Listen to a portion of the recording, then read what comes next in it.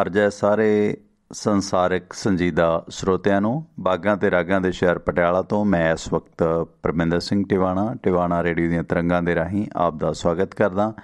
ਇਸ ਪ੍ਰੋਗਰਾਮ ਦੇ ਵਿੱਚ ਜਿਸ ਦੀ ਰੂਪਰੇਖਾ ਇਹ ਹੈ ਕਿ ਭਾਰਤੀ ਸਮੇਂ ਮੁਤਾਬਕ ਸੋਮਵਾਰ ਤੋਂ ਲੈ ਕੇ ਸ਼ਨੀਵਾਰ ਤੱਕ ਇੰਡੀਅਨ ਟਾਈਮ ਸਵੇਰੇ 8 ਵਜੇ ਤੋਂ ਲੈ ਕੇ 10 ਵਜੇ ਤੱਕ ਅਤੇ ਇੰਡੀਅਨ ਟਾਈਮ ਸ਼ਾਮੀ 7 ਵਜੇ ਤੋਂ ਲੈ ਕੇ 9 ਵਜੇ ਤੱਕ, ਜਾਣੀ ਕਿ ਭਾਰਤੀ ਸਮਾਂ ਸੋਮਵਾਰ ਤੋਂ ਲੈ ਕੇ ਸ਼ਨੀਵਾਰ ਤੱਕ ਸਵੇਰੇ 8 ਤੋਂ 10 ਅਤੇ ਸ਼ਾਮ ਨੂੰ 7 ਤੋਂ 9 4 ਘੰਟੇ ਆਪਾਂ ਇਹ ਜੋਤਾ ਇਸ ਜਰਨਲਿਜ਼ਮ ਦੇ ਰਾਹੀਂ ਤੁਹਾਡੇ ਨਾਲ ਲਾਇਆ ਕਰਨਾ।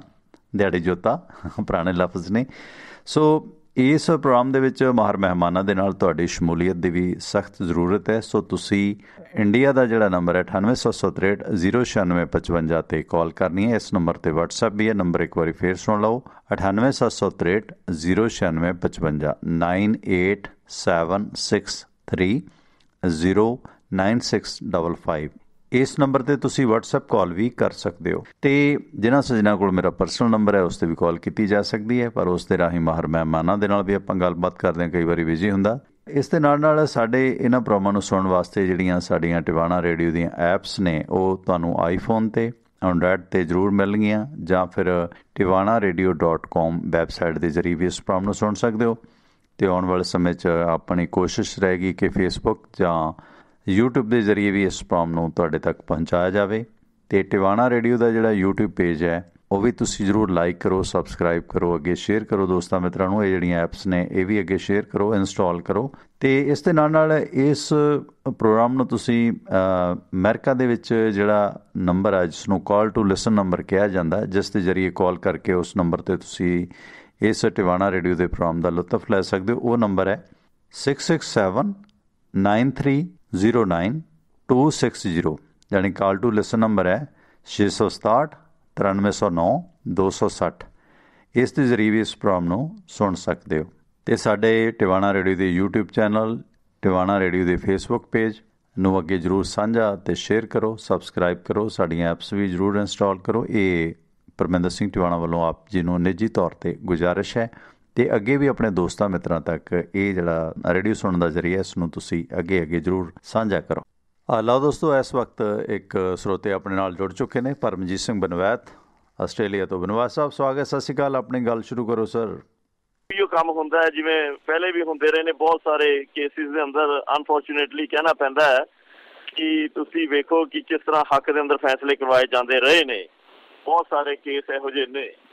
ਸੋ ਤੁਸੀਂ ਜਾਣਦੇ ਹੀ ਹੋ, ਦੁਨੀਆ ਦੇ ਅੰਦਰ ਬੈਠੇ ਹੋਏ ਹਰ ਬੰਦਾ ਜਾਣਦਾ ਹੀ ਹੈਗਾ ਵੀ ਇਸ ਸਮੇਂ ਹਰ ਮਹਿਕਮੇ ਦੇ ਅੰਦਰ ਹਰ ਜਗ੍ਹਾ ਆਪਣੇ ਬੰਦੇ ਫਿੱਟ ਕਰ ਦਿੱਤੇ ਗਏ ਨੇ ਜਿਨ੍ਹਾਂ ਤੋਂ ਆਪਣੇ ਮੁਤਾਬਿਕ ਦੇ ਫੈਸਲੇ ਕੀਤੇ ਜਾ ਰਹੇ ਨੇ। ਅਤੇ ਤਾਂਹੀਓ ਕਰਕੇ ਡੈਮੋਕ੍ਰੇਸੀ ਜਿਹੜੀ ਹੈਗੀ ਆ ਉੱਥੇ ਬਹੁਤ ਵੱਡੇ ਇੱਕ ਰਿਸਕ ਦੇ ਅੰਦਰ ਪੈ ਚੁੱਕੀ ਹੈ। ਇਸ ਤਾਨਾਸ਼ਾਹੀ ਨੂੰ ਨਿਪਟਾਉਣ ਵਾਸਤੇ ਇੱਕ ਮੁਹਿੰਮ ਦੀ ਬਹੁਤ ਵੱਡੀ ਪੱਧਰ 'ਤੇ ਲੋੜ ਹੈ।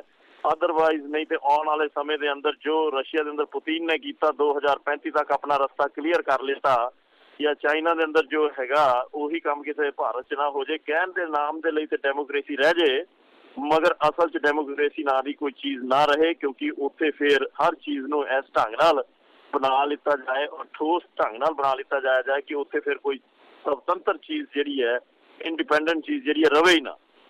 ਸੋ ਇਸ ਕਰਕੇ ਬੜਾ ਖਤਰਾ ਜੇ। ਬਾਕੀ ਟਿਵਾਣਾ ਜੀ ਆਵਾਜ਼ ਆ ਰਹੀ ਹੈ?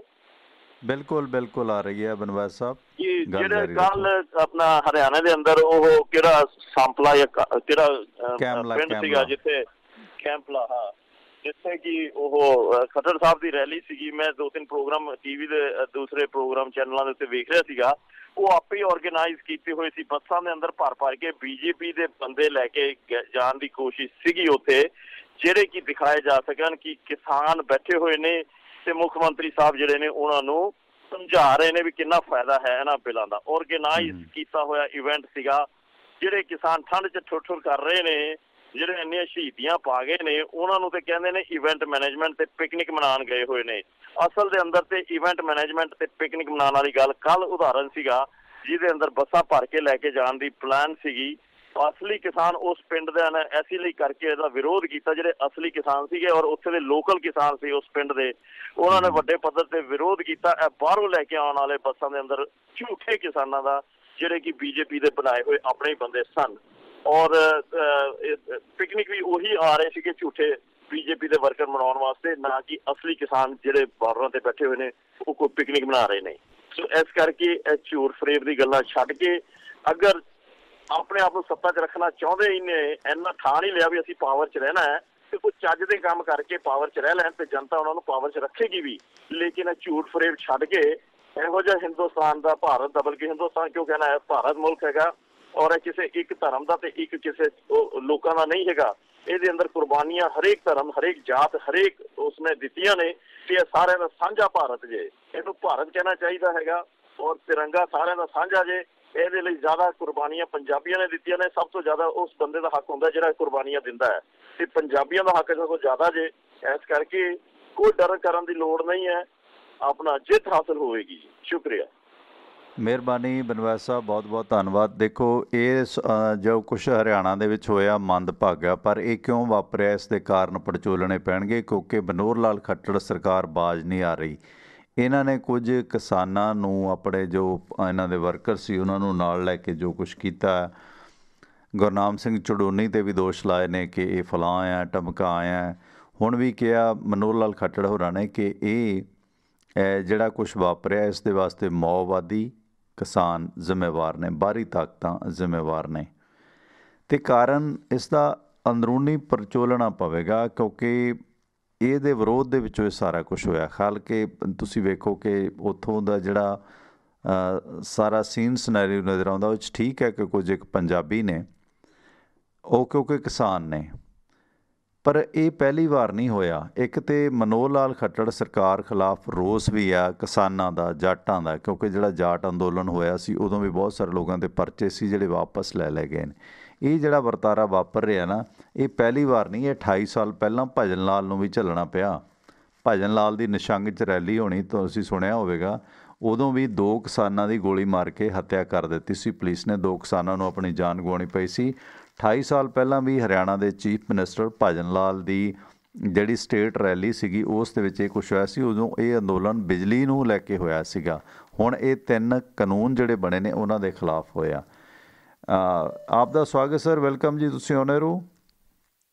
ਹਾਂਜੀ, ਸਤਿ ਸ਼੍ਰੀ ਅਕਾਲ ਜੀ, ਗੁਰਵਿੰਦਰ ਗਾਗੋਵਾਲ ਬੋਲ ਰਿਹਾ ਜੀ। ਗਾਗੋਵਾਲ ਸਾਹਿਬ, ਗੈਰ ਹਾਜ਼ਰੀ ਲੱਗੀ, ਬੜੇ ਦਿਨ ਕਿੱਥੇ ਰਹੇ ਜਨਾਬ? ਹਾਂਜੀ, ਥੋੜਾ ਬਿਜ਼ੀ ਸੀਗਾ ਜੀ, ਕੰਮ ਰੁਝੇਵੇਂ ਥੋੜੇ ਜੀ। ਤੇ ਸਭ ਤੋਂ ਪਹਿਲਾਂ ਤਾਂ ਜੀ ਵਧਾਈਆਂ ਤੁਹਾਨੂੰ ਬਹੁਤ ਬਹੁਤ ਜੀ। ਵਧਾਈਆਂ ਤਾਂ ਠੀਕ ਹੈ, ਮੈਂ ਯਾਦ ਕਰਦਾ ਸੀ, ਮੈਂ ਕਿਹਾ ਲੱਗਦਾ ਗਾਗੋਵਾਲ ਦੀ ਨਾ ਕਾਰ ਹੁਣ ਤਾਂ ਵੈਸੇ ਪੁਰਾਣੀ ਹੋ ਗਈ, ਕਈ ਸਾਲ ਖੋਹ ਕੇ ਲਿਆਉਣੀ ਪੈਣੀ ਆ। ਉਹ ਸ਼ਰਤ ਮੈਂ ਜਿੱਤਿਆ ਸੀ ਤੁਹਾਡੀ ਕਾਰ ਵਾਲੀ, ਮੇਰੀ ਗੈਰ ਹਾਜ਼ਰੀ, ਮੇਰੀ ਪੱਤਰਕਾਰੀ ਦੀ ਸ਼ਰਤ ਲੱਗੀ ਸੀ ਤੁਹਾਡੇ ਆਪਸ 'ਚ, ਕਿਸੇ ਦੋਸਤਾਂ ਨੇ ਦੱਸਿਆ ਬਾਅਦ 'ਚ। ਹਾਂਜੀ ਹਾਂਜੀ ਹਾਂਜੀ ਹਾਂਜੀ, ਬਿਲਕੁਲ ਹੀ ਬਿਲਕੁਲ। ਆ ਤਾਂ 3-4 ਸਾਲ ਪਹਿਲਾਂ ਲੱਗੀ ਸੀ ਉਹ ਜੀ। ਕਾਰ ਹੈਗੀ ਕੌਣ ਵੇਚਤੀ ਫਿਰ? ਉਹ ਤੋਂ ਬਾਅਦ ਤਾਂ ਚੇਂਜ ਕਰ ਲਈ ਸੀ। ਚੇਂਜ ਕਰ ਲਈ, ਚਲੋ ਹੁਣ ਵਾਲੀ ਲੈ ਲਾਂਗੇ ਭਾਈ, ਕਾਰ ਸਾਡੀ ਹੋਇਆ ਉਹ। ਹਾਂਜੀ ਹਾਂਜੀ, ਜ਼ਰੂਰ ਜ਼ਰੂਰ ਹੀ, ਜ਼ਰੂਰ ਹੀ ਜੀ। ਤੇ ਮੈਂ ਤਾਂ ਇਹ ਬੇਨਤੀ ਕਰਨੀ ਸੀਗੀ, ਮੈਨੂੰ ਤਾਂ ਕੱਲ ਦੱਸਿਆ ਅਸਲ 'ਚ ਤੁਹਾਡੀ ਕਾਰ ਵਾਲੀ ਕਹਾਣੀ ਨਾ, ਪਰਸੋਂ ਸੁਖਬੀਰ ਦਾ ਫੋਨ ਆਇਆ ਸੀਗਾ, ਕਹਿੰਦਾ ਵੀ ਤੁਹਾਡੇ ਨਾਲ ਪਹਿਲਾਂ ਰਾਬਤਾ ਬਣਿਆ ਸੀ ਵੀ ਕਿਸੇ ਗੱਲ ਨੂੰ ਲੈ ਕੇ ਸਾਡੀ ਸ਼ਰਤ ਲੱਗੀ ਵੀ ਯਾਰ ਇਹ ਬੰਦਾ ਇੱਕ ਤਰਫਾ। ਉਹ ਕਹਿੰਦੇ ਨਹੀਂ, ਦੋਏ ਤਰਫ ਹੈ। ਕਹਿੰਦੇ ਜੀ ਕਾਰ ਦੀ ਸ਼ਰਤ ਲਾ ਲਈ, ਨਵੀਂ ਕਾਰ ਦੀ।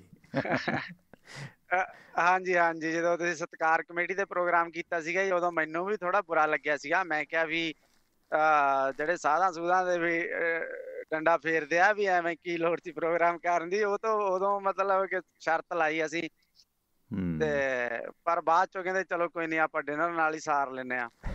ਉਹ ਤਾਂ ਪਿਆਰ ਹੁੰਦਾ। ਹਾਂਜੀ ਹਾਂਜੀ ਹਾਂਜੀ ਹਾਂਜੀ, ਤੇ ਕਿਉਂਕਿ ਉਦੋਂ ਬਾਅਦ ਤੁਸੀਂ ਉਹਨਾਂ ਨੂੰ ਲੈ ਆਏ ਸੀਗੇ ਜਿਹੜੇ ਆਪਣਾ ਦੂਜਾ ਪੱਖ ਵੀ ਬਣਾਇਆ ਸੀ ਨਾ, ਪੇਸ਼ ਕੀਤਾ। ਹਾਂਜੀ ਹਾਂਜੀ, ਗਊ ਸੰਸਥਾਵਾਂ ਵਾਲਾ ਸੀਗਾ ਜੀ, ਜਿਹੜਾ ਪਟਿਆਲੇ ਦਾ ਤੁਹਾਡਾ ਸੀਗਾ, ਉਹ ਬੰਦਾ ਜਿਹੜਾ ਵਿੱਚ ਹੀ ਭੱਜ ਗਿਆ ਸੀਗਾ ਤੁਹਾਡੇ ਪ੍ਰੋਗਰਾਮ ਚੋਂ, ਤੇ ਉਹਨੂੰ ਲੈ ਆਏ ਤਾਂ ਕਰਕੇ। ਹਾਂਜੀ, ਬਸ ਏਦਾਂ ਹੀ। ਤੇ ਮੈਂ ਤਾਂ ਬੇਨਤੀ ਕਰਨੀ ਸੀ ਕਿ ਨਾ ਇੱਕ ਆਪਣੀ ਵੈਬਸਾਈਟ ਤੇ ਤੁਸੀਂ ਉਹ ਡੋਨੇਸ਼ਨ ਵਾਲੀ ਆਪਸ਼ਨ ਜ਼ਰੂਰ ਲਾਓ, ਤਾਂ ਜੋ ਜੇ ਕੋਈ ਵੀ ਸਪੋਰਟ ਕਰਨੀ ਚਾਹੁੰਦਾ ਐਟਲੀਸਟ ਕਰ ਸਕਦਾ ਹੋਵੇ। ਓਕੇ, ਮੈਂ ਦੇਖਿਆ ਨਹੀਂ, ਉਹ ਟੀਮ ਵਾਲਿਆਂ ਨੂੰ ਕਿਹਾ ਤਾਂ ਸੀਗਾ, ਕਹਿੰਦੇ ਬਣਾਈ ਹੈ ਸ਼ਾਇਦ, ਨਹੀਂ ਮੈਂ ਚੈੱਕ ਨਹੀਂ ਕੀਤਾ ਵੈਸੇ ਅਜੇ। ਹਾਂਜੀ, ਤਾਂ ਜੋ ਤੇ ਡੋਨੇਸ਼ਨ ਵਾਲੀ ਆਪਸ਼ਨ ਤੇ ਕਲਿੱਕ ਹੋ ਕੇ ਐਟਲੀਸਟ ਜੋ ਵੀ ਆਪਾਂ ਸਪੋਰਟ ਕਰ ਸਕਦੇ ਹਾਂ ਉਨੀ ਕੁ ਕਰ ਸਕਦੇ ਹੋ ਜੀ। ਠੀਕ ਹੈ। ਤੇ ਬਾਕੀ ਪ੍ਰੋਗਰਾਮ ਤਾਂ ਤੁਹਾਡਾ ਹੁਣ ਕਿੰਨੇ ਹੀ ਸਾਲ ਹੋ ਗਏ ਸੁਣਦੇ ਨੂੰ, ਇਹਦੇ ਬਾਰੇ ਤਾਂ ਹੁਣ ਕਹਿ ਵੀ ਕੀ ਸਕਦੇ ਆਂ ਜੀ। ਮਿਹਰਬਾਨੀ ਗੁੱਡੀ ਗਾਗੋਵਾਲ ਹੁੰਦਾ ਸਾਹਿਬ। ਜੀ। ਤੁਹਾਡੇ ਪਿੰਡਾਂ ਹਾਂਜੀ ਵੱਲ ਤੇ ਕਿੱਦਾਂ ਗਾਗੋਵਾਲ ਸਾਹਿਬ ਕਿਵੇਂ ਸਥਿਤੀ ਬਣ ਰਹੀ ਹੈ? ਕਿਉਂਕਿ ਦੇਖੋ ਪਿੰਡਾਂ 'ਚ ਨਾ ਕਿਸਾਨ ਬਹੁਤ ਲਾਮਬੰਦ ਹੋ ਰਹੇ ਨੇ 26 ਤਰੀਕ ਦੇ ਕਿਸਾਨ ਮਾਰਚ ਨੂੰ ਲੈ ਕੇ, ਤੇ ਮੋਦੀ ਵੀ ਆਪਣੀ ਹਾਂਜੀ ਜਿੱਦ ਤੇ ਅੜੇ ਹੋਏ ਨੇ। ਸੁਪਰੀਮ ਕੋਰਟ ਵੀ ਜਿਹੜਾ ਦਿਨ ਪਰ ਦਿਨ ਸਖਤ ਹੋ ਰਹੀ ਹੈ ਅੰਦੋਲਨ ਦੇ। ਕੀ ਸਥਿਤੀ ਕੋਈ ਮਤਲਬ ਐਕਸ਼ਨ ਕਰ ਸਕਦਾ? ਜਿਵੇਂ ਕਿਸਾਨ ਇਹ ਹਿੰਸਕ ਹੋ ਰਹੇ ਨੇ ਨਾ, ਜਿਵੇਂ ਇੱਥੇ ਹੋ ਗਏ, ਜੇ ਕਿਤੇ ਬਾਰਡਰ ਤੇ ਹਿੰਸਕ ਹੋ ਗਏ ਨਾ, ਪੁਲਿਸ ਨੂੰ ਫੋਰਸ ਵਰਤਣ ਦਾ ਜਿਹੜਾ ਬਹਾਨਾ ਮਿਲ ਜਾਣਾ, ਉਸ ਦੌਰਾਨ ਸਰਕਾਰਾਂ ਪ੍ਰਵਾਹ ਨਹੀਂ ਕਰ ਦਿੰਦੀਆਂ ਹੁੰਦੀਆਂ। ਪਰ ਇਸ ਵਕਤ ਜੇ ਸਰਕਾਰ ਨੇ ਗਲਤੀ ਕੀਤੀ, ਦੂਜਾ ਜਲਿਆਂਵਾਲਾ ਬਾਗ ਬਣ ਜਾਣਾ। ਫਿਰ ਵੀ ਪਿੰਡਾਂ 'ਚ ਕੀ ਚੱਲ ਰਿਹਾ ਤੁਹਾਡੇ ਮਾਨਸਾ ਸਾਈਡ? ਜੀ ਜਿਵੇਂ ਸਾਡੇ ਜਿਵੇਂ ਨਾ ਪੂਰੀ ਐ ਤਾਂ ਚੜ੍ਹਦੀ ਕਲਾ 'ਚ ਹੀ ਆ ਸਾਰੇ ਲੋਕ। ਜਿਵੇਂ ਕਹੀਏ ਜਿਵੇਂ ਸਾਡੇ ਪਿੰਡੋਂ ਪਹਿਲਾਂ ਕਦੇ ਨਹੀਂ ਕੋਈ ਕਿਸਾਨ ਯੂਨੀਅਨ ਨਾਲ ਜਾਂਦਾ ਸੀਗਾ, ਕਿਉਂਕਿ ਸਾਰੇ ਸੋਚਦੇ ਸੀਗੇ ਵੀ ਇਹ ਆਪ ਦੀ ਖਾਤਰ ਤੁਰੇ ਫਿਰਦੇ ਆ, ਤੇ ਕਿਉਂਕਿ ਇਹਨਾਂ ਦੀ ਬਦਨਾਮੀ ਕਾਫੀ ਹੋ ਚੁੱਕੀ ਸੀ ਕਿਸਾਨ ਯੂਨੀਅਨ ਦੇ ਲੀਡਰਾਂ ਦੀ। ਤੇ ਪਰ ਜਿੰਨੀ ਕੁ ਮੇਰੀ ਸੁਰਤ ਆਈ, ਤੇ ਮੈਂ ਤਾਂ ਪਹਿਲੀ ਵਾਰ ਦੇਖਿਆ ਵੀ ਸਾਡੇ ਪਿੰਡੋਂ ਵੀ ਹੁਣ 2 ਟਰਾਲੀਆਂ ਜਿੱਦਾਂ ਜਾਂਦੀਆਂ ਨੇ, 2 ਆਉਂਦੀਆਂ ਨੇ, 2 ਜਾਂਦੀਆਂ 2 ਆਉਂਦੀਆਂ ਤਾਂ। ਤੇ ਨਹੀਂ ਤਾਂ ਸਾਡੇ ਪਿੰਡੋਂ ਇੱਕ ਬੰਦਾ ਵੀ ਕਦੇ ਕਿਸਾਨ ਯੂਨੀਅਨ ਨਾਲ ਨਹੀਂ ਗਿਆ ਸੀਗਾ। ਮੈਨੂੰ 15-20 ਸਾਲ ਮਤਲਬ ਮੇਰੀ ਸੁਰਤ ਸਾਂਭੀ ਨੂੰ, ਜਿਵੇਂ ਮੈਂ ਕਹਿ ਸਕਦਾ, ਦੇਖਿਆ ਹੀ ਕਦੇ ਕੋਈ ਜਾਂਦਾ ਹੀ ਨਹੀਂ ਸੀਗਾ। ਸੋ ਲੋਕ ਜਾ ਰਹੇ ਆ ਜੀ, ਪੂਰਾ ਜਜ਼ਬਾ ਹੈਗਾ। ਮੇਰੇ ਫਾਦਰ ਸਾਹਿਬ ਵੀ ਹੁਣ ਉੱਥੇ ਹਫ਼ਤਾ ਲਾ ਕੇ ਆਇਆ, ਉੱਥੋਂ ਹੀ ਗਏ ਸੀਗੇ। ਉਹ ਤੋਂ ਬਾਅਦ ਹਫ਼ਤਾ ਕੁ ਘਰੇ ਲਾ ਕੇ, ਉਹ ਤੋਂ ਬਾਅਦ ਹਫ਼ਤਾ ਉੱਥੇ ਲਾ ਕੇ ਆਇਆ ਹੁਣ ਦਿੱਲੀ। ਤੇ ਉਹ ਵੀ ਕਹਿੰਦੇ ਵੀ ਉੱਥੇ ਵੀ ਪੂਰੇ, ਜਿਵੇਂ ਦਿੱਲੀ 'ਚ ਵੀ ਉਹਨਾਂ ਨੇ ਦੱਸਿਆ ਪੂਰੇ ਪ੍ਰਬੰਧ ਨੇ, ਕੋਈ ਜੀ ਕਿਸੇ ਤਰ੍ਹਾਂ ਦੀ ਕੋਈ ਹੁੱਲੜਬਾਜ਼ੀ ਨਹੀਂ ਅੱਜ ਦੇ ਟਾਈਮ 'ਚ। ਹਾਂਜੀ ਹਾਂਜੀ ਗਾਗੋਵਾਲ ਸਾਹਿਬ, ਸੋ ਫਿਲਹਾਲ ਤਾਂ ਪੂਰਾ ਜਜ਼ਬਾ। ਤੁਹਾਡੀ ਡਿਸਕਨੈਕਟ ਹੋ ਗਈ ਹੈ। ਹੁਣ ਆ ਰਹੀ ਹੈ ਜੀ ਆਵਾਜ਼? ਹੈਲੋ ਜੀ ਗਾਗੋਵਾਲ ਸਾਹਿਬ, ਆਵਾਜ਼ ਆ ਰਹੀ ਹੈ? ਹਾਂਜੀ ਹਾਂਜੀ ਆ ਰਹੀ ਹੈ ਜੀ। ਹੈਲੋ, ਹੁਣ ਆ ਰਹੀ ਹੈ ਜੀ? ਹਾਂਜੀ ਗਾਗੋਵਾਲ ਸਾਹਿਬ, ਆਵਾਜ਼ ਆ ਰਹੀ ਹੈ? ਲੱਗਦਾ ਚਲਦੇ ਚਲਦੇ ਗੱਲ ਘੱਟ ਗਈ ਹੈ। ਜਿਸ ਤਰ੍ਹਾਂ ਬਾਈ ਜੀ ਹੋਰਾਂ ਨੇ ਦੱਸਿਆ ਕਿ ਕਾਫੀ ਦਿੱਕਤ ਜਿਹੜੀ ਹੈ ਹੋਣ ਦੇ ਬਾਵਜੂਦ ਵੀ ਕਿਸਾਨ ਪੂਰੀ ਚੜ੍ਹਦੀ ਕਲਾ 'ਚ ਨੇ। ਮੈਂ ਜ਼ਿਕਰ ਕਰ ਰਿਹਾ ਸੀ ਕਿ 1993 ਦੇ ਵਿੱਚ, ਯਾਨੀ ਕਿ 28 ਸਾਲ ਪਹਿਲਾਂ, ਇਸੇ ਤਰ੍ਹਾਂ ਬਿਜਲੀ ਦੇ ਮਾਮਲੇ ਦੇ ਵਿੱਚ ਜਦੋਂ ਬਖੇੜਾ ਪਿਆ ਸੀ ਤਾਂ ਕਿਸਾਨਾਂ ਨੇ ਚੌਧਰੀ ਭਜਨ ਲਾਲ ਦੀ ਸਟੇਟ ਰੈਲੀ ਦੇ ਵਿੱਚ ਇਹੀ ਕੁਛ ਕੀਤਾ ਸੀ। ਤੇ ਇਹ ਦੋਨੇ ਅੰਦੋਲਨ ਜਿਹੜੇ ਨੇ ਲੋਹੜੀ ਤੋਂ ਪਹਿਲਾਂ ਹੋਏ ਸੀਗੇ। 7 ਜਨਵਰੀ 1993 ਨੂੰ ਕਿਸਾਨਾਂ ਨੇ ਚੌਧਰੀ ਭਜਨ ਲਾਲ ਦੀ ਰੈਲੀ ਦੇ ਵਿੱਚ ਅੰਦੋਲਨ ਕਰਨ ਤੋਂ ਪਹਿਲਾਂ ਚੇਤਾਵਨੀ ਵੀ ਦਿੱਤੀ ਸੀ, ਐਲਾਨ ਵੀ ਕੀਤਾ ਸੀ ਕਿ ਪਹਿਲਾਂ ਸਾਡੀਆਂ ਮੰਗਾਂ ਦੇ ਬਾਰੇ ਸੋਚੋ, ਨਹੀਂ ਤੇ ਤੁਹਾਨੂੰ ਰੈਲੀ ਨਹੀਂ ਕਰਨ ਦੇਵਾਂਗੇ। ਹੁਣ ਵੀ ਲਗਾਤਾਰ ਜਿਹੜਾ ਹੈਗਾ ਇਸ ਮਾਮਲੇ 'ਚ ਕਿਸਾਨਾਂ ਨੇ ਬਾਰ-ਬਾਰ ਬੇਨਤੀਆਂ ਕੀਤੀਆਂ ਨੇ, ਪਰ ਸਰਕਾਰ ਦੇ ਕੰਨ ਤੇ ਜੂੰ ਨਹੀਂ ਸਰਕੀ। ਜਿਸ ਦੌਰਾਨ ਇਹ ਜਿਹੜਾ ਉਦੋਂ ਕਾਂਗਰਸ ਦੀ ਸਰਕਾਰ ਸੀ, ਤੇ 28 ਸਾਲ ਬਾਅਦ ਜਿਹੜਾ ਕਰਨਾਲ ਦੇ ਕੈਮਲਾ ਦੇ ਵਿੱਚ ਜਿਹੜਾ ਮਨੋਹਰ ਲਾਲ ਖੱਟੜ ਦੀ ਰੈਲੀ ਦੇ ਵਿੱਚ ਜੋ ਕੁਛ ਹੋਇਆ, ਸੋ ਖਾਤਰੇ ਨੂੰ ਵੇਖਦਿਆਂ ਖੱਟੜ ਦਾ ਹੈਲੀਕਾਪਟਰ ਉਡਣ ਖਟੋਲਾ ਵੀ ਆਵਾਚੀ ਜਿਹੜਾ ਅਟਕਿਆ ਰਿਹਾ, ਖਟਕਿਆ ਰਿਹਾ, ਨੇੜੇ ਨਹੀਂ ਫਟਕਿਆ। ਹਾਲਾਂਕਿ 15 ਕੰਪਨੀਆਂ ਲਗਾਈਆਂ ਗਈਆਂ ਸੀ। ਕਰਨਾਲ ਰੇਂਜ ਦੇ IG ਭਾਰਤੀ ਅਰੋੜਾ ਨੇ ਦੱਸਿਆ ਕਿ ਕਰਨਾਲ ਦਾ ਜਿਹੜਾ ਅਨੁਭਵ ਹੈ ਬਹੁਤ ਪੁਰਾਣਾ। ਉਹ ਇੱਥੇ ਪਹਿਲਾਂ ਵੀ SP ਰਹਿ ਚੁੱਕੀ ਹੈ, ਇਸ ਕਾਰਨ ਉਸਨੇ ਪੂਰੇ ਸੰਜਮ ਤੋਂ ਕੰਮ ਲਿਆ। ਜੇ ਕਿਤੇ ਸਖਤੀ ਕਰ ਦਿੰਦੇ ਤਾਂ ਫਿਰ ਇਹ ਖੂਨ ਖਰਾਬਾ ਵੱਧ ਸਕਦਾ ਸੀ, ਕਿਉਂਕਿ ਪਹਿਲਾਂ 2 ਕਿਸਾਨਾਂ ਦੀ ਜਾਨ ਗਈ ਸੀ। ਬੜਾ ਵੱਡਾ ਅੰਦੋਲਨ ਜਿਹੜਾ ਹੈਗਾ ਭਜਨ ਲਾਲ ਨੂੰ ਝੱਲਣਾ ਪਿਆ ਸੀ। ਤੇ ਉਦੋਂ ਇਹ ਨਿਸੰਗ ਕੈਂਥਲ ਜ਼ਿਲ੍ਹੇ ਦੇ ਵਿੱਚ ਹੋਇਆ ਸੀ, ਤੇ ਹੁਣ ਇਹ ਕੈਮਲਾ ਦੇ ਵਿੱਚ ਹੋਇਆ ਕਰਨਾਲ। ਕਿਉਂਕਿ ਕਰਨਾਲ ਦੀ ਜੇ ਫਿਤਰਤ ਹੈ ਨਾ, ਕਰਨਾਲ ਦਾ ਜੇ ਹਾਲ ਵੇਖਿਆ ਜਾਵੇ, ਇੱਥੇ ਸਤਨਾਮੀ ਸਾਧੂਆਂ ਨੇ ਨਾ, ਜਦੋਂ ਸ਼੍ਰੀ ਗੁਰੂ ਤੇਗ ਬਹਾਦਰ ਮਹਾਰਾਜ ਦੀ ਸ਼ਹਾਦਤ ਹੋਈ ਹੈ, ਉਸ ਤੋਂ ਕੁਝ ਸਮਾਂ ਪਹਿਲਾਂ ਇੱਥੋਂ ਦੇ ਜਿਹੜੇ ਸਤਨਾਮੀ ਸਾਧੂ ਨੇ, ਉਹ ਕਬੀਰ ਪੰਥੀ ਨੇ। ਉੱਦਾਂ ਭਾਵੇਂ ਹਿੰਦੂ ਭਾਈਚਾਰਾ ਸੀ, ਪਰ ਉਹ ਬਹੁਤ ਤਰਕ ਵਾਲੇ ਲੋਕ ਸੀਗੇ। ਉਹਨਾਂ ਨੇ ਮੁਗਲ ਬਾਦਸ਼ਾਹ ਦੇ ਨਾਲ ਬਹੁਤ ਟੱਕਰ ਲਈ ਸੀ। ਸਤਨਾਮੀ ਅਖਾੜੇ ਵੀ ਨੇ, ਸਤਨਾਮੀ ਸਾਧੂ ਨੇ, ਉਹਨਾਂ ਦੇ ਬਾਰੇ ਵੀ ਦੱਸਾਂਗੇ। ਸੋ ਇਹ ਖਿੱਤਾ ਵੀ ਇਹ ਨਹੀਂ ਕਿ ਜੁਝਾਰੂ ਸਿਰਫ ਪੰਜਾਬ 'ਚ ਨੇ, ਜੁਝਾਰੂ ਹਰਿਆਣਾ 'ਚ ਵੀ ਨੇ। ਇੱਥੋਂ ਦੇ ਜਾਟਾਂ ਨੇ ਬੜੀਆਂ ਲੜਾਈਆਂ ਲੜੀਆਂ ਪਹਿਲਾਂ ਵੀ, ਤੇ ਬਾਹਰੀ ਹਮਲਾਵਰਾਂ ਨੂੰ ਖਦੇੜਿਆ। ਪਰ ਸਤਨਾਮੀ ਸਾਧੂਆਂ ਨੇ ਜਦੋਂ ਸ਼੍ਰੀ ਗੁਰੂ ਤੇਗ ਬਹਾਦਰ ਮਹਾਰਾਜ ਦੀ ਸ਼ਹਾਦਤ ਹੋਈ, ਉਸ ਤੋਂ ਪਹਿਲਾਂ ਇਹਨਾਂ ਦੇ ਗੁਰੂ ਦੀ ਵੀ ਸ਼ਹਾਦਤ ਹੋਈ ਸੀ, ਉਸੇ ਜਗ੍ਹਾ ਜਿਸ ਜਗ੍ਹਾ ਤੇ ਸ਼੍ਰੀ ਗੁਰੂ ਤੇਗ ਬਹਾਦਰ ਸਾਹਿਬ ਦੀ ਸ਼ਹਾਦਤ ਹੋਈ ਸੀ। ਸਤਿ ਸ਼੍ਰੀ ਅਕਾਲ ਜੀ, ਤੁਸੀਂ ਔਨਰ ਆ ਚੁੱਕੇ ਹੋ 95 0। ਸਤਿ ਸ਼੍ਰੀ ਅਕਾਲ ਜੀ, ਉਹ ਕੌਣ ਬੋਲ ਰਹੇ ਹੋ? ਮੈਂ ਵੀਰ ਜੀ ਪਹਿਲੀ ਵਾਰੀ ਫੋਨ ਕੀਤਾ, ਕੈਨੇਡਾ ਤੋਂ ਬੋਲਦੇ ਸੀ। ਹਾਂ ਭੈਣ ਰਾਣੀ, ਕੋਈ ਗੱਲ ਨਹੀਂ, ਤੁਸੀਂ ਪਹਿਲੀ ਵਾਰੀ ਕੀਤਾ, ਫੋਨ ਕਰਦੇ ਰਹੋਗੇ ਆਪਣੇ ਵੀਰੇ ਦੇ ਪ੍ਰੋਗਰਾਮ ਦੇ ਵਿੱਚ। ਜਿਹੜੇ ਆਪਣੇ ਵੀਰ ਬਾਰਡਰ ਤੇ ਨੇ, ਬੇਬਿਆਂ, ਤਾਈਆਂ, ਚਾਚੀਆਂ ਸਾਰੀਆਂ ਬਾਰਡਰ ਤੇ ਨੇ, ਕੀ ਲੱਗਦਾ ਹੈ ਇੱਦਾਂ ਦੇ ਅੰਦੋਲਨ ਬਾਰੇ ਤੁਸੀਂ ਕਦੇ ਸੋਚਿਆ ਸੀਗਾ ਵੀ ਮਤਲਬ ਬੀਬੀਆਂ ਵੀ ਜਾਣ? ਅੱਗੇ ਕਹਿੰਦੇ ਸੀ ਛੱਡੋ ਪਰਾਂ, ਪੱਕੇ ਲੋਕ ਹੀ ਜਾਂਦੇ ਸੀਗੇ, ਆਮ ਲੋਕ ਨਹੀਂ ਸੀ ਜਾਂਦੇ। ਪਰ ਹੁਣ ਹਰ ਬੰਦਾ, ਆਰਮੀ ਦੇ ਆਫੀਸਰ ਤੇ ਬੈਂਕਾਂ ਦੇ ਆਫੀਸਰ, ਬੀਬੀਆਂ, ਪ੍ਰੋਫੈਸਰ, ਟੀਚਰ, ਹਰ ਬੰਦਾ ਕਹਿੰਦਾ, ਡਾਕਟਰ ਕਹਿੰਦੇ ਅਸੀਂ ਵੀ ਜਾਣਾ। ਕੀ ਚੇਂਜ ਵੇਖਦੇ ਹੋ, ਕੀ ਤਬਦੀਲੀ ਵੇਖਦੇ ਹੋ ਭੈਣ ਜੀ ਇਹ? ਹੈਲੋ, ਹਾਂਜੀ, ਸਤਿ ਸ਼੍ਰੀ ਅਕਾਲ। ਸਤਿ ਸ਼੍ਰੀ ਅਕਾਲ ਜੀ, ਸਤਿ ਸ਼੍ਰੀ ਅਕਾਲ ਵੀਰੇ। ਟਵਾਣਾ ਸਾਹਿਬ ਬੋਲਦੇ? ਹਾਂਜੀ ਬੋਲ ਰਹੇ ਹਾਂ ਜੀ। ਕੌਣ ਸਾਹਿਬ ਬੋਲ ਰਹੇ ਤੁਸੀਂ? ਟਵਾਣੇ ਵੀਰੇ, ਮੈਂ ਕੈਨੇਡਾ ਤੋਂ ਬੋਲਦਾ ਵਾਂ। ਕੁਝ ਦਿਨ ਪਹਿਲਾਂ ਤੁਹਾਡੇ ਕੋਲੇ ਇੱਕ ਬੰਦੇ ਨੇ ਫੋਨ ਕੀਤਾ ਸੀਗਾ, ਜਿਹੜੇ ਬੰਦੇ ਦੀਆਂ ਅੱਖਾਂ ਚਲੀਆਂ ਗਈਆਂ ਸੀ ਸਪਰੇਅ ਕਰਨ ਨਾਲ। ਹਰਪ੍ਰੀਤ ਸਿੰਘ ਸੀ ਮੁੰਡਾ, ਹੋਬੇਵਾਲ ਤੋਂ। ਹਾਂਜੀ, ਪੰਜਾਬ ਤੇ ਗੱਲ ਹੋਈ ਸੀ। ਜੀ, ਨੰਬਰ ਦੇ ਸਕਦੇ ਜੀ ਉਹਦਾ ਮੁੰਡੇ ਦਾ? ਉਹਨਾਂ ਦਾ ਨੰਬਰ ਤੁਸੀਂ ਮੇਰੇ ਤੋਂ ਬਾਅਦ ਚ ਲੈ ਲਿਓ। ਤੇ ਕਦੋਂ ਕਿ ਮੈਂ ਹੁਣ ਕੈਨੇਡਾ, ਸਾਡੇ ਹੁਣ ਇਸ ਟਾਈਮ ਸ਼ਾਮ ਪਈ ਆ। ਇਹਦੇ ਤੇ WhatsApp ਹੈਗਾ ਤੁਹਾਡਾ ਇਸ ਨੰਬਰ ਤੇ? ਹਾਂਜੀ, ਇਸ ਨੰਬਰ ਤੇ WhatsApp ਚੱਲਦਾ ਜਿਹੜਾ 95013604? ਨਹੀਂ ਵੀਰ ਜੀ, ਤੁਸੀਂ ਮੇਰੇ ਆ ਲੈ ਲਓ ਤੁਸੀਂ। ਹਾਂ, ਮੈਨੂੰ ਨੰਬਰ ਬੋਲ ਦਿਓ ਪਲੀਜ਼। 604 417। ਹਾਂਜੀ, 417 604 417 9985 9985 604 417 9985, है ना? ठीक है जी, कोई नहीं, मैं ਤੁਹਾਨੂੰ ਆਪੇ ਮੈਸੇਜ ਛੱਡ ਦਾਂਗਾ। ਤਕਰੀਬਨ 1 ਘੰਟਾ 20 ਮਿੰਟ ਰਹਿੰਦਾ ਮੇਰਾ ਪ੍ਰੋਗਰਾਮ ਸਮਾਪਤ ਹੋਣ 'ਚ, ਉਦੋਂ ਬਾਅਦ ਮੈਂ ਤੁਹਾਨੂੰ ਮੈਸੇਜ ਕਰਦਾ। ਠੀਕ ਹੈ ਜੀ, ਮਿਹਰਬਾਨੀ ਤੁਹਾਡੀ ਬੜੀ ਵੀਰ ਜੀ, ਮਿਹਰਬਾਨੀ ਜੀ, ਮਿਹਰਬਾਨੀ, ਥੈਂਕ ਯੂ। ਸੋ ਇਸ ਵਕਤ ਰੇਡੀਓ ਤੇ ਗੱਲਬਾਤ ਚੱਲ ਰਹੀ ਹੈ ਕਿ ਜਿਹੜੇ ਸਤਨਾਮੀ ਸਾਧੂ ਸੀਗੇ ਉਹ ਵੀ ਬਹੁਤ ਸਿਰੜੀ ਲੋਕ ਸੀ, ਉਹ ਥੋੜ੍ਹਾ ਕਬੀਰ ਪੱਖੀ ਨਜ਼ਰੀਏ ਦੇ ਲੋਕ ਸੀਗੇ। ਸੋ ਉਹਨਾਂ ਨੇ ਵੀ ਵੱਡੀਆਂ ਸ਼ਹਾਦਤਾਂ, ਕੁਰਬਾਨੀਆਂ ਨੇ ਜਿਹੜੀਆਂ ਦਿੱਤੀਆਂ ਸੀ, ਮੁਗਲ ਬਾਦਸ਼ਾਹ ਦੇ ਨਾਲ ਟੱਕਰ ਲਈ ਸੀ 6ਵੀਂ ਪਾਤਸ਼ਾਹੀ ਦੇ ਵਕਤ, 9ਵੀਂ ਪਾਤਸ਼ਾਹੀ ਦੇ ਵਕਤ। ਅਤੇ ਇਸ ਅੰਦੋਲਨ ਦੇ ਵਿੱਚ ਬੜੀਆਂ ਤਬਦੀਲੀਆਂ ਵੇਖਣ ਨੂੰ ਮਿਲ ਰਹੀਆਂ। ਅੱਜ ਜਿਸ ਤਰ੍ਹਾਂ ਅੱਜ ਦਾ ਦਿਨ ਕਾਫੀ ਜਿਹੜਾ ਹੈਗਾ ਕਿਸਾਨਾਂ ਦੇ ਵਾਸਤੇ ਸਖਤ ਵੀ ਹੋ ਸਕਦਾ ਹੈ ਅਤੇ ਸਹਾਈ ਵੀ ਹੋ ਸਕਦਾ ਹੈ। ਕਿ ਜਿਸ ਤਰ੍ਹਾਂ ਭਾਰਤ ਦੀ ਸੁਪਰੀਮ ਕੋਰਟ ਦੇ ਜਸਟਿਸ ਸ਼ਰਦ ਅਰਵਿੰਦ ਬੋਬੜੇ, ਜਿਨ੍ਹਾਂ ਦਾ ਤਾਲੁਕ ਨਾਗਪੁਰ ਦੇ ਨਾਲ ਹੈ ਅਤੇ ਇਹਨਾਂ ਦੇ ਫਾਦਰ ਸਾਹਿਬ ਵੀ RSS ਦੇ ਵਕੀਲ ਰਹੇ ਨੇ, ਇਹਨਾਂ ਚੀਫ ਜਸਟਿਸ ਆਫ ਇੰਡੀਆ ਦੀਆਂ ਜੇ ਪਿਛਲੇ ਸਮੇਂ ਦੀਆਂ ਜਿਹੜੀਆਂ ਸਟੇਟਮੈਂਟ ਵੇਖਿਆ ਜਾਵੇ ਤਾਂ 16 ਦਸੰਬਰ ਨੂੰ ਸੁਣਵਾਈ ਦੇ ਦੌਰਾਨ ਇਹਨਾਂ ਦੀ ਸਟੇਟਮੈਂਟ ਸੀ ਕਿ ਕਿਸਾਨਾਂ ਦੇ ਮੁੱਦੇ ਦਾ ਹੱਲ ਨਾ ਹੋਇਆ ਤਾਂ ਇਹ ਰਾਸ਼ਟਰੀ ਮੁੱਦਾ ਬਣੇਗਾ। ਇਸ ਤੋਂ ਬਾਅਦ 6 ਜਨਵਰੀ ਨੂੰ ਸੁਣਵਾਈ ਹੋਈ ਸੀ ਅਤੇ ਉਦੋਂ ਉਹਨਾਂ ਨੇ ਆਖਿਆ ਸੀਗਾ ਕਿ ਕੇਂਦਰ ਸਿਰਫ ਇਸ ਨੂੰ ਗੱਲਬਾਤ ਦੇ ਰਾਹੀਂ ਇਸ ਦਾ ਜਲਦੀ ਹੱਲ ਕੱਢੇ। ਕੇਂਦਰ ਨੇ ਕਿਹਾ ਸੀਗਾ ਕਿ ਗੱਲਬਾਤ ਰਾਹੀਂ ਉਹ ਜਲਦੀ ਹੱਲ ਕੱਢਣਗੇ। ਅਤੇ 7 ਜਨਵਰੀ ਨੂੰ ਫਿਰ ਚੀਫ ਜਸਟਿਸ ਆਫ ਇੰਡੀਆ ਨੇ ਚਿੰਤਾ ਪ੍ਰਗਟ ਕੀਤੀ ਸੀ ਕਿ ਕਿਤੇ ਮਰਕਜ਼ ਵਾਲੇ ਹਾਲਾਤ ਨਾ ਬਣ ਜਾਣ। ਤੁਹਾਨੂੰ ਚੇਤੇ ਹੋਣਾ ਜਦੋਂ ਜਿਹੜਾ ਕੋਵਿਡ ਫੈਲਿਆ ਸੀਗਾ ਉਦੋਂ ਵੀ ਮਰਕਜ਼ ਦੇ ਵਿੱਚ ਭਾਵੇਂ ਕੁਝ ਅਜਿਹਾ ਨਹੀਂ ਸੀਗਾ, ਪਰ ਉਹਨੂੰ ਬਹੁਤ ਉਭਾਰ ਕੇ ਪੇਸ਼ ਕੀਤਾ ਗਿਆ ਸੀ। ਸੋ ਸੁਪਰੀਮ ਕੋਰਟ ਦੀਆਂ ਇਹ ਚਿੰਤਾਵਾਂ ਕਿਸੇ ਸਖਤ ਸਟੇਟਮੈਂਟ 'ਚ ਬਦਲ ਸਕਦੀਆਂ ਨੇ। ਜਦ ਤੱਕ ਕਾਨੂੰਨ ਰੱਦ ਹੋ ਸਕਦੇ ਆਪਣੇ ਤੌਰ 'ਤੇ ਕਰ ਸਕਦੇ, ਜਾਂ ਸਟੇਟਸ ਕੋ ਕਿ ਐਜ਼ ਇਟ ਇਜ਼ ਰਹਿਣ ਦਿਓ, ਅਤੇ ਜਾਂ ਫਿਰ ਕਿਸਾਨਾਂ ਨੂੰ ਉੱਥੋਂ ਜਬਰੀ ਉਠਾਉਣ ਦਾ ਹੁਕਮ ਸੁਪਰੀਮ ਕੋਰਟ ਦੇ ਸਕਦਾ ਅਤੇ ਮੋਦੀ ਸਰਕਾਰ ਨੂੰ ਇਹ ਰਾਸ ਆਏਗਾ, ਪਰ ਇਹ ਮਹਿੰਗਾ ਬਹੁਤ ਪਏਗਾ।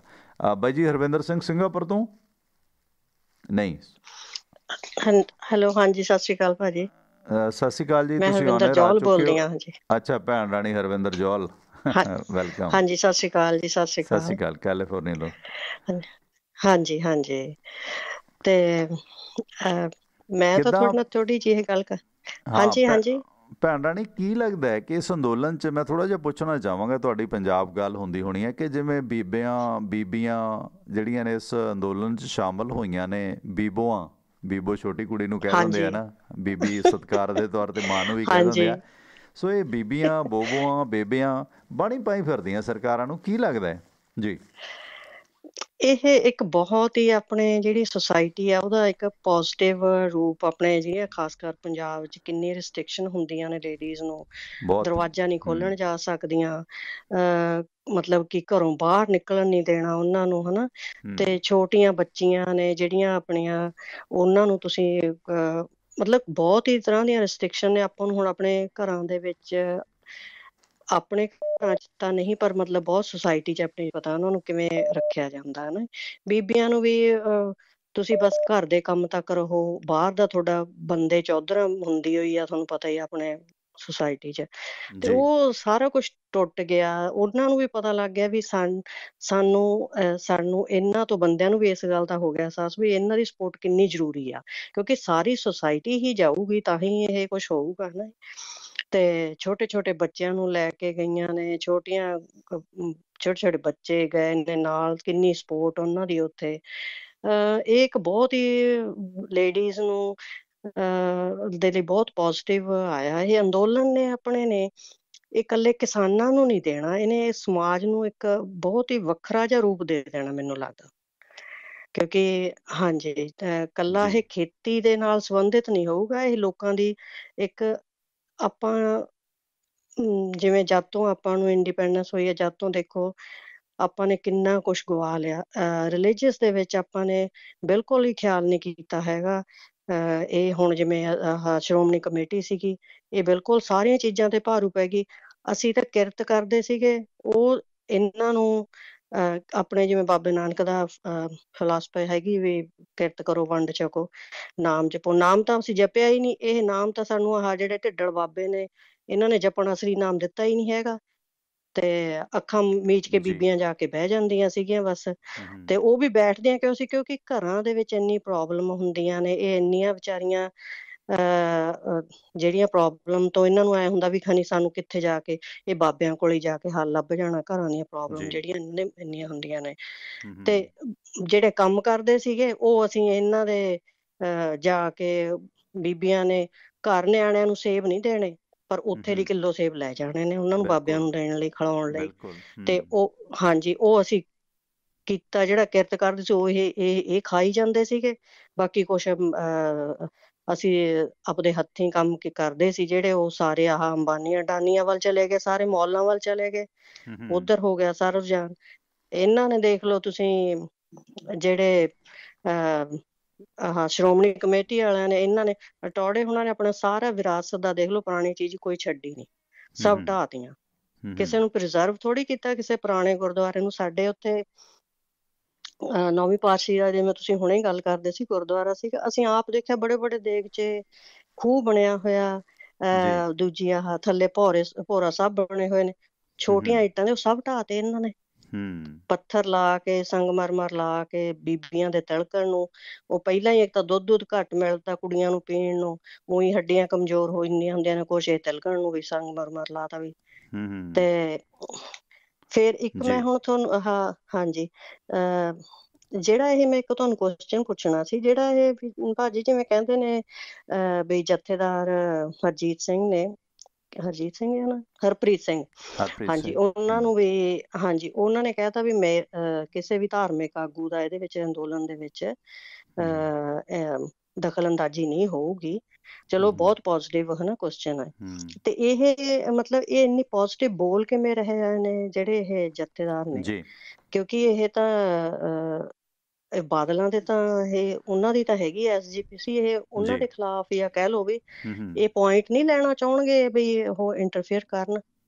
ਰਾਈਟ, ਕੋਈ ਨਹੀਂ ਭੈਣ, ਮੈਂ ਜਵਾਬ ਦਿੰਦਾ। ਹਾਂਜੀ, ਇੱਕ ਮੈਂ ਹੋਰ ਵੀ, ਹਾਂਜੀ, ਮੈਂ ਰਿਪੋਰਟ ਤੁਸੀਂ ਵੀ ਸੁਣੀ ਹੋਣੀ ਸ਼ਾਇਦ, ਉਹ ਡਾਕਟਰ ਦਵਿੰਦਰ ਸ਼ਰਮਾ ਦੀ ਅੱਜ ਹੀ ਸੁਣੀ ਸੀ ਮੈਂ, ਉਹ ਜਿਹੜੀ ਕੱਲ ਉੱਥੇ ਚੰਡੀਗੜ੍ਹ ਹੋਈ ਆ ਸੈਮੀਨਾਰ ਹੋਇਆ, ਬਹੁਤ ਵਧੀਆ ਫੰਕਸ਼ਨ ਹੋਇਆ, ਆਪਾਂ ਜੁੜਨਾ ਉਹਨਾਂ ਨਾਲ ਵੀ ਜੀ। ਹਾਂਜੀ, ਤੇ ਉਹ ਮੈਂ ਰਿਪੋਰਟ ਸੁਣੀ ਸੀ, ਬਹੁਤ ਹੀ ਵਧੀਆ ਉਹਨਾਂ ਨੇ ਡਾਕਟਰ, ਮੈਂ ਦੂਜੀ ਪੀ ਸਾਈਨਾਥ ਜੀ ਨਹੀਂ ਸੁਣੀ ਹੈਗੀ, ਪਰ ਇਹਨਾਂ ਦੀ ਸੁਣੀ ਮੈਂ ਉਹ। ਤੇ ਬਹੁਤ ਹੀ ਵਧੀਆ ਉਹਨਾਂ ਦੀ ਜਿਹੜੀ ਰਿਪੋਰਟ ਸੀਗੀ ਕੱਲ ਵਾਲੀ, ਬਹੁਤ ਹੀ ਜ਼ਿਆਦਾ ਵਧੀਆ ਸੀਗੀ। ਉਹਨਾਂ ਨੇ ਇੱਕ ਗੱਲ ਕਹੀ ਕਿ ਅਸੀਂ ਜਿਹੜੇ ਕਿਸਾਨ ਨੇ, ਉਹਨਾਂ ਦੇ ਪਾਟੀਆਂ ਹੋਈਆਂ ਪੱਗਾਂ, ਖਿਲਰੀ ਹੋਈ ਦਾੜੀ, ਤੇ ਜੁੱਤੀਆਂ ਟੁੱਟੀਆਂ ਹੋਣ, ਵੀ ਇਸ ਆਪਾਂ ਸੋਚ ਤੋਂ ਕਦੋਂ ਬਾਹਰ ਆਉਣਾ ਵੀ ਜੇ ਸਾਫ਼ ਸੁਥਰਾ ਕੱਪੜਾ ਪਾਇਆ ਤਾਂ ਉਹ ਕਿਸਾਨ ਨਹੀਂ ਹੋ ਸਕਦਾ। ਜਿਵੇਂ ਦੀਪ ਸਿੱਧੂ ਨੇ ਕਿਹਾ ਸੀ ਕਿ ਪੌਣੇ 'ਚ ਰੋਟੀ ਨਹੀਂ ਬੰਨ ਕੇ ਲੈ ਕੇ ਗਏ, ਹਨਾ, ਵੀ ਕਿਸਾਨ ਹੁਣ ਕਿਤੇ ਪੌਣੇ ਦੀ ਰੋਟੀ ਤੋਂ ਬਾਅਦ ਡੱਬੇ ਦੇ ਵਿੱਚ ਜਾਂ ਕਿਸੇ ਹੋਰ ਚੀਜ਼ ਦੇ ਵਿੱਚ ਟਿਫਨ ਦੇ ਵਿੱਚ ਰੋਟੀ ਨਹੀਂ ਖਾ ਸਕਦਾ ਹੈਗਾ। ਹਨਾ, ਤੇ ਉਹ ਵੀ ਇਹੀ ਵੀ ਉਹਨਾਂ ਨੇ ਇਹੀ ਗੱਲ ਕਹੀ ਕਿ ਕੱਪੜੇ ਪਾਟੇ ਹੋਣ, ਦਾੜੀ ਖਿਲਰੀ ਹੋਵੇ, ਉਹਨੂੰ ਹੀ ਤੁਸੀਂ ਕਿਸਾਨ ਕਹੋਗੇ। ਤੇ ਉਹ ਉਹਨਾਂ ਦੀ ਰਿਪੋਰਟ ਬਹੁਤ ਵਧੀਆ ਸੀਗੀ, ਤੇ ਉਹਨਾਂ ਨੇ ਕਿਹਾ ਕਿ ਜਿਹੜੀ ਸਬਸਿਡੀ ਜਿਹੜੀ MSP ਹੋਣੀ ਚਾਹੀਦੀ ਆ, ਜਿਵੇਂ ਜਿਹੜੀ ਰਿਪੋਰਟ ਦੇ ਮੁਤਾਬਕ ਜਿਵੇਂ ਸਾਰੇ ਟੀਚਰ ਦੀ ਕਹਿ ਲਓ ਜਾਂ ਗੌਰਮੈਂਟ ਦੇ EMPLOYE ਦੀ ਕਹਿ ਲਓ ਜਾਂ ਪ੍ਰੋਫੈਸਰ ਦੀ ਕਹਿ ਲਓ, ਜਿਹੜੀ ਇਨਕਰੀਜ਼ ਹੋਈ ਆ ਪੇ, ਉਸ ਦੇ ਮੁਤਾਬਕ ਇਹਨਾਂ ਨੂੰ 7600 ਰੁਪਈਆ ਇਹਨਾਂ ਦੀ ਉਹ ਚਾਹੀਦੀ ਆ, ਕਣਕ ਦੀ ਜਿਹੜੀ ਮਿਨੀਮਮ ਵੈਲਿਊ ਹੁੰਦੀ ਆ, MSP ਜਿਹਨੂੰ ਕਹਿੰਦੇ ਆ। ਹਾਂਜੀ, ਤੇ ਉਹ ਬਹੁਤ ਵਧੀਆ ਰਿਪੋਰਟ ਸੀ। ਮੈਂ ਮਤਲਬ ਇੰਨੀ ਖੁੱਲ ਕੇ ਕਹਿਣ ਵਾਲੀ ਰਿਪੋਰਟ ਮੈਂ ਪਹਿਲੀ ਵਾਰੀ ਸ਼ਾਇਦ ਸੁਣੀ ਹੋਵੇ। ਬਹੁਤ ਕਮਾਲ ਦੇ ਉਹ ਐਕਚੁਅਲੀ ਪਹਿਲਾਂ ਜਰਨਲਿਸਟ ਵੀ ਨੇ ਤੇ ਹੁਣ ਉਹ ਆਰਥਿਕ ਮਾਹਰ ਨੇ, ਪ੍ਰੋਫੈਸਰ ਦਵਿੰਦਰ ਸ਼ਰਮਾ ਸਾਹਿਬ। ਬਹੁਤ ਕਮਾਲ ਦੀਆਂ ਉਹਨਾਂ ਦੀਆਂ ਹਿੰਦੀ ਜਿਹੜੇ ਚੈਨਲ ਨੇ ਉਹਨਾਂ ਤੇ ਵੀ ਉਹਨਾਂ ਦੀਆਂ ਰਿਪੋਰਟਸ ਪਈਆਂ ਨੇ। ਸੋ ਇੱਥੇ ਸੋਚਣਾ ਪਏਗਾ ਭੈਣ ਕਿ ਇਹ ਸਿਰਫ ਇਹ ਨਹੀਂ, ਕਈ ਕਹਿੰਦੇ ਕਾਮਰੇਡ ਮਾਓਵਾਦੀ। ਹੁਣ ਜੇ ਇੱਦਾਂ ਹੀ ਤੁਸੀਂ ਕਹੋਗੇ ਪ੍ਰੋਫੈਸਰ ਦਵਿੰਦਰ ਸ਼ਰਮਾ ਬਾਈਕਾਸਟ ਤੇ ਹਿਮਾਚਲੀ ਨੇ, ਸ਼ਰਮਾ ਨੇ ਪੰਡਤ ਪਰਿਵਾਰ ਚੋਂ ਨੇ, ਪਰ ਲੁੱਟ ਬਹੁਤ ਹੋ ਰਹੀ ਹੈ। ਉਹਨਾਂ ਨੇ ਲੁੱਟ ਦੇ ਮੁਤਾਬਕ ਉਹ ਕਿਸੇ ਪੋਲੀਟੀਕਲ ਪਾਰਟੀ ਨਾਲ ਸੰਬੰਧਿਤ ਨਹੀਂ ਹੈ, ਹੈ ਨਾ। ਇਸ ਕਰਕੇ ਇਹ ਦੋਸ਼ ਲਾ ਦੇਣਾ ਕਿ ਇਹ ਤਾਂ ਜੀ ਕਾਮਰੇਡ ਹੈ, ਇਹ ਤਾਂ ਜੀ ਖਾਲਿਸਤਾਨੀ ਹੈ, ਇਹ ਇਹਨਾਂ ਦੀਆਂ ਰਿਪੋਰਟਾਂ ਨੂੰ ਝੁਠਲਾਉਣ ਦਾ ਸਰਕਾਰਾਂ ਕੋਲ ਇੱਕ ਜ਼ਰੀਆ ਭੈਣ, ਇਸ ਤੋਂ ਬਾਅਦ ਕੁਛ ਨਹੀਂ ਹੈ। ਬਿਲਕੁਲ ਉਸ ਸਮਾਗਮ ਦੀ ਅਪਡੇਟ ਲਵਾਂਗੇ ਆਪਾਂ। ਉਹਦੇ ਗੱਲ ਕੀਤੀ ਵੀ ਸੀ, ਇਹ ਜਿਹੜਾ ਸਮਾਗਮ ਹੋਣਾ ਸੀ ਪ੍ਰੋਫੈਸਰ ਜਗਮੋਹਨ ਸਿੰਘ ਹੋਰਾਂ ਨੇ ਕਰਵਾ ਰਹੇ ਨੇ, ਉਹਦੇ ਉੱਤੇ ਇੱਕ ਹੋਰ ਗੱਲ ਮੈਂ ਕਹਿਣੀ ਸੀ। ਹਾਂਜੀ, ਇਹ ਜਿਵੇਂ ਕੱਲ ਖੱਚਰ ਦਾ ਹੈਲੀਕਾਪਟਰ ਹਰਿਆਣੇ ਚ ਉਤਰਨ ਨਹੀਂ ਦਿੱਤਾ, ਤੇ ਉਹ ਤੁਹਾਨੂੰ ਪਤਾ ਹੀ ਹੈ, ਇਹ ਬਾਦਲ ਤੇ ਚੌਟਾਲੇ ਹੋਣੀ, ਤਾਂ ਬਾਦਲ ਤੇ ਚੌਟਾਲਾ ਇਹ ਪੱਗਵਟ ਭਰਾ ਬਣੇ ਹੋਏ ਨੇ ਜੀ ਇਹ। ਤੇ ਇਹ ਚੌਟਾਲੇ ਹੁਣਾਂ ਦਾ ਹਰਿਆਣੇ ਚ ਜਿਵੇਂ ਦਬਦਬਾ ਹੈਗਾ। ਤੇ ਹੁਣ ਮੈਂ ਪਰਸੋਂ ਦੇਖਦੀ ਸੀ, ਜਿਹੜਾ ਦੂਜਾ ਉਹ ਦੁਸ਼ਟ ਚੌਟਾਲਾ, ਉਹ ਤਾਂ ਹੁਣ ਨਹੀਂ ਹਜੇ ਰਿਜ਼ਾਈਨ ਕਰ ਰਿਹਾ, ਜਿਹੜਾ ਇਹਨਾਂ ਦਾ ਪੋਤਾ। ਤੇ ਜਿਹੜਾ ਇਹਨਾਂ ਦਾ ਮੁੰਡਾ, ਉਹ ਜਿਹੜਾ ਮੁੰਡਾ ਨਾ, ਉਹ ਗਿਆ ਸੀਗਾ ਅੰਦੋਲਨ ਚ ਜਿੱਦਣ ਟਰੈਕਟਰ ਰੈਲੀ ਹੋਣੀ ਸੀ, ਚੱਲਿਆ ਸੀਗਾ ਉਦਣ। ਤੇ ਇਹਨਾਂ ਬਾਰੇ ਇੱਕ ਨਾ ਇੰਟਰਸਟਿੰਗ ਗੱਲ ਆ, ਸ਼ਾਇਦ ਮੈਨੂੰ ਤੁਸੀਂ ਔਨ 에ਅਰ ਹੈਗਾ, ਮੈਨੂੰ ਪਤਾ ਨੀ ਕਹਿਣੀ ਵੀ ਨੀ ਚਾਹੀਦੀ ਇਹ ਗੱਲ। ਹਾਂਜੀ, ਇਹ ਨਾ ਸਰਸੇ ਵੱਲ ਜਿੱਥੇ ਆਪਣਾ ਇਹਨਾਂ ਦਾ ਪਿੰਡ ਸੀਗਾ, ਉੱਥੇ ਇਹ ਉਸ ਟਾਈਮ ਇੱਕ ਬਹੁਤ ਵੱਡੀ ਇਹ ਗੱਲ ਸੀਗੀ। ਇਹ ਸੱਚੀ ਆ ਗੱਲ, ਇਹ ਜਿਹੜੀ ਮੈਂ ਕਹਿ ਰਹੀ ਹਾਂ ਤੁਹਾਨੂੰ। ਹਾਂਜੀ, ਇਹ ਕੀ ਕਰਦੇ, ਜਿਹੜਾ MLA ਇਹਨਾਂ ਨੂੰ ਲੱਗਦਾ ਸੀ ਨਾ ਕਿ ਬਾਗੀ ਹੋ ਰਿਹਾ, ਉਹਨੂੰ ਇਹ ਹੈਲੀਕਾਪਟਰ ਚ ਬਿਠਾ ਕੇ ਉੱਪਰ ਗੇੜਾ ਦਵਾਉਂਦੇ ਸੀਗੇ, ਤੇ ਉੱਪਰ ਧਮਕਾਉਂਦੇ ਸੀਗੇ ਕਿ ਬਈ ਹਨਾ ਤੂੰ ਬਾਗੀ ਨਹੀਂ, ਮਤਲਬ ਉਹਨੂੰ ਗੱਲ ਮਨਾਉਣ ਦੇ ਲਈ ਇਹ। ਤੇ ਹੁਣ ਕੀ ਪਤਾ ਵੀ ਜਿਵੇਂ ਹੁਣ ਸੁਖਬੀਰ ਬਾਦਲ ਨੇ ਕਹਿਤਾ ਵੀ ਸਾਡੇ 7 ਜਿਹੜੇ ਸ਼ਹੀਦ ਹੋਏ ਨੇ, ਉਹਨਾਂ ਚੋਂ 40 ਤਾਂ ਸਾਡੇ ਹੀ ਸੀਗੇ। ਤੇ ਫਿਰ ਜੇ ਚਲੋ ਉਹਨਾਂ ਦੇ ਵੀ ਸੀਗੇ, ਤੇ ਫਿਰ ਕੀ ਪਤਾ ਚੌਟਾਲੇ ਤੋਂ ਕੋਈ ਗੁਰਮੰਤਰ ਲੈ ਲੈਣ, ਵੀ ਦੇਖ ਲਈਏ ਮੋਦੀ ਨੂੰ ਬਿਠਾ ਕੇ ਉੱਪਰ ਲੈ ਚੱਲੀਏ, ਤਾਂ ਉੱਤੇ ਹੀ ਲਿਜਾ ਕੇ ਮਾੜਾ ਮੋਟਾ ਡਰਾ ਡਰੂ ਕੇ ਕਿਸੇ ਤਰ੍ਹਾਂ ਮਨਾ ਲਈਏ ਇਹਨੂੰ। ਨਹੀਂ, ਬਹੁਤ ਕੁਛ ਕਰਦੇ ਆ ਭੈਣ ਸਿਆਸਤਦਾਨ, ਬਹੁਤ ਕੁਛ ਕਰਦੇ ਆ। ਥੈਂਕ ਯੂ ਭੈਣ, ਥੈਂਕ ਯੂ। ਸਤਿ ਸ਼੍ਰੀ ਅਕਾਲ। ਹਾਂਜੀ, ਸਤਿ ਸ਼੍ਰੀ ਅਕਾਲ, ਸਤਿ ਸ਼੍ਰੀ ਅਕਾਲ ਜੀ। ਸੋ ਇਹ ਦੇਖੋ, ਅੰਦੋਲਨ ਦੇ ਵਿੱਚ ਮੈਂ ਜਿਸ ਤਰ੍ਹਾਂ ਦਵਿੰਦਰ ਸ਼ਰਮਾ ਹੋਰਾਂ ਦੀ ਰਿਪੋਰਟਸ ਨੇ, ਖੇਤੀ ਲਾਗਤਾਂ ਦੇ ਵਿੱਚ ਸਵਾਮੀਨਾਥਨ ਰਿਪੋਰਟ, ਸਾਈਨਾਥ, ਸਾਰਿਆਂ ਦੀਆਂ ਰਿਪੋਰਟਸ ਨੇ ਕਿ ਉਨੀਆਂ ਕੀਮਤਾਂ ਨਹੀਂ, ਜੇ ਉਨੀਆਂ ਕੀਮਤਾਂ ਜਿੰਨੇ ਖਰਚੇ ਨੇ ਮਿਲਣ ਤਾਂ ਰੇਟ ਫਸਲਾਂ ਦਾ ਬਹੁਤ ਜ਼ਿਆਦਾ ਹੋ ਸਕਦਾ। ਉਹਦੇ ਨਾਲ ਜੇ ਕਣਕ ਇੰਨੀ ਮਹਿੰਗੀ ਹੋਏਗੀ ਤਾਂ ਫਿਰ ਆਟੇ ਦਾ ਕੀ ਰੇਟ ਹੋਏਗਾ। ਪਰ ਦੂਜੇ ਬੰਨੇ ਇਸ ਅੰਦੋਲਨ ਦੇ ਵਿੱਚ ਤੁਸੀਂ ਵੇਖੋ ਕਿ ਠੀਕ ਹੈ, ਕਿਤੇ ਵਾਇਲੈਂਸ ਹੁੰਦੀ ਹੈ, ਨਹੀਂ ਹੋਣੀ ਚਾਹੀਦੀ, ਇਹ ਨਿੰਦਣਯੋਗ ਹੈ, ਅਸੀਂ ਆਲੋਚਨਾ ਵੀ ਇਸ ਦੀ ਕਰਦੇ ਹਾਂ। ਦੂਜੇ ਬੰਨੇ ਕੁੰਡਲੀ ਬਾਰਡਰ 'ਤੇ ਜਿਹੜੇ ਧਰਨੇ 'ਚ ਗਏ ਲੋਕ ਨੇ, ਉਹਨਾਂ ਨੇ ਉੱਥੇ ਕਲਾਸਾਂ ਸ਼ੁਰੂ ਕਰ ਲਈਆਂ। ਕਲਾਸਾਂ ਇਹ ਨਹੀਂ ਕਿ ਜਿਹੜੇ ਬੱਚੇ ਉਰੋਂ ਗਏ ਨੇ ਉਹ ਤਾਂ ਔਨਲਾਈਨ ਪੜ੍ਹਦੇ ਨੇ, ਆਪਣੇ ਨਾਲ ਕਾਲਜ ਜੁੜੇ ਨੇ। ਉੱਥੇ ਜਿਹੜੇ ਸਥਾਨਕ ਝੁੱਗੀ ਝੌਪੜੀ ਵਾਲਿਆਂ ਦੇ ਬੱਚੇ ਨੇ, 200 ਦੇ ਕਰੀਬ ਬੱਚਿਆਂ ਨੂੰ ਟੈਂਟ ਲਾ ਕੇ ਪੜ੍ਹਾਇਆ ਜਾ ਰਿਹਾ। ਜਿਹੜੇ ਇਸ ਅੰਦੋਲਨ 'ਚ ਗਏ ਲੋਕ ਨੇ, ਪੰਜਾਬ ਤੋਂ 7 ਨੌਜਵਾਨ, ਸੁਖਵਿੰਦਰ ਸਿੰਘ ਵਧਾਵਾ, ਗੈਰੀ ਵੜਿੰਗ, ਦਿਨੇਸ਼ ਚੱਢਾ, ਪਰਮਿੰਦਰ ਗੋਲਡੀ, ਸਤਨਾਮ ਸਿੰਘ, ਬਲਕਾਰ ਸਿੰਘ, ਗੁਰਪ੍ਰੀਤ ਸਿੰਘ, ਇਹਨਾਂ ਨੇ ਆਈਡੀ ਆਇਆ ਕਿ ਉਹ MA ਪਾਸ ਨੇ, PhDਆਂ ਕੀਤੀਆਂ ਹੋਈਆਂ ਨੇ, ਜਾਂ ਕੁਛ ਬੇਰੁਜ਼ਗਾਰ ਨੇ। ਉਹਨਾਂ ਨੇ ਉੱਥੇ ਰੋਜ਼ ਬੱਚੇ ਇਕੱਠੇ ਕਰਦੇ ਨੇ, ਉਹਨਾਂ ਨੂੰ ਅੰਗਰੇਜ਼ੀ, ਹਿੰਦੀ, ਪੰਜਾਬੀ, ਮੈਥ ਉੱਥੇ ਪੜ੍ਹਾਉਂਦੇ ਨੇ। ਤੇ ਇਸੇ ਤਰ੍ਹਾਂ ਜਿਹੜਾ ਹੈਗਾ ਸਾਂਝੀ ਸੱਥ ਦਾ ਨਾਂ ਦਿੱਤਾ ਗਿਆ। ਚੌਪਾਲ ਸ਼ੁਰੂ ਕੀਤੀ ਗਈ ਹੈ। 7 ਨੌਜਵਾਨਾਂ ਨੇ 450 ਤੋਂ ਜ਼ਿਆਦਾ ਇਹਨਾਂ ਦੇ ਮੈਂਬਰ ਹੋ ਗਏ ਨੇ। ਸਾਰਿਆਂ ਨੂੰ ਬੋਲਣ ਦਾ ਮੌਕਾ ਦਿੱਤਾ ਜਾਂਦਾ। ਇਹ ਚੌਪਾਲ ਵੀ ਲਾਉਂਦੇ ਨੇ, ਬੱਚਿਆਂ ਨੂੰ ਪੜ੍ਹਾਉਂਦੇ ਨੇ। ਇਹ ਬੱਚੇ ਪਹਿਲਾਂ ਪੂਰਾ ਦਿਨ ਘੁੰਮਦੇ ਰਹਿੰਦੇ ਸੀ, ਪਰ ਹੁਣ ਇਹਨਾਂ ਬੱਚਿਆਂ ਨੂੰ ਗੁਰਪ੍ਰੀਤ ਸਿੰਘ ਬਠਿੰਡਾ ਨੇ ਦੱਸਿਆ ਕਿ ਅੰਦੋਲਨ ਦੇ ਵਿੱਚ ਉਹ ਰੁੱਝੇ ਰਹਿਣ ਕਰਕੇ ਇਹ ਜਿਹੜੇ ਬੱਚੇ ਨੇ ਇਹਨਾਂ ਨੂੰ ਅੰਦੋਲਨ ਦੇ ਬਾਰੇ, ਦੇਸ਼ ਦੇ ਬਾਰੇ ਜਾਂ ਉੱਥੇ ਬਿਠਾ ਕੇ ਨਾਲੇ ਲੰਗਰ ਖਵਾਉਂਦੇ ਨੇ, ਕੁਛ ਟੌਫੀਆਂ ਚੋਕਲੇਟ ਦਿੰਦੇ ਨੇ ਕਿ ਇਸ ਬਹਾਨੇ ਬੱਚੇ ਉੱਥੇ ਆ ਕੇ ਟੈਂਟਾਂ ਦੇ ਵਿੱਚ 250 ਬੱਚਾ ਇਹਨਾਂ ਕੋਲ ਪੜ੍ਹਦਾ। ਪਰ ਇਹਨਾਂ ਦੇ ਟੀਮ ਦੇ ਮੈਂਬਰ ਲਗਾਤਾਰ ਵੱਧਦੇ ਜਾ ਰਹੇ ਨੇ।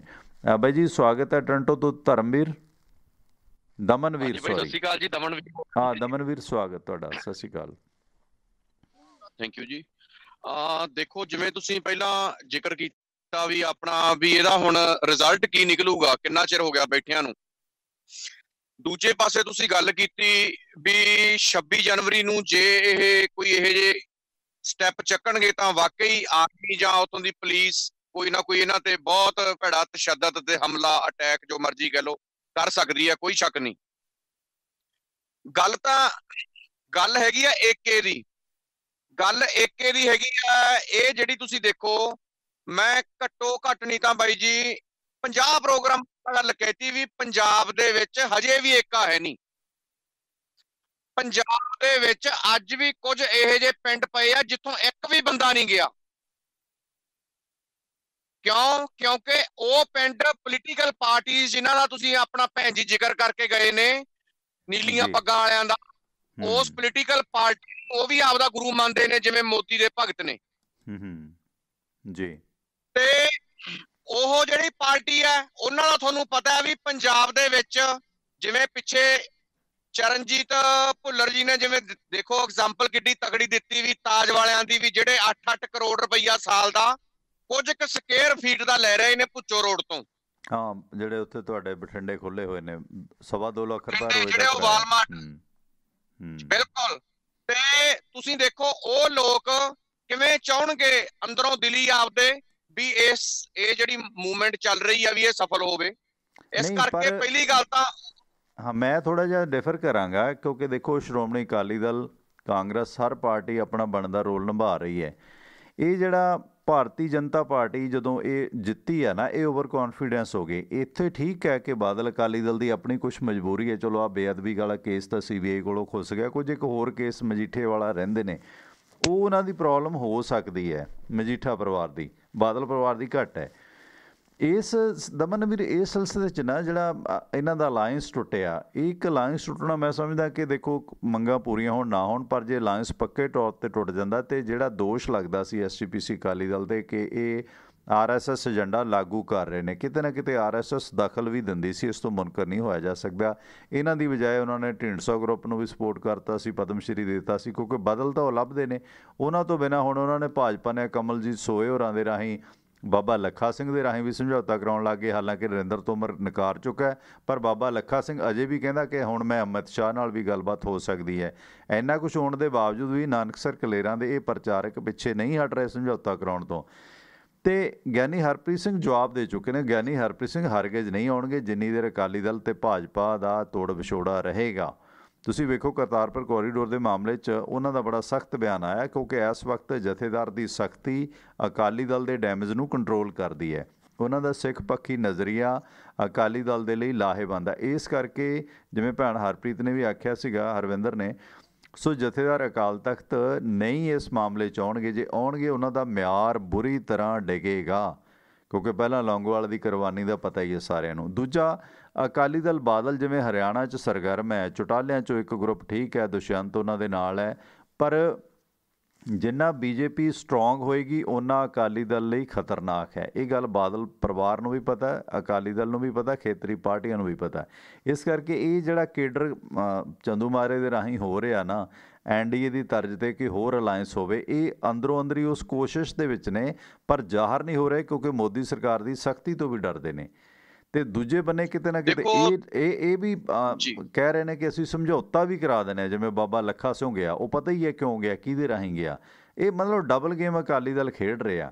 ਪਰ ਹਰਿਆਣਾ ਦੇ ਵਿੱਚ ਹੁਣ ਜਿਵੇਂ ਅਲਾਇੰਸ ਟੁੱਟ ਰਿਹਾ ਤੇ ਉਹ ਇੱਕ ਮੋਦੀ ਸਰਕਾਰ ਵਾਸਤੇ ਬਹੁਤ ਖਤਰੇ ਦੀ ਨਿਸ਼ਾਨੀ ਹੈ। ਸੋ ਇਸ ਕਰਕੇ ਅਕਾਲੀ ਦਲ ਬੜਾ ਬਚ ਬਚਾ ਕੇ ਤੇ ਭਾਜਪਾ ਦੇ ਉੱਤੇ ਦਬਾਅ ਵੀ ਬਣਾ ਰਿਹਾ ਤੇ ਯਾਰੀ ਵੀ ਰੱਖ ਰਿਹਾ ਥੋੜ੍ਹੀ ਬਹੁਤੀ।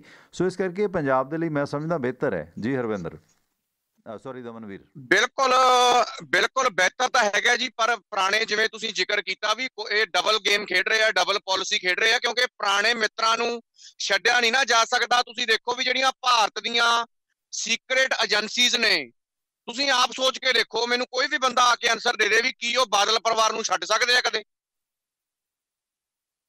ਕੋਈ ਸੀਕ੍ਰੇਟ ਏਜੰਸੀ ਬਾਦਲ ਪਰਿਵਾਰ ਨੂੰ ਕਦੇ ਛੱਡ ਸਕਦੀ ਹੈ? ਜਿਹੜੇ ਬਾਦਲ ਪਰਿਵਾਰ, ਜਿਹੜੀ ਬਾਦਲ ਪਾਰਟੀ, ਜਿਹਨੇ ਪੰਜਾਬੀ 'ਚ ਇਹ ਪੁੱਠੇ ਪਾਸੇ ਨਾ ਲੈ ਕੇ ਜਾਇਓ, ਜਿਹਨੇ ਕਹਿੰਦੇ ਹੁੰਦੇ ਆ ਪੰਜਾਬੀ ਜਗ੍ਹਾ ਕਹਾਵਤ ਸੀ ਵੀ ਕੋਈ ਚਬਾਰਾ ਨਹੀਂ ਛੱਡਿਆ, ਉਹ ਗਲਤ ਪਾਸੇ ਨਹੀਂ ਲਿਜਾਣ ਵਾਲੀ ਗੱਲ। ਚਬਾਰਾ ਕਹਿਣ ਦਾ ਭਾਵ ਵੀ ਉਹੋ ਜੀ ਕੋਈ ਨੁੱਕੜ ਥਾਂ ਜਿੱਥੇ ਇਹ ਗਏ ਨਹੀਂ। ਇਹਨਾਂ ਨੂੰ ਸਭ ਪਤਾ ਹੈ ਚੋਰ ਮੋਰੀਆਂ ਦਾ, ਤਾਂ ਕਰਕੇ ਇਹਨਾਂ ਨੂੰ ਉਹ ਛੱਡ ਨਹੀਂ ਸਕਦੇ। ਪਰ ਅੰਦਰੋਂ ਅੰਦਰੀ, ਬਾਹਰੋਂ ਸੋਸ਼ਲ ਮੀਡੀਆ ਤੇ, ਬਾਹਰ ਆਮ ਜਨਤਾ ਦੇ ਵਿੱਚ ਇਹਨਾਂ ਦਾ ਬੋਲ ਬਾਣੀ, ਇਹਨਾਂ ਦੀ ਬੋਡੀ ਲੈਂਗੁਏਜ, ਇਹਨਾਂ ਦੇ ਬਿਆਨ ਜਿਹੇ ਜਿਹੇ ਮਰਜ਼ੀ ਹੋਣ, ਇਹ ਅੰਦਰੋਂ ਅੱਜ ਵੀ ਇੱਕ ਹੈ।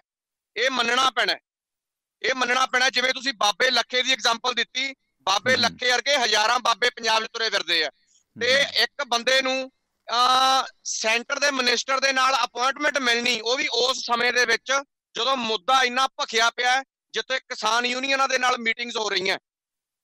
ਤੇ ਇਹ ਇੱਕ ਬਹੁਤ ਵੱਡਾ ਮੁੱਦਾ, ਇਹ ਸਾਹਮਣੇ ਆਪ ਹੀ ਪਤਾ ਲੱਗ ਰਿਹਾ ਵੀ ਇਹ ਪਾਰਟੀ ਕਿਵੇਂ ਗੇਮ ਪਲੇ ਕਰ ਰਹੀ ਹੈ। ਮੈਨੂੰ ਇਸ ਚੀਜ਼ ਦਾ ਡਰ ਚੱਲ ਰਿਹਾ ਜੋ ਵੀ ਇਹ ਤੁਸੀਂ ਦੇਖਿਓ, ਇਹ ਜਿਹੜੀ ਮੂਵਮੈਂਟ ਹੈਗੀ ਆ, ਇਹ ਨਾਰਿਆਂ ਤੋਂ, ਉੱਥੋਂ ਪੀਸਫੁਲ ਬੈਠਣ ਤੋਂ, ਵਿਦੇਸ਼ਾਂ ਦੇ ਵਿੱਚੋਂ ਪੀਸਫੁਲ ਤਰੀਕੇ ਦੇ ਨਾਲ ਬੈਠਣ ਤੋਂ ਤਬਦੀਲ ਹੋਣੀ ਹੈ।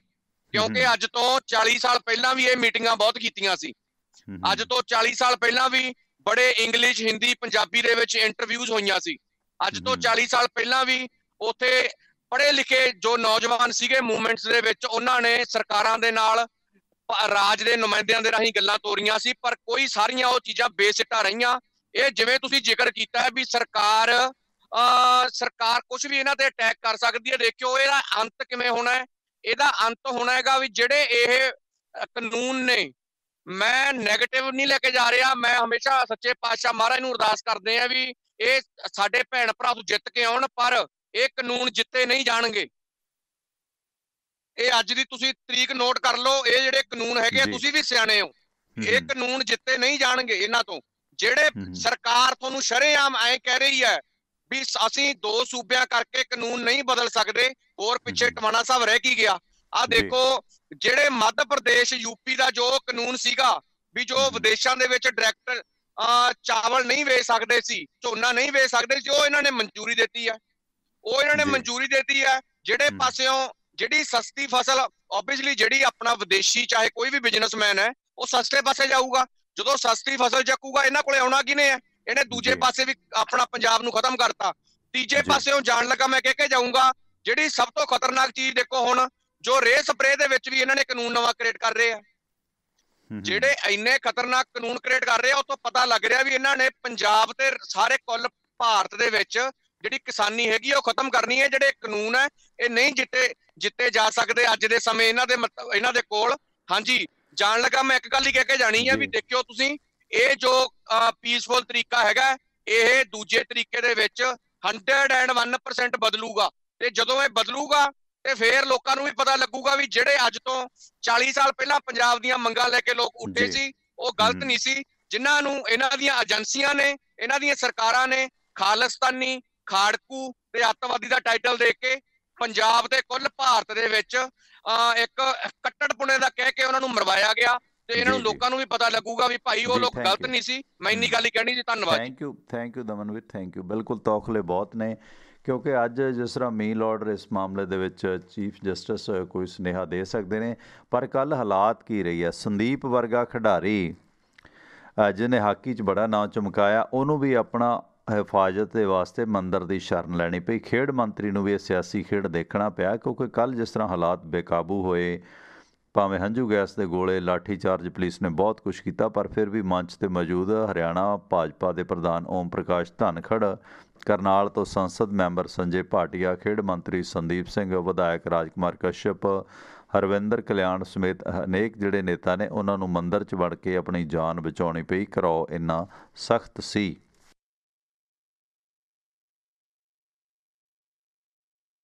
ਤੇ ਇਸ ਦੌਰਾਨ ਇਹ ਜਿਹੜੀ ਸਥਿਤੀ ਬਣ ਰਹੀ ਹੈ ਇਹ ਬਹੁਤ ਮਾਯੂਸ ਕਰਨ ਵਾਲੀ ਹੈ, ਕਿਉਂਕਿ ਪੰਜਾਬ ਦੇ ਵਿੱਚ ਵੀ ਭਾਜਪਾ ਦੇ ਪ੍ਰਧਾਨ ਅਸ਼ਵਨੀ ਸ਼ਰਮਾ ਦਾ ਜਲੰਧਰ ਦੇ ਵਿੱਚ ਬਹੁਤ ਸਖਤ ਘਿਰਾਓ ਹੋਇਆ। 3 ਘੰਟੇ ਧਰਨੇ ਦੇ ਦੌਰਾਨ ਪ੍ਰਦਰਸ਼ਨਕਾਰੀ ਕਿਸਾਨਾਂ ਨੇ ਪੁਲਿਸ ਨਾਲ ਜਿਹੜਾ ਇੱਟ ਖੜਕਾ ਕੀਤਾ, ਖਿੱਚੋਤਾਣ ਹੋਈ। ਇਸ ਮੌਕੇ ਪੰਜਾਬ ਭਾਜਪਾ ਪ੍ਰਧਾਨ ਅਸ਼ਵਨੀ ਸ਼ਰਮਾ ਨੇ ਕਿਹਾ ਕਿ ਕਾਂਗਰਸ ਪਲੈਨਿੰਗ ਦੇ ਨਾਲ ਇਹ ਕੁਛ ਕਰ ਰਹੀ ਹੈ, ਜਿਹੜੇ ਵਿਰੋਧ ਕਰ ਰਹੇ ਨੇ ਇਹ ਕਾਂਗਰਸ ਦੇ ਗੁੰਡੇ ਨੇ ਤੇ ਮੇਰੀ ਕਾਰ ਤੇ ਹਮਲਾ ਕਰਨ ਵਾਲੇ ਕਿਸਾਨ ਨਹੀਂ ਹੈ। ਇਸ ਸੰਬੰਧੀ ਕਿਸਾਨਾਂ ਤੇ ਸਿੱਧਾ ਹਮਲਾ ਕਰਨ ਤੋਂ ਬਚਦਿਆਂ ਅਸ਼ਵਨੀ ਸ਼ਰਮਾ ਨੇ ਆਖਿਆ ਕਿ ਜੋ ਲੋਕ ਇਹ ਪ੍ਰਦਰਸ਼ਨ ਕਰ ਰਹੇ ਨੇ ਕਿਸਾਨ ਹੋ ਨਹੀਂ ਸਕਦੇ। ਜਿਨ੍ਹਾਂ ਨੇ ਮੇਰੀ ਕਾਰ ਤੇ ਹਮਲਾ ਕੀਤਾ ਸੀ ਉਹ ਵੀ ਕਿਸਾਨ ਨਹੀਂ ਸੀ। ਸੋ ਭਾਜਪਾ ਦੀਆਂ ਰੈਲੀਆਂ ਦਾ ਵਿਰੋਧ ਕਾਂਗਰਸੀ ਕਰ ਰਹੇ ਨੇ। ਕਾਂਗਰਸ ਸੰਸਦ ਰਵਨੀਤ ਬਿੱਟੂ ਨੂੰ ਉਚੇਚਾ ਨਿਸ਼ਾਨਾ ਬੀਜੇਪੀ ਬਣਾ ਰਹੀ ਹੈ ਕਿ ਇਸ ਨੇ ਕਿਹਾ ਸੀ ਕਿ ਲਾਸ਼ਾਂ ਦੇ ਢੇਰ ਵਿਛਾ ਦਿਆਂਗੇ। ਸੋ ਇਹ ਕਿਤੇ ਨਾ ਕਿਤੇ ਜਿਹੜਾ ਹੈਗਾ ਨਾ ਰਾਸ਼ਟਰਪਤੀ ਰਾਜ ਦਾ ਸੁਪਨਾ ਵੇਖਣ ਦਾ ਜ਼ਰੀਆ ਜਿਸ ਪਾਸੇ ਨੂੰ ਹੈ, ਅਤੇ ਇਹਨਾਂ ਪ੍ਰਦਰਸ਼ਨਕਾਰੀਆਂ ਨੂੰ ਵੀ ਚਾਹੀਦਾ ਕਿ ਹਿੰਸਕ ਨਹੀਂ ਹੋਣਾ ਚਾਹੀਦਾ। ਮੈਂ ਕੱਲ੍ਹ ਜਲੰਧਰ 'ਚ ਵੀ ਵੇਖਿਆ ਇੱਕ ਨਿਹੰਗ ਸਿੰਘ ਸੀਗਾ ਅੰਮ੍ਰਿਤਧਾਰੀ, ਜਿਸ ਦੇ ਕੋਲ ਵੱਡੀ ਤਲਵਾਰ ਸੀ, ਕਿਰਪਾਨ ਸੀ, ਪਰ ਉਸ ਨੇ ਵੀ ਕਿਰਪਾਨ ਫੜ ਕੇ ਉਹ ਜਾ ਰਿਹਾ ਸੀ, ਹਾਲਾਂਕਿ ਉਹ ਮਿਆਨ 'ਚੋਂ ਬਾਹਰ ਨਹੀਂ ਸੀ ਕੱਢੀ। ਪਰ ਇਸ ਤਰ੍ਹਾਂ ਦੀਆਂ ਜਿਹੜੀਆਂ ਫੁਟੇਜ ਨੇ ਨਾ, ਦੇਖੋ ਇਹ ਹਥਿਆਰ ਖਾਲਸੇ ਦਾ ਚਿੰਨ੍ਹ ਨੇ, ਪਰ ਜਦੋਂ ਇਹ ਹਥਿਆਰ ਦਾ ਪ੍ਰਦਰਸ਼ਨ ਹਥਿਆਰਾਂ ਦੀ ਜਿਹੜੀ ਫੁਟੇਜ ਹੈ ਲੋਕਾਂ ਦੇ ਸਾਹਮਣੇ ਜਾਂਦੀ ਹੈ ਨਾ, ਅਤੇ ਫਿਰ ਉਹ ਗੋਦੀ ਮੀਡੀਆ ਦੇਖੋ ਜੀ ਕਿਵੇਂ ਜਾਨੋਂ ਮਾਰਨ। ਕਿਉਂਕਿ ਹੁਣ ਜਿਵੇਂ ਗੋਹੇ ਦੀ ਟਰਾਲੀ ਲੈ ਕੇ ਬੰਦਾ ਆਇਆ ਸੀ ਅਤੇ ਉਹ ਟਰੈਕਟਰ ਲੈ ਕੇ ਆਇਆ ਸੀ, ਕਿ ਟਰੈਕਟਰ ਚੜਾਉਣ ਦੀ ਕੋਸ਼ਿਸ਼ ਕਰ ਰਿਹਾ, ਉਹ 'ਤੇ 307 ਲਗਾ ਦਿੱਤੀ ਸੀ। ਇਹ ਸਾਰੇ ਸਿਲਸਿਲੇ ਵਿੱਚ ਸਰਕਾਰਾਂ ਦੀ ਨੀਂਦ ਉੱਡ ਰਹੀ ਹੈ। ਅਤੇ ਇਹ ਜਿਹੜੀ ਸਥਿਤੀ ਇਹ ਨਹੀਂ ਕਿ ਪੰਜਾਬ 'ਚ ਹੀ ਹੈ, ਇਹ ਸਥਿਤੀ ਬੰਗਾਲ 'ਚ ਵੀ ਹੋਈ ਹੈ। ਬੰਗਾਲ ਦਾ ਸਾਬਕਾ ਟਰਾਂਸਪੋਰਟ ਮੰਤਰੀ ਸ਼ਿਵੇਂਦਰੂ ਅਧਿਕਾਰੀ, ਜਿਹੜਾ ਇਹਨਾਂ ਦਾ ਕਾਸਟ ਹੈ ਉਧਰ ਅਧਿਕਾਰੀ ਕਾਸਟ ਚੱਲਦੀ ਹੈ, ਸੋ ਸ਼ਿਵੇਂਦਰੂ ਅਧਿਕਾਰੀ ਨੰਦੀਗ੍ਰਾਮ ਦੇ ਦਫ਼ਤਰ 'ਤੇ ਉਹਦੇ ਕੱਲ੍ਹ ਹਮਲਾ ਹੋਇਆ, ਕਿਉਂਕਿ ਇਹ ਜਿਹੜਾ ਸਾਬਕਾ ਮੰਤਰੀ ਸੀਗਾ ਤ੍ਰਿਣਮੂਲ ਕਾਂਗਰਸ ਦਾ, ਮਮਤਾ ਬੈਨਰਜੀ ਖੇਮੇ ਦਾ ਸਾਬਕਾ ਟਰਾਂਸਪੋਰਟ ਮੰਤਰੀ ਸੀ, ਇਹ ਭਾਜਪਾ ਸ਼ਾਮਲ ਹੋ ਗਿਆ ਅਤੇ ਇਸ ਦੇ ਦਫ਼ਤਰ ਦੀ ਭੰਨ ਤੋੜ ਹੋਈ ਹੈ। ਦੋਨੇ ਧਿਰਾਂ ਦੇ ਵਿੱਚ ਕਾਫੀ ਜਿਹੜਾ ਹੈਗਾ ਖੂਨੀ ਲੜਾਈ ਹੋਈ ਹੈ। ਮਿਦਨਾਪੁਰ ਜ਼ਿਲ੍ਹੇ ਦੇ ਵਿੱਚ TMC ਅਤੇ ਭਾਜਪਾ ਦੇ ਜਿਹੜੇ ਵਰਕਰ ਨੇ ਆਪਸ ਵਿੱਚ ਭਿੜੇ ਨੇ, ਕਈ ਲੋਕ ਜ਼ਖਮੀ ਹੋਏ ਨੇ, ਇੱਟਾਂ ਪੱਥਰ ਲਾਠੀਆਂ ਚੱਲੀਆਂ ਨੇ। ਅਤੇ ਹੁਣ ਭਾਜਪਾ ਨੇ ਦੋਸ਼ ਲਾਇਆ ਕਿ TMC ਦੇ ਵਰਕਰਾਂ ਨੇ ਗੁੱਸੇ ਹੋ ਕੇ ਕਿ ਉਹਨਾਂ ਦਾ ਨੇਤਾ ਮੰਤਰੀ ਰਿਹਾ ਸ਼ਿਵੇਂਦਰੂ ਅਧਿਕਾਰੀ ਟਰਾਂਸਪੋਰਟ ਮੰਤਰੀ ਰਿਹਾ, ਇਹ ਭਾਜਪਾ 'ਚ ਕਿਉਂ ਸ਼ਾਮਲ ਹੋ ਰਿਹਾ, ਅਤੇ ਉੱਥੇ ਭਾਜਪਾ ਅਤੇ ਤ੍ਰਿਣਮੂਲ ਕਾਂਗਰਸ ਦੇ ਵਿੱਚ ਖੂਨ ਡੋਲਵੀਂ ਜੰਗ ਜਿਹੜੀ ਚੱਲ ਰਹੀ ਹੈ। ਵੈਸੇ ਤਾਂ ਜਿਸ ਤਰ੍ਹਾਂ ਦੇ ਹਾਲਾਤ ਬਣ ਰਹੇ ਨੇ ਨਾ, ਬੰਦਾ ਬਹੁਤ ਮੁਸ਼ਕਿਲਾਂ ਦੇ ਵਿੱਚ ਹੈ ਇਸ ਵਕਤ ਵੀ। ਜਿਸ ਤਰ੍ਹਾਂ ਵਿਦੇਸ਼ਾਂ ਦੇ ਵਿੱਚ ਰਾਤ ਦਾ ਵਕਤ ਹੈ, ਇੰਡੀਆ 'ਚ ਸਵੇਰ ਦਾ ਵਕਤ ਹੈ। ਦੇਖੋ ਜਿਹੜੇ ਜੋਬਾਂ 'ਤੇ ਨੇ ਉਹਨਾਂ ਨੇ ਤਾਂ ਨੀਂਦਰੇ ਰਹਿਣਾ ਹੀ ਹੈ, ਪਰ ਆਮ ਲੋਕ ਵੀ ਜਿਹੜੇ ਨੇ ਨਾ ਉਹ ਨੀਂਦਰੇ ਦਾ ਸ਼ਿਕਾਰ ਹੋ ਰਹੇ ਨੇ, ਸਲੀਪ ਡਿਸਆਰਡਰ ਦਾ, ਕਿਉਂਕਿ ਇਸ ਤਰ੍ਹਾਂ ਦੀਆਂ ਮਾਨਸਿਕ ਸਮੱਸਿਆਵਾਂ ਬਹੁਤ ਵੱਧਦੀਆਂ ਨੇ। ਇਸ ਸੰਬੰਧੀ ਇੱਕ ਸਰਵੇ ਰਿਪੋਰਟ ਮੈਂ ਤੁਹਾਡੇ ਨਾਲ ਜ਼ਰੂਰ ਸਾਂਝਾ ਕਰਾਂਗਾ, ਕਿਉਂਕਿ ਜਿਹੜਾ ਸਾਡੇ ਕੋਲ ਬਦਲ ਸੀਗਾ ਲੋਰੀਆਂ ਦਾ, ਛੋਟੇ ਛੋਟੇ ਬੱਚਿਆਂ ਨੂੰ ਮਾਵਾਂ ਲੋਰੀਆਂ ਦੇ ਕੇ ਸੁਣਾਉਂਦੀਆਂ ਸੀ, ਕਈ ਲੋਕ ਪਾਠ ਸੁਣਦੇ ਸੌਂ ਜਾਂਦੇ ਨੇ। ਸੋ ਸਕੂਨ ਦੇ ਵਾਸਤੇ ਇੱਦਾਂ ਦੀ ਲੋਰੀਆਂ ਲਿਰਿਕਸ ਬਹੁਤ ਜ਼ਰੂਰੀ ਹੁੰਦੇ ਨੇ। ਪਰ ਅਫਸੋਸ ਕਿ ਮੈਂ ਵਿਰਸੇ ਨਾਲ ਸੰਬੰਧਿਤ ਗੱਲ ਕਰਾਂ ਕਿ 5-6 ਸਾਲ ਪਹਿਲਾਂ ਨਾ ਇੱਕ ਸਰਵੇ ਸਾਹਮਣੇ ਆਇਆ ਸੀਗਾ ਲੋਰੀਆਂ ਦਾ। 10,000 ਤੋਂ ਵੱਧ ਮਾਵਾਂ 'ਤੇ ਸਰਵੇ ਕੀਤਾ ਗਿਆ ਸੀ ਪੂਰੀ ਇੰਡੀਆ ਦੀਆਂ 'ਤੇ। ਸਿੰਪਲ ਸਰਵੇ ਸੀ ਇਹ ਇੱਕ, ਅਤੇ ਜਿਨ੍ਹਾਂ ਕੋਲ ਬੱਚੇ ਹੋਏ ਸੀ ਉਹਨਾਂ ਮਾਵਾਂ ਦਾ ਸਰਵੇ ਕੀਤਾ ਗਿਆ ਸੀ, ਜਿਸ ਦੇ ਵਿੱਚ ਪਤਾ ਲੱਗਿਆ ਕਿ ਲੋਰੀਆਂ ਸਾਨੂੰ ਭੁੱਲ ਗਈਆਂ ਨੇ। ਪੰਜਾਬ ਅਤੇ ਹਰਿਆਣਾ ਦੋਨੇ ਸੂਬੇ ਇਸ ਮਾਮਲੇ 'ਚ 11ਵੇਂ ਸਥਾਨ 'ਤੇ ਸੀ, ਜਿੱਥੇ ਮਾਵਾਂ ਨੂੰ ਲੋਰੀਆਂ ਨਹੀਂ ਸੀ ਆਉਂਦੀਆਂ, ਨਾਨੀਆਂ ਦਾਦੀਆਂ ਨੂੰ ਥੋੜ੍ਹੀਆਂ ਯਾਦ ਸੀ। ਅਤੇ ਲੋਰੀ ਇੱਕ ਥੈਰੇਪੀ ਹੈ।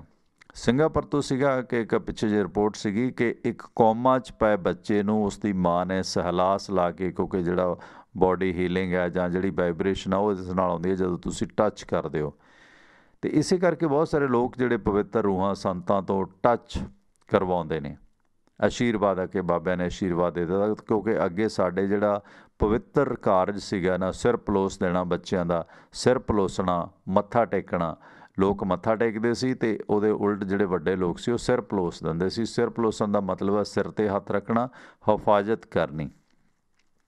ਕਿਉਂਕਿ ਮੈਨੂੰ ਯਾਦ ਹੈ ਮੱਥਾ ਟੇਕਣਾ ਸਾਡੇ ਵੇਖਦਿਆਂ ਅਲੋਪ ਹੋਇਆ। ਮੈਨੂੰ ਯਾਦ ਹੈ ਜਦੋਂ ਮਾਂ ਦੇ ਨਾਲ ਜਾਣਾ ਨਾਨਕੇ, ਅਤੇ ਵੱਡਿਆਂ ਛੋਟਿਆਂ ਨੇ ਸਾਰਿਆਂ ਨੇ ਮਤਲਬ ਕਹਿਣਾ ਕਿ ਕਿਸੇ ਨੇ ਕਹਿਣਾ ਹਾਂ ਬੀਬੂ ਮੱਥਾ ਟੇਕਦਾ, ਭੈਣ ਮੱਥਾ ਟੇਕਦਾ, ਮਤਲਬ ਸਤਿ ਸ਼੍ਰੀ ਅਕਾਲ ਨਹੀਂ ਸੀਗੀ, ਨਮਸਕਾਰ ਨਹੀਂ ਸੀਗਾ ਇੰਨਾ ਜਿੰਨਾ ਆਮ ਪੰਜਾਬ ਦੇ ਕਲਚਰ 'ਚ ਮੱਥਾ ਟੇਕਣਾ ਸੀ। ਹਾਲਾਂਕਿ ਕਈ ਲੋਕ ਇਸ ਨੂੰ ਸਾਧ ਵਿਰਤੀ ਕਹਿੰਦੇ ਨੇ। ਟਰੈਂਡ ਚੇਂਜ ਹੋਇਆ, ਹੁਣ ਗੋਡੀ ਹੱਥ ਲਾਉਣ ਦਾ ਕਲਚਰ ਬਹੁਤ ਵੱਧ ਗਿਆ ਸਿਆਸਤਦਾਨਾਂ ਤੋਂ, ਹੈ ਨਾ। ਪਰ ਇਹ ਮੱਥਾ ਟੇਕਣਾ ਆਮ ਸੀ। ਮੱਥਾ ਟੇਕਣ ਦਾ ਮਤਲਬ ਹੈ ਤੁਸੀਂ ਸ਼ਰਧਾ ਅਕੀਦਤ ਭੇਟ ਕਰਨਾ। ਜ਼ਰੂਰੀ ਨਹੀਂ ਕਿ ਮੱਥਾ ਉਹਨਾਂ ਦੇ ਚਰਨਾਂ 'ਤੇ ਰੱਖੋ, ਮੂੰਹੋਂ ਕਹਿ ਦਿੰਦੇ ਸੀ ਮੱਥਾ ਟੇਕਦਾ, ਅਤੇ ਉਹ ਅੱਗੇ ਕਹਿੰਦੇ ਸੀ ਜਿਉਂਦਾ ਰਹੋ, ਜਾਂ ਸਿਰ 'ਤੇ ਹੱਥ ਰੱਖ ਦਿੰਦੇ ਸੀ। ਇਹ ਇੱਕ ਆਸ਼ੀਰਵਾਦ ਸੀ। ਪਰ ਹੁਣ ਸਿਰ 'ਤੇ ਹੱਥ ਰੱਖਣ ਦੀ ਵੀ ਜਿਹੜੀ ਕਵਾਇਦ ਹੈ, ਜਿਸ ਤਰ੍ਹਾਂ ਹੱਗ ਕਰਨਾ ਵੱਧ ਗਿਆ, ਇਹਦੇ ਵਿੱਚ ਵੀ ਪਵਿੱਤਰਤਾ ਖਤਮ ਹੋ ਗਈ ਹੈ। ਇਹਦੇ ਵਿੱਚ ਜਿਹੜਾ ਹੈਗਾ ਨਾ ਥੋੜ੍ਹੀ ਫਾਰਮੈਲਿਟੀ ਜ਼ਿਆਦਾ ਫਸ ਗਈ ਹੈ। ਇਹ ਜਿਹੜਾ ਸਾਰਾ ਸਿਲਸਿਲਾ ਸੀਗਾ ਕਿ ਲੋਰੀਆਂ ਨਾਲ ਟੱਚ ਕਰਕੇ ਸਹਿਲਾ ਕੇ ਇੱਕ ਬੱਚੇ ਨੂੰ, ਜਿਹੜਾ ਕਿ ਮਤਲਬ ਡਾਕਟਰ ਬਿਆਸ ਹੋ ਗਏ ਸੀ, ਸਿੰਗਾਪੁਰ ਦੀਆਂ ਰਿਪੋਰਟਾਂ ਨੇ, ਨਿਰਾਸ਼ ਹੋ ਗਏ ਸੀ। ਉਸ ਮਾਂ ਨੇ ਉਸ ਕੌਮਾਂ ਦੇ ਵਿੱਚ ਪਏ ਬੱਚੇ ਨੂੰ ਆਪਣੀ ਥੈਰੇਪੀ ਦੇ ਨਾਲ, ਲੋਰੀਆਂ ਦੇ ਨਾਲ, ਬੋਡੀ ਟੱਚ ਦੇ ਨਾਲ ਉਸ ਦੀ ਵਾਈਬ੍ਰੇਸ਼ਨ ਲੈ ਆਉਂਦੀ ਸੀ। ਇਹ ਚੀਜ਼ਾਂ ਦੇ ਲੌਜਿਕ ਹੈਗੇ ਨੇ। ਪਰ ਹੁਣ ਜਿਸ ਤਰ੍ਹਾਂ ਸੌਣ ਦੇ ਮਾਮਲੇ 'ਚ ਕਿ ਜਿਹੜਾ ਵਧੀਆ ਸੰਗੀਤ ਹੈ ਨਾ, ਇਹ ਤੁਹਾਨੂੰ ਸਕੂਨ ਦਿੰਦਾ, ਕਿਉਂਕਿ ਇਸ ਲੋਕਡਾਊਨ ਦੇ ਦੌਰਾਨ ਬਹੁਤ ਸਾਰੇ ਲੋਕਾਂ ਦੀ ਨੀਂਦ ਉੱਡੀ ਹੈ। ਕਿਸੇ ਦੀ ਜੌਬ ਗਈ, ਕਿਸੇ ਦੀ ਫਿਤਰਤ ਘੁੰਮਣ ਦੀ ਖਤਮ ਹੋਈ। ਇਸ ਸੰਬੰਧੀ ਵਾਸ਼ਿੰਗਟਨ ਦੀ ਰਹਿਣ ਵਾਲੀ ਮਾਇਆ ਮੌਂਟਿਆ ਦੀ ਜਿਹੜੀ ਸਟੱਡੀ ਕੀਤੀ ਹੈ ਕੁਛ ਵਿਗਿਆਨੀਆਂ ਨੇ, ਇਸ ਦੌਰਾਨ ਜਿਹੜਾ ਸੌਂਗ ਹੈ ਨਾ, ਸੌਂਗ ਆਫ ਦੀ ਈਅਰ, ਉਹ ਜਿਹੜਾ ਵਾਈਟ ਨਾਈਟਸ ਰਿਹਾ। ਖਾਸ ਕਰਕੇ ਇਹ ਡਿਜੀਟਲ ਮਿਊਜ਼ਿਕ ਪਲੇਟਫਾਰਮ ਹੈ ਜਿਹੜਾ ਸਪੋਟੀਫਾਈ, ਇਸ ਦੇ ਵਿੱਚ ਜਿਹੜਾ ਸੈਲੀਟੀਅਲ ਵਾਈਟ ਨਾਈਟਸ ਜਿਹੜਾ ਮਿਊਜ਼ਿਕ ਹੈ, ਇਹ ਸਭ ਤੋਂ ਜ਼ਿਆਦਾ ਸੁਣਿਆ ਗਿਆ। ਇਹ 3 ਘੰਟੇ ਦਾ ਇੱਕ ਸ਼ਾਂਤ ਮਿਊਜ਼ਿਕ ਹੈ। 17 ਸਾਲ ਦੀ ਇਹ ਮੌਂਟਿਆ ਦੱਸਦੀ ਹੈ ਕਿ ਜਦੋਂ ਉਹ ਸਪੋਟੀਫਾਈ ਨਾਲ ਆਪਣੇ ਜਿਹੜਾ ਇਸ ਨੂੰ ਯੂਜ਼ ਕਰਦੀ ਹੈ ਤਾਂ ਉਸ ਨੂੰ ਨੀਂਦ ਬਹੁਤ ਆਉਂਦੀ ਹੈ, ਮਤਲਬ ਜਲਦੀ ਉਹ ਨੀਂਦ ਦੇ ਵਿੱਚ ਚਲੀ ਜਾਂਦੀ ਹੈ। ਸੋ ਸੈਂਕੜੇ ਲੋਕਾਂ ਨੇ ਦੱਸਿਆ ਕਿ ਜਿਹੜਾ ਟੌਪ ਚਾਰਟ ਦੇ ਵਿੱਚ ਇਹ ਜਿਹੜਾ ਵਾਈਟ ਨਾਈਟ ਸੌਂਗ ਹੈ, ਇਸ ਨੂੰ ਤਵੱਜੋ ਪੂਰੀ ਦੁਨੀਆ ਦੇ ਵਿੱਚ ਮਿਲੀ ਹੈ। ਲੋਕੀ ਸੌਣ ਵਾਸਤੇ ਇਹ ਜਿਹੜਾ ਵਾਈਟ ਨਾਈਟ ਸੌਂਗ ਜਿਹੜਾ ਹੈਗਾ ਸੁਣਦੇ ਨੇ। ਇਸ ਦੇ ਨਾਲ ਨੀਂਦ ਬਿਹਤਰ ਆਉਂਦੀ ਹੈ ਅਤੇ ਤਣਾਅ ਘਟਦਾ ਹੈ। ਅਤੇ ਇਹ ਜਿਹੜਾ ਸਪੋਟੀਫਾਈ ਪਰ ਇਸ ਸਾਲ ਬੈਕਗਰਾਊਂਡ ਸਾਊਂਡ ਹੈ ਜਿਹੜਾ ਸ਼ਾਂਤ ਮਿਊਜ਼ਿਕ ਦੀ ਮੰਗ ਵਧੀ ਹੈ। ਪਿਛਲੇ ਸਾਲ ਦੀ ਸਰਚ ਦੇ ਮੁਤਾਬਕ ਜਦੋਂ ਕਰੋਨਾ ਦੇ ਕਾਰਨ ਲੋਕਾਂ ਦੀਆਂ ਚਿੰਤਾਵਾਂ ਵਧੀਆਂ, YouTube 'ਤੇ ਨੀਂਦ ਨਾਲ ਜੁੜੇ ਸਾਊਂਡ ਲੱਭਣ ਦੇ ਵਾਸਤੇ ਇੱਕ ਹੋੜ ਜਿਹੀ ਲੱਗ ਪਈ ਕਿ ਨੇਚਰ ਨਾਲ ਜੁੜੀਆਂ ਜਿਹੜੀਆਂ ਧੁਨਾਂ ਨੇ ਉਹ ਲੋਕ ਲੱਭਦੇ ਸੀਗੇ। ਸੋ ਇਹ ਸੰਖਿਆ ਜਿਹੜੀ ਆਲ ਟਾਈਮ ਤਕਰੀਬਨ ਹਾਈ ਰਹੀ ਹੈ। ਇਸ ਦੌਰਾਨ ਦੂਜੀ ਤਰਫ ਚੀਨ ਦੇ ਵਿੱਚ 20 ਕਰੋੜ ਲੋਕ ਰਾਤ ਨੂੰ ਸੰਗੀਤ ਸੁਣਦੇ ਨੇ। ਸੋ ਅੰਡੇਲ ਐਪ ਹੈ ਜਿਹੜੀ, ਉਸ ਨੂੰ ਡਾਊਨਲੋਡ ਕਰਨ ਦਾ ਬੀਤੇ ਸਾਲ ਅਗਸਤ ਤੱਕ ਜਿਹੜਾ 80% ਵਾਧਾ ਹੋਇਆ ਇਸ ਐਪ ਨੂੰ ਜੋ ਮਿਊਜ਼ਿਕ ਇਸ 'ਤੇ ਮਿਲਦਾ ਹੈ। ਸੋ ਇਹ ਐਪ ਜਿਹੜੀ ਆਰਟੀਫਿਸ਼ੀਅਲ ਇੰਟੈਲੀਜੈਂਸ ਦੀ ਮਦਦ ਦੇ ਨਾਲ ਸੰਗੀਤ ਵਜਾਉਂਦੀ ਹੈ। ਇਸ ਮਸ਼ਹੂਰ ਐਪ ਦਾ ਨਾਮ ਐਪਕੌਮ ਹੈ ਅਤੇ ਇਸ ਨੂੰ ਡਾਊਨਲੋਡ ਦੀ ਜਿਹੜੀ ਸੰਖਿਆ ਅਗਸਤ ਦੇ ਵਿੱਚ ਦੁੱਗਣੀ ਹੋ ਗਈ। ਇਹ ਅਸਲ ਦੇ ਵਿੱਚ ਕੀ ਹੈ, ਜਿਹੜਾ ਵਾਈਟ ਨਾਈਟਸ ਮਨ ਨੂੰ ਸਕੂਨ ਦੇਣ ਵਾਲੀ, ਇੱਕ ਸ਼ਾਂਤ ਕਰਨ ਵਾਲੀ ਇੱਕ ਧੁਨੀ ਹੈ। ਤੁਸੀਂ ਔਨ 에ਅਰ ਹੋ ਸਰ, ਵੈਲਕਮ। ਸਤਿ ਸ਼੍ਰੀ ਅਕਾਲ ਜੀ, ਤੁਸੀਂ ਔਨ 에ਅਰ ਹੋ। 1 ਸੈਕਿੰਡ ਹੋਲਡ ਰੱਖਣਾ, 1 ਸੈਕਿੰਡ ਹੋਲਡ ਰੱਖਣਾ। ਬਨਵੈਤ ਸਾਹਿਬ, ਹਾਂ ਬਨਵੈਤ ਸਾਹਿਬ ਹੁਣ ਗੱਲ ਕਰੋ ਪਲੀਜ਼। ਹਾਂਜੀ, ਮੈਂ ਕਿਹਾ ਮੈਂ ਕਹਿਣਾ ਚਾਹਾਂਗਾ ਜਿਹੜੇ ਭਾਈ ਸਾਹਿਬ ਪਹਿਲੇ ਬੋਲ ਕੇ ਗਏ ਸੀਗੇ, ਦਮਨਦੀਪ ਜਾਂ ਕੀ ਨਾਂ ਸੀਗਾ ਉਹਨਾਂ ਦਾ, ਤੇ ਜਿਹੜੇ ਉਹਨਾਂ ਨੇ ਸ਼ੰਕਾ ਜ਼ਾਹਿਰ ਕੀਤੀ, ਸੌਰੀ ਦਮਨਵੀਰ ਸਿੰਘ, ਦਮਨਵੀਰ ਜੀ ਜਿਹੜੇ ਸੀਗੇ, ਤੇ ਉਹਨਾਂ ਨੇ ਜਿਹੜੀ ਸ਼ੰਕਾ ਜ਼ਾਹਿਰ ਕੀਤੀ ਸੀਗੀ, ਤੁਸੀਂ, ਮੈਂ ਤੁਹਾਡੇ ਤੋਂ 1-2 ਸਵਾਲ ਪੁੱਛਾਂਗਾ ਤੇ ਤੁਸੀਂ ਉਹਨਾਂ ਦਾ ਜਵਾਬ ਜ਼ਰੂਰ ਦੇਣਾ, ਉਸ ਤੋਂ ਬਾਅਦ ਅੱਗੇ ਗੱਲ ਕਰਦਾ ਜੀ। ਤੇ ਉਹਨਾਂ ਨੇ ਵੀ ਜਿਹੜੀ ਸ਼ੰਕਾ ਜ਼ਾਹਿਰ ਕੀਤੀ ਹੈ ਕਿ ਹੁਣ ਇਸ ਅੰਦੋਲਨ ਦੇ ਵਿੱਚ ਸ਼ਾਂਤੀ, ਪੀਸਫੁਲ ਦੇ ਉੱਤੇ ਬਹੁਤ ਵੱਡਾ ਖਤਰਾ ਜੇ, ਕਿਉਂਕਿ ਇਸ ਦੇ ਅੰਦਰ ਹੁਣ ਵਾਇਲੈਂਟ ਕਰਨ ਦੀ ਜ਼ੋਰ ਲੱਗਿਆ ਹੋਇਆ ਹੈਗਾ। ਕਿਸੇ ਤਰੀਕੇ ਨਾਲ ਇਸ ਨੂੰ ਅੰਦੋਲਨ ਨੂੰ ਫੇਲ ਕੀਤਾ ਜਾਏਗਾ, ਨਾ ਕਿ ਇਹਦਾ ਕੋਈ ਹੱਲ ਕੱਢਿਆ ਜਾਏ। ਮੇਨ ਜ਼ੋਰ ਜਿਹੜਾ ਲੱਗਿਆ ਦਾ ਹੈਗਾ ਉਹ ਇਹਦਾ ਹੱਲ ਕੱਢਣ ਦੇ ਉੱਤੇ ਨਹੀਂ ਹੈ, ਬਲਕਿ ਇਸ ਨੂੰ ਫੇਲ ਕਰਨ ਤੇ ਇਸ ਨੂੰ ਉਖਾੜਨ ਵਾਸਤੇ ਲੱਗਿਆ ਹੋਇਆ ਹੈਗਾ। ਜਿਸ ਤਰ੍ਹਾਂ ਦਮਨਦੀਪ ਹੋਰਾਂ ਨੇ ਵੀ ਸ਼ੰਕਾ ਜ਼ਾਹਿਰ ਕੀਤੀ ਕਿ ਵਾਇਲੈਂਸ ਹੋਣ ਦਾ ਚਾਂਸਿਸ ਜ਼ਿਆਦਾ ਨੇ। ਖੈਰ, ਤੁਸੀਂ ਮੈਨੂੰ ਇਹ ਦੱਸੋ, ਜਿਹੜਾ ਕੱਲ ਤੁਸੀਂ ਪ੍ਰੈਸ ਦੇ ਅੰਦਰ ਆ ਕੇ ਖੱਟਰ ਸਾਹਿਬ ਹੋਰਾਂ ਨੇ ਜਿਹੜਾ ਬਾਅਦ 'ਚ ਜਦੋਂ ਉੱਥੇ ਨਹੀਂ ਉਹਨਾਂ ਦੀ ਰੈਲੀ ਵਗੈਰਾ ਉਹ ਕਰਨ ਦਿੱਤੀ ਕਿਸਾਨਾਂ ਦੇ ਨਾਲ, ਤੇ ਫਿਰ ਬਾਅਦ 'ਚ TV ਪ੍ਰੋਗਰਾਮਸ ਦੇ ਉੱਤੇ ਉਹਨਾਂ ਨੇ ਆ ਕੇ ਸੰਬੋਧਨ ਕੀਤਾ, ਤੇ ਹੁਣ ਤੁਸੀਂ ਦੱਸੋ ਕਿ ਇਹ ਉਹਦੇ ਅੰਦਰ ਇੱਕ ਤੇ ਜਿਹੜੀ ਕਿਸਾਨ ਅੰਦੋਲਨ ਮੈਂ ਸੁਣ ਰਿਹਾ ਸੀਗਾ, ਤੇ ਕਿਸਾਨ ਅੰਦੋਲਨ ਜਿਹੜੇ ਨੇ ਉਹਨਾਂ ਨੂੰ ਇਹ ਕਹਿ ਕੇ ਕਿਹਾ ਕਿ ਇਹ ਅੰਧੇਰ ਨਗਰੀ ਹੋ ਗਈ, ਕਿ ਉਹ ਸਰਕਾਰ ਇਹਨਾਂ ਨੂੰ ਸੰਸ਼ੋਧਨ ਕਰਨਾ ਚਾਹੁੰਦੀ ਹੈ ਲੇਕਿਨ ਉਹ ਅੜੇ ਹੋਏ ਨੇ, ਇਹ ਦੀ ਅੰਧੇਰ ਨਗਰੀ ਹੈ ਤੇ ਹੁਣ ਪਬਲਿਕ ਫੈਸਲਾ ਕਰੇਗੀ ਇਹਦਾ। ਹੁਣ ਤੱਕ ਤੇ ਗੱਲ ਆ ਰਹੀ ਸੀ ਸਰਕਾਰ ਫੈਸਲਾ ਕਰੇਗੀ, ਕੋਰਟ, ਸੁਪਰੀਮ ਕੋਰਟ ਫੈਸਲਾ ਕਰੇਗੀ। 3-4 ਵਾਰੀ ਤੁਸੀਂ ਸੁਣਿਆ ਹੋਣਾ ਉਹਨਾਂ ਨੇ ਇਹ ਲਫ਼ਜ਼ ਵਰਤੇ ਨੇ ਕਿ ਪਬਲਿਕ ਫੈਸਲਾ ਕਰੇਗੀ, ਪਬਲਿਕ ਫੈਸਲਾ ਕਰੇਗੀ। ਇੱਥੋਂ ਇਹ ਸ਼ੰਕਾ ਜ਼ਾਹਰ ਹੁੰਦੀ ਹੈ ਕਿ ਇਹਨਾਂ ਨੇ ਕੋਈ ਭੀੜ ਤੇ ਨਹੀਂ ਕਿਸੇ ਜੁਗਾੜ ਕਰ ਲਿੱਤੀ ਹੈਗੀ ਹੈ ਕਿ ਜਿਹੜੀ ਹੁਣ ਇਹਦੇ ਅੰਦਰ ਆ ਕੇ ਵਾਇਲੈਂਸ ਕ੍ਰੀਏਟ ਕਰੇ। ਔਰ ਜਿਹੜਾ ਕਿ ਅੱਗੇ ਮਤਲਬ ਹੋ ਸਕਦਾ ਨਾ ਵੀ ਹੋਵੇ, ਲੇਕਿਨ ਸ਼ੰਕਾ ਜ਼ਰੂਰ ਜ਼ਾਹਿਰ ਹੁੰਦੀ ਹੈ। ਤੇ ਇੱਕ ਸ਼ੰਕਾ ਜੇ ਕਿ ਜਿਹੜੀ ਤੁਹਾਨੂੰ ਯਾਦ ਹੋਏਗਾ ਸ਼ਹੀਨ ਬਾਗ ਤੋਂ ਬਾਅਦ ਕਿੰਨੇ ਦੰਗੇ ਫਸਾਦ ਹੋ ਗਏ ਸਨ। ਜਿਹੜੀ ਪੋਲੀਟੀਕਲ ਪਾਰਟੀਆਂ ਨੇ ਟਿਵਾਣਾ ਸਾਹਿਬ ਆਪਾਂ ਸਭ ਜਾਣਦੇ ਨੇ, ਇਹ ਹਾਥੀ ਦੇ ਦੰਦ ਖਾਣ ਦੇ ਹੋਰ ਤੇ ਦਿਖਾਉਣ ਦੇ ਹੋਰ ਨੇ ਇਹਨਾਂ ਲੋਕਾਂ ਦੇ। ਕਿਸੇ ਇੱਕ ਪਾਰਟੀ ਦੀ ਗੱਲ ਜਾਂ ਕਿਸੇ ਇੱਕ ਲੀਡਰ ਦੀ ਗੱਲ ਨਹੀਂ ਜੇ ਕਰ ਰਹੇ ਆਪਾਂ ਗੱਲ ਕਰ ਰਹੇ ਕਾਮਨ। ਤੇ ਉਹਦੇ ਅੰਦਰ ਤੁਸੀਂ ਵੇਖੋ ਆਪੇ ਹੀ ਵਾਇਲੈਂਸ ਕਰਾ ਦਿੰਦੇ ਨੇ ਤੇ ਆਪੇ ਹੀ ਰੋਣ ਲੱਗ ਜਾਂਦੇ ਨੇ, ਹੰਝੂ ਬਹਾਉਣ ਲੱਗ ਜਾਂਦੇ ਨੇ, ਆਪਣੇ ਬੰਦਿਆਂ ਨੂੰ ਭੇਜ ਕੇ ਆਪੇ ਵਾਇਲੈਂਸ ਕਰਾ ਛੱਡਦੇ ਨੇ ਦੂਸਰੇ ਕਿਸੇ ਵੀ ਮੁਹਿੰਮ ਨੂੰ ਜਾਂ ਕਿਸੇ ਬੰਦੇ ਨੂੰ ਬਦਨਾਮ ਕਰਨ ਵਾਸਤੇ, ਜਿਹਦੇ ਨਾਲ ਇਹ ਲੱਗੇ ਕਿ ਦੂਸਰੇ ਬੰਦੇ ਵਾਇਲੈਂਸ ਕਰ ਰਹੇ ਸਨ, ਲੇਕਿਨ ਉਹ ਬੰਦੇ ਇਹਨਾਂ ਦੇ ਆਪਣੇ ਹੀ ਭੇਜੇ ਹੋਏ ਹੁੰਦੇ ਨੇ, ਜਿਹੜੇ ਕਿ ਬਾਰ-ਬਾਰ ਉਦਾਹਰਨ ਇਹਨਾਂ ਅੰਦੋਲਨਾਂ ਦੇ ਅੰਦਰ ਦਿਖਾਈ ਦਿੰਦੇ ਰਹੇ ਨੇ ਜੀ। ਤਾਂ ਜਿਹੜੀ ਬਾਰ-ਬਾਰ ਇਹ ਲਫ਼ਜ਼ ਵਰਤੇ ਜਾ ਰਹੇ ਨੇ, ਭੀੜ ਇਹਦਾ ਸੋਲੂਸ਼ਨ ਕੱਢੇਗੀ।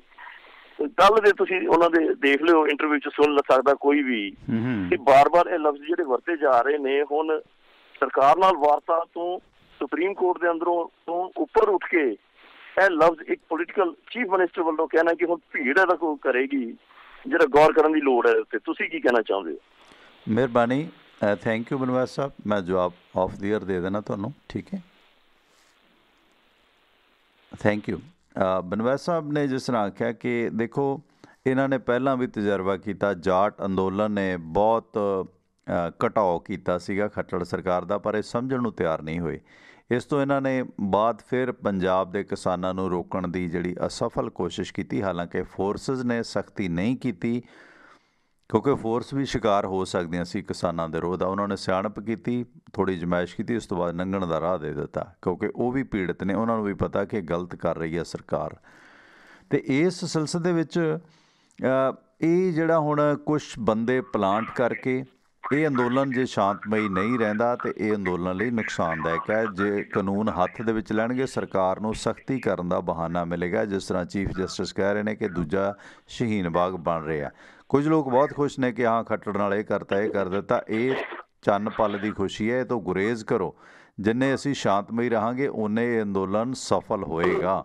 ਸੋ ਸਰਕਾਰਾਂ ਆਪਣੇ ਬੰਦੇ ਪਾ ਕੇ ਵੀ ਇਸ ਤਰ੍ਹਾਂ ਦੀ ਵਾਇਲੈਂਸ ਕਰਾ ਸਕਦੀਆਂ ਨੇ, ਕਰਫਿਊ ਲਾ ਸਕਦੀਆਂ ਨੇ, ਸਖਤੀ ਕਰ ਸਕਦੀਆਂ ਨੇ, ਪਰ ਇਕੱਠ ਬਹੁਤ ਵੱਡਾ ਲੋਕਾਂ ਨੂੰ ਜਾਬਤੇ 'ਚ ਲਿਆਉਣਾ ਬਹੁਤ ਔਖਾ ਹੋ ਜਾਣਾ। ਦੰਗੇ ਫਸਾਦ ਵੱਧ ਸਕਦੇ ਨੇ ਦੇਸ਼ ਦੇ ਵਿੱਚ। ਸਰਕਾਰ ਲਈ ਇਸ ਅੰਦੋਲਨ ਨੂੰ ਭੀੜ ਦੇ ਨਜ਼ਰੀਏ ਤੋਂ ਇਹ ਕਰਕੇ ਇੰਨਾ ਸਖਾਲਾ ਨਹੀਂ ਹੈ। ਮੋਦੀ ਦਾ ਠੀਕ ਹੈ, ਦੰਗਿਆਂ ਦਾ ਤਜਰਬਾ ਹੈਗਾ ਗੁਜਰਾਤ ਦਾ, ਪਰ ਇਸ ਵਕਤ ਦੰਗੇ ਮਜ਼ਹਬਾਂ ਦੇ ਨਹੀਂ ਹੈ, ਦੰਗੇ ਕਾਰਪੋਰੇਟ ਅਤੇ ਆਮ ਕਿਸਾਨਾਂ ਦੇ ਵਿੱਚ, ਆਮ ਲੋਕਾਂ 'ਚ ਨੇ। ਖਪਤਕਾਰ ਜਾਗਰੂਕ ਹੋ ਚੁੱਕਾ ਹੈ, ਇਸ ਕਰਕੇ ਕਿਸਾਨ ਆਪਣੇ ਅੰਦੋਲਨ ਨੂੰ ਪੀਕ 'ਤੇ ਲਿਜਾ ਰਹੇ ਨੇ। ਸੋ 26 ਤੱਕ ਹੈ ਜਿਹੜਾ ਇਹਦਾ ਕੱਟਾ ਕੱਟੀ ਨਿਕਲ ਜਾਏਗਾ। ਆਪ ਦਾ ਸਵਾਗਤ ਸਰ, ਵੈਲਕਮ ਜੀ। ਸਤਿ ਸ਼੍ਰੀ ਅਕਾਲ। ਸਤਿ ਸ਼੍ਰੀ ਅਕਾਲ ਬਾਈ ਜੀ, ਪਰਮਿੰਦਰ ਸਿੰਘ ਮੋਗਾ, ਸਵਾਗਤ ਹੈ ਤੁਹਾਡਾ। ਹਾਂਜੀ ਟਿਵਾਣਾ ਸਾਹਿਬ, ਪਹਿਲੀ ਗੱਲ ਤਾਂ ਪ੍ਰੋਗਰਾਮ ਬਹੁਤ ਵਧੀਆ ਚੱਲ ਰਿਹਾ ਹੈ, ਮਿਹਰਬਾਨੀ। ਮੈਨੂੰ ਐਂ ਲੱਗਦਾ ਜਿਵੇਂ ਨਾ ਅੰਗਰੇਜ਼ ਸ਼ਾਸਨ ਵੇਲੇ ਹੁੰਦਾ ਹੋਏਗਾ ਵੀ ਕੁਛ ਜਿਹੜੇ ਹੈ ਝੋਲੀ ਚੁੱਕ ਹੁੰਦੇ ਸੀ, ਉਹਨਾਂ ਨੇ ਹਰ ਗਲਤ ਮਲਤ ਫੈਸਲੇ ਦੇ ਉੱਤੇ ਸਰਕਾਰ ਦਾ ਹੀ ਜਿਹੜਾ ਸਾਥ ਦੇਣਾ ਹੁੰਦਾ ਸੀ, ਤੇ ਉਹੋ ਜਿਹੀ ਇੱਥੇ ਕਈ ਬੰਦੇ ਆਪਦਾ ਰੋਲ ਅਦਾ ਕਰ ਰਹੇ ਆ ਜੀ। ਕੱਲ ਮੈਂ ਦੇਖ ਰਿਹਾ ਸੀਗਾ ਜਿਹੜੇ ਗਿਆਨੀ ਸਾਹਿਬ ਹੈ ਉਹਨਾਂ ਦੀ ਭਾਸ਼ਾ ਕਿਵੇਂ ਬਦਲੀ ਪਿਛਲੇ ਕੁਝ ਸਮੇਂ ਤੋਂ ਬਾਅਦ। ਔਰ ਇੱਕ ਚੈਨਲ ਦੇ ਉੱਤੇ ਇੱਕ ਪਾਸੇ ਕਾਦੀਆਂ ਸਾਹਿਬ ਸੀ, ਪਰ ਨਾ ਜਿਹੜੇ ਗਿਆਨੀ ਸਾਹਿਬ ਸੀ ਉਹ ਬਹੁਤ ਹੀ ਜ਼ਿਆਦਾ ਹਾਈਪਰ ਹੋ ਕੇ ਬੋਲ ਰਹੇ ਸੀ। ਵਿੱਚ ਇਹ ਕਹਿ ਰਹੇ ਸੀ ਦੇਖੋ ਤੁਸੀਂ ਇਸ ਤਰ੍ਹਾਂ ਕਰਕੇ ਭੋਲੇ ਭਾਲੇ ਕਿਸਾਨਾਂ ਨੂੰ ਵਰਗਲਾ ਕੇ ਤੁਸੀਂ ਜਿਹੜੇ ਲੀਡਰ ਹੋ, ਤੁਸੀਂ ਇਹ ਕਰਦੇ ਹੋ, ਤੁਸੀਂ ਰਾਜਨੀਤੀ ਕਰ ਰਹੇ ਹੋ, ਤੁਸੀਂ ਦੇਖਿਓ ਸਿੱਖਾਂ ਤੋਂ ਸਾਰੀ ਪੰਜਾਬ ਜਿਹੜਾ ਹੈਗਾ ਸਾਰੇ ਦੇਸ਼ ਦੇ ਵਿੱਚ ਨਫ਼ਰਤ ਪੈਦਾ ਹੋ ਜਾਊ। ਇਹੋ ਜਿਹੀਆਂ ਗੱਲਾਂ ਮਤਲਬ ਐਂ ਲੱਗਦਾ ਵੀ ਜਿਵੇਂ ਪਤਾ ਨਹੀਂ ਇਹਨਾਂ ਨੂੰ ਕੀ ਸੰਘਾਇਆ ਗਿਆ ਹੈ ਕਿ ਕਿਉਂ ਇੰਨੇ ਜ਼ਿਆਦਾ ਉਹਨਾਂ ਦੇ ਬਿਆਨ ਬਦਲ ਗਏ। ਗਰੇਵਾਲ ਸਾਹਿਬ ਤਾਂ ਸੁੱਖ ਨਾਲ ਪਹਿਲਾਂ ਹੀ ਜਿਹੜੇ ਸੀ ਉਹ ਉਸੇ ਤਰ੍ਹਾਂ ਹੀ ਚੱਲ ਰਹੇ ਸੀਗੇ। ਸੋ ਇਹੋ ਜਿਹੇ ਬਿਆਨ। ਦੂਸਰਾ ਪਾਸੇ ਜਿਹੜੀ ਸਰਕਾਰ ਹੈ ਉਹ ਵੀ ਕੁਛ ਇਸ ਤਰ੍ਹਾਂ ਦਾ ਉਹਦਾ ਰੁਖ ਹੈ ਵੀ ਕਿਤੇ ਨਾ ਕਿਤੇ ਹਿੰਸਾ ਸ਼ੁਰੂ ਹੋ ਜੇ ਤੇ ਸਾਨੂੰ ਮੌਕਾ ਮਿਲ ਜੇ, ਸਾਨੂੰ ਬਹਾਨਾ ਮਿਲ ਜੇ, ਕਿਉਂਕਿ ਹੋਰ ਤਾਂ ਸਰਕਾਰ ਤੋਂ ਕੋਈ ਆਸ ਨਹੀਂ ਕੀਤੀ ਜਾ ਸਕਦੀ। ਉਹ ਇਸੀ ਝਾਕ ਦੇ ਵਿੱਚ ਹੈ ਵੀ ਕੋਈ ਨਾ ਕੋਈ ਸਾਨੂੰ ਪੁਆਇੰਟ ਮਿਲੇ ਤੇ ਅਸੀਂ ਫਿਰ ਸਖਤੀ ਕਰੀਏ, ਤੇ ਬਸ ਰੱਬ ਰੱਖਾ ਜੀ ਜੀ, ਬਹੁਤ ਪਤਾ ਨਹੀਂ ਕੀ ਬਣੇਗਾ। ਥੈਂਕ ਯੂ, ਮਿਹਰਬਾਨੀ। ਬਿਲਕੁਲ ਬਾਈ ਜੀ ਨੇ ਜਿਸ ਤਰ੍ਹਾਂ ਗੱਲ ਕੀਤੀ ਪਰਮਿੰਦਰ ਭਾਜੀ ਹੋਰਾਂ ਨੇ, ਤੇ ਵਹਿਮ ਕਿਤੇ ਨਾ ਕਿਤੇ ਸਰਕਾਰਾਂ ਪਾਲ ਰਹੀਆਂ ਨੇ। ਇਹ ਵਹਿਮ ਨੁਕਸਾਨਦਾਇਕ ਹੋ ਸਕਦਾ ਹੈ, ਇਹ ਠੀਕ ਹੈ ਕਿ ਪਹਿਲਾਂ ਮੈਂ ਵੀ ਕਹਿੰਦਾ ਸੀ ਕਿ ਜਾਣੀ ਸਾਹਿਬ ਬੜੇ ਸੰਜੀਦਾ ਨੇ। ਉਗਰਾਹਾਂ ਸਾਹਿਬ ਨੇ ਵੀ ਬਿਆਨ ਦਿੱਤਾ ਸੀ ਕਿ ਇਹ ਬੜੇ ਸੰਜੀਦਾ ਨੇ, ਜਿਸ ਪਾਸੇ ਨੂੰ ਇਹ ਲੋਕ ਕੰਮ ਕਰ ਰਹੇ ਨੇ। ਖਾਸ ਕਰਕੇ ਕਹਿੰਦੇ ਹਰਜੀਤ ਗਰੇਵਾਲ ਤੋਂ ਤਾਂ ਕੋਈ ਆਸ ਨਹੀਂ, ਪਰ ਸੁਰਜੀਤ ਕੁਮਾਰ ਜਾਣੀ ਤੋਂ ਜੇ ਉਹ ਸਮਝੌਤਾ ਕਰਾ ਦਿੰਦੇ ਨੇ ਕੋਈ ਹਰਜ ਨਹੀਂ ਹੈ। ਪਰ ਜਿਸ ਤਰ੍ਹਾਂ ਆਪ ਕਿਸਾਨ ਵੀ ਨੇ ਅਤੇ ਉਹਨਾਂ ਦੀ ਗੱਲਬਾਤ ਦੇ ਵਿੱਚ ਜਿਹੜੀ ਤਬਦੀਲੀ ਆਈ ਹੈ ਨਾ, ਇਹ ਨੋਟ ਕਰਨ ਯੋਗ ਹੈ। ਅਤੇ ਇਹ ਬਿਲਕੁਲ ਪਿਛਲੇ 2-3 ਦਿਨਾਂ ਤੋਂ ਇਹਨਾਂ ਦਾ ਜਿਹੜਾ ਨਜ਼ਰੀਆ ਨਾ ਉਹ ਬਦਲਿਆ ਹੋਇਆ, ਜਿਹੜਾ ਕਿ ਇਸ਼ਾਰਾ ਕਰਦਾ ਕਿ ਸ਼ਾਇਦ ਉਹ ਜਿਸ ਤਰ੍ਹਾਂ ਮੋਦੀ ਸਾਹਿਬ ਨਾਲ ਮੁਲਾਕਾਤ ਕਰਕੇ ਆਏ ਨੇ ਅਤੇ ਉਹਨਾਂ ਨੇ ਉਸ ਹਿਸਾਬ ਦੇ ਨਾਲ ਹੀ ਆਪਣੀ ਜਿਹੜੀ ਹੈ ਨਾ ਵਿਚਾਰਧਾਰਾ ਬਦਲੀ ਹੈ ਕਿ ਉਹ ਅੰਦਰੋਂ ਰਿਪੋਰਟਾਂ ਜੋ ਹੋਣਗੀਆਂ ਕਿ ਮੋਦੀ ਸਾਹਿਬ ਨੇ ਸਾਫ਼ ਮਨਾ ਕਰ ਦਿੱਤਾ, ਉਹ ਇਸ ਕਰਕੇ ਜਾਣੀ ਵੀ ਜਿਹੜਾ ਮੋਦੀ ਸਾਹਿਬ ਦੀ ਪੈੜ 'ਚ ਪੈੜ ਧਰਦੇ ਹੋਏ ਸਖਤੀ ਵੱਲ ਨੂੰ ਆ ਰਹੇ ਨੇ। ਇਸ ਵਕਤ ਬਾਈ ਜੀ ਬਲੱਗਣ ਸਾਹਿਬ ਸਮਰਾਲਾ ਸਿਡਨੀ, ਸਵਾਗਤ ਹੈ ਬਾਈ ਜੀ ਤੁਹਾਡਾ। ਸਤਿ ਸ਼੍ਰੀ ਅਕਾਲ। ਸਤਿ ਸ਼੍ਰੀ ਅਕਾਲ ਟਿਵਾਣਾ ਸਾਹਿਬ, ਬਹੁਤ ਵਧੀਆ ਪ੍ਰੋਗਰਾਮ ਚੱਲ ਰਿਹਾ ਜੀ। ਮਿਹਰਬਾਨੀ, ਥੈਂਕ ਯੂ। ਥੋੜੀ ਇਨਪੁਟ ਪਾਉਣੀ ਸੀ। ਇੱਕ ਤਾਂ ਤੁਸੀਂ ਜਿਹੜੀਆਂ ਲੋਰੀਆਂ ਦੀ ਗੱਲ ਕਰੀ ਨਾ, ਬਹੁਤ ਵਧੀਆ ਲੱਗਿਆ ਉਹ। ਪਰ ਟਿਵਾਣਾ ਸਾਹਿਬ ਲਾਈਕ ਕਹਿ ਲਓ ਵੀ ਜਿਵੇਂ ਬੱਚੇ ਨੇ ਨਾ, ਜਦੋਂ ਬੱਚੇ ਰੋਂਦੇ ਨੇ ਕੋਸ਼ਿਸ਼ ਕਰੀ ਦੀ ਹੈ। ਹੁਣ ਅੱਜ ਕੱਲ੍ਹ ਸਿਸਟਮ ਆਏ ਹੋਏ YouTube ਵਗੈਰਾ ਤੇ ਲਾ ਲਓ ਹੈ ਨਾ, ਹਿੰਦੀ ਵਗੈਰਾ ਮਿਲ ਜਾਂਦੀਆਂ ਨੇ, ਇੰਗਲਿਸ਼ ਮਿਲ ਜਾਂਦੀਆਂ ਨੇ, Punjabi very hard to find ਹੈ ਨਾ। ਤੇ ਸਪੈਸ਼ਲੀ ਕਈ ਵਾਰ ਪੰਜਾਬੀ ਮਿਲ ਜਾਂਦੀ ਹੈ ਪਰ ਉਹਦੇ ਵਿੱਚ ਵੀ ਹਿੰਦੀ ਦਾ ਟੱਚ ਹੁੰਦਾ ਨਾ। ਇਹ ਕਹਿ ਲਓ ਵੀ ਕਾਫੀ ਵੈਕਿਊਮ ਹੈ ਇਸ ਚੀਜ਼ ਦੇ ਵਿੱਚ। ਤੁਸੀਂ ਇਹਦੇ ਵਿੱਚ ਵਰਕਆਊਟ ਕਰੋ ਕੁਛ, ਜਿਵੇਂ ਨਾ ਕੁਛ ਹੋਪਫੁਲੀ ਤੁਹਾਨੂੰ ਪਤਾ ਵਿਰਾਸਤ ਦਾ ਨਾ ਕਾਫੀ ਗਿਆਨ ਆ, ਤੇ ਥੋੜਾ ਕੋਈ ਫੀਮੇਲ ਵੌਇਸ ਦੇ ਵਿੱਚ ਇਹੋ ਜਿਹਾ ਕੋਈ ਲੋਰੀਆਂ ਦਾ ਪ੍ਰੋਗਰਾਮ ਸ਼ੁਰੂ ਕਰਿਆ ਜਾਵੇ ਬੱਚਿਆਂ ਲਈ ਖਾਸ ਕਰਨਾ ਜੀ। ਕਿਉਂਕਿ ਸਪੈਸ਼ਲੀ ਜਿਵੇਂ ਅਸੀਂ ਬਾਹਰ ਰਹਿੰਦੇ ਆ ਨਾ, ਅਸੀਂ ਹੁਣ ਬੀਇੰਗ ਪੈਰੈਂਟਸ ਤੋਂ ਦੂਰ ਆ ਨਾ, ਬੱਚਿਆਂ ਨੂੰ ਅਸੀਂ ਪਾਲਣਾ ਨਾ, ਪੈਰੈਂਟਸ ਆ ਜਾਂਦੇ ਆ ਫਿਰ ਚਲੇ, ਤੇ ਜ਼ਿਆਦਾ ਰਿਸਪੋਂਸੀਬਿਲਿਟੀ ਪੈਰੈਂਟਸ ਦੀ ਹੁੰਦੀ ਆ। ਉਹ ਯੰਗ ਨੇ, ਕੰਮ ਕਰਦੇ ਆ। ਸਾਡਾ ਵੀ ਮਤਲਬ ਆਲਮੋਸਟ ਟੁੱਟਿਆ ਹੀ ਹੋਇਆ ਲੋਰੀਆਂ ਤੋਂ। ਤੇ ਇਟਸ ਵੰਡਰਫੁਲ ਹੋਊਗਾ, ਕੋਸ਼ਿਸ਼ ਕਰੋ ਇਹਦੇ ਵਿੱਚ ਵੀ ਜੀ। Thank you. ਤੇ ਬਾਕੀ ਜਿਹੜਾ ਪੋਲੀਟੀਕਲ ਸਿਨਾਰੀਓ ਚੱਲ ਰਿਹਾ ਜੀ, ਸਹੀ ਗੱਲ ਹੈ, ਜਾਣੀ ਸਾਹਿਬ ਦੀ ਟੋਨ ਬਦਲੀ ਆ, ਜਿਵੇਂ ਗਰੇਵਾਲ ਸਾਹਿਬ ਆ। ਇਹਦੇ ਵਿੱਚ ਤਾਂ ਮੈਂ ਇੱਕੋ ਚੀਜ਼ ਦੇਖਦਾ ਜੀ, ਜਿਹੜੀ ਕਹਿ ਲਓ ਵੀ ਇੱਕ ਪਾਵਰ ਆ ਨਾ ਬੰਦੇ ਦੇ ਹੱਥ, ਦੋ ਬੰਦਿਆਂ ਦੇ ਹੱਥ ਐਬਸੋਲੂਟ ਪਾਵਰ ਆ। ਤੇ ਸੁਸ਼ਮਾ ਸਵਰਾਜ ਹੋ ਗਈ, ਜਿਵੇਂ ਈਵਨ ਰਾਜਨਾਥ ਵੀ ਇੱਕ ਐਕਸਪੀਰੀਅੰਸ ਲੀਡਰ ਆ ਇਹਨਾਂ ਦਾ। ਬਾਕੀ ਜਿਹੜੇ ਪਿੱਛੇ ਲਾਏ ਪਏ ਨੇ ਸਾਰੇ, ਸਿਰਫ ਸ਼ਾਹ ਤੇ ਮੋਦੀ ਦੀ ਜੋੜੀ ਡਿਕਟੇਟ ਕਰ ਰਹੀ ਆ ਸਾਰਿਆਂ ਨੂੰ। ਬਾਕੀ ਤੁਸੀਂ ਦੇਖ ਜਿੰਨੇ ਵੀ ਇਹਨਾਂ ਦੇ ਲੀਡਰ ਜਿੱਤੇ ਨੇ ਜਾਂ ਕੁਛ ਵੀ ਆ, ਇਹਨਾਂ ਨੇ ਮੂੰਹੇ ਮੋਦੀ ਦਾ ਬਣਾ ਕੇ ਜਿੱਤਿਆ ਸਾਰਾ। ਕਹਿ ਲਓ ਜੋ ਵੀ ਇਲੈਕਸ਼ਨ ਜਿੱਤੇ, ਮਤਲਬ ਉਹਨਾਂ ਦੀ ਜਿਵੇਂ ਏਦਾਂ ਲੱਗਦਾ ਵੀ ਜਿਹੜੇ ਲੀਡਰਸ ਨੇ ਬਾਕੀ ਉਹਨਾਂ ਦੀ ਕੋਈ ਕੈਪੇਬਿਲਿਟੀ ਨਹੀਂ ਹੈਗੀ। ਦੇ ਕਾਂਟ ਈਵਨ ਆਨਸਰ, ਲਾਈਕ ਉੱਥੇ ਤੋਮਰ ਸਾਹਿਬ ਜਾਂਦੇ ਨੇ, ਕੋਈ ਆਨਸਰ ਹੀ ਨਹੀਂ ਦਿੰਦੇ, ਫਿਰ ਫੋਨ ਕਰਨਾ ਪੈਂਦਾ ਇਹਨਾਂ ਨੂੰ ਆਪਣੇ ਆਕਾਮਾਂ ਨੂੰ, ਹੈ ਨਾ। ਮਤਲਬ ਉਹ ਚੀਜ਼ਾਂ ਦਿਖਦੀਆਂ ਨੇ। ਇੱਕ ਉਹ ਜਿਹੜਾ ਪਹਿਲਾ ਕਾਲਰ ਤੁਹਾਡੇ ਕਹਿ ਕੇ ਗਏ ਸੀ ਨਾ, ਇਟਸ ਲਾਈਕ ਜਿਵੇਂ ਕਹਿ ਲਓ ਵੀ ਦੁਰਗੰਧ ਜੀ ਆ ਰਹੀ ਹੈ ਇਹਦੇ ਵਿੱਚੋਂ ਵੀ ਹਾਂ ਭਾਈ ਰਸ਼ੀਆ ਤੇ ਚਾਈਨਾ ਵਾਲਾ ਮਾਡਲ ਹੀ ਇੰਪਲੀਮੈਂਟ ਕਰਨਾ ਚਾਹੁੰਦੇ ਨੇ। It will be a dictatorship, but like under the cover of democracy, you can say ਨਾ ਜੀ। Thank you.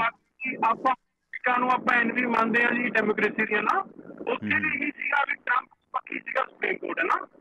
Like it's always like ਚਾਹੇ ਕਾਂਗਰਸ ਦਾ ਰਾਜ ਰਿਹਾ, ਜੋ ਵੀ ਇਹਨਾਂ ਦੇ ਬਿਊਰੋਕਰੇਟਸ ਹੁੰਦੇ ਨੇ ਉਹਨਾਂ ਨੂੰ ਆਪਣੇ ਪੱਖ ਤੇ ਹੀ ਕਰਦੇ ਨੇ। ਚਾਹੇ ਆਪਣੇ ਪੰਜਾਬ ਦੀ ਛੋਟੀ ਸਟੇਟ ਦੀ ਗੱਲ ਕਰ ਲਈਏ, ਹਰਿਆਣੇ ਦੀ ਗੱਲ ਕਰ ਲਈਏ, ਦੇ ਆਲ ਇਨ ਦ ਸੇਮ ਬਾਸਕਟ, ਸਾਰੇ ਇੱਕੋ ਥਾਲ ਦੇ ਚਿੱਟੇ ਵੱਟੇ ਨੇ ਨਾ ਥੈਲੇ ਦੇ ਜੀ।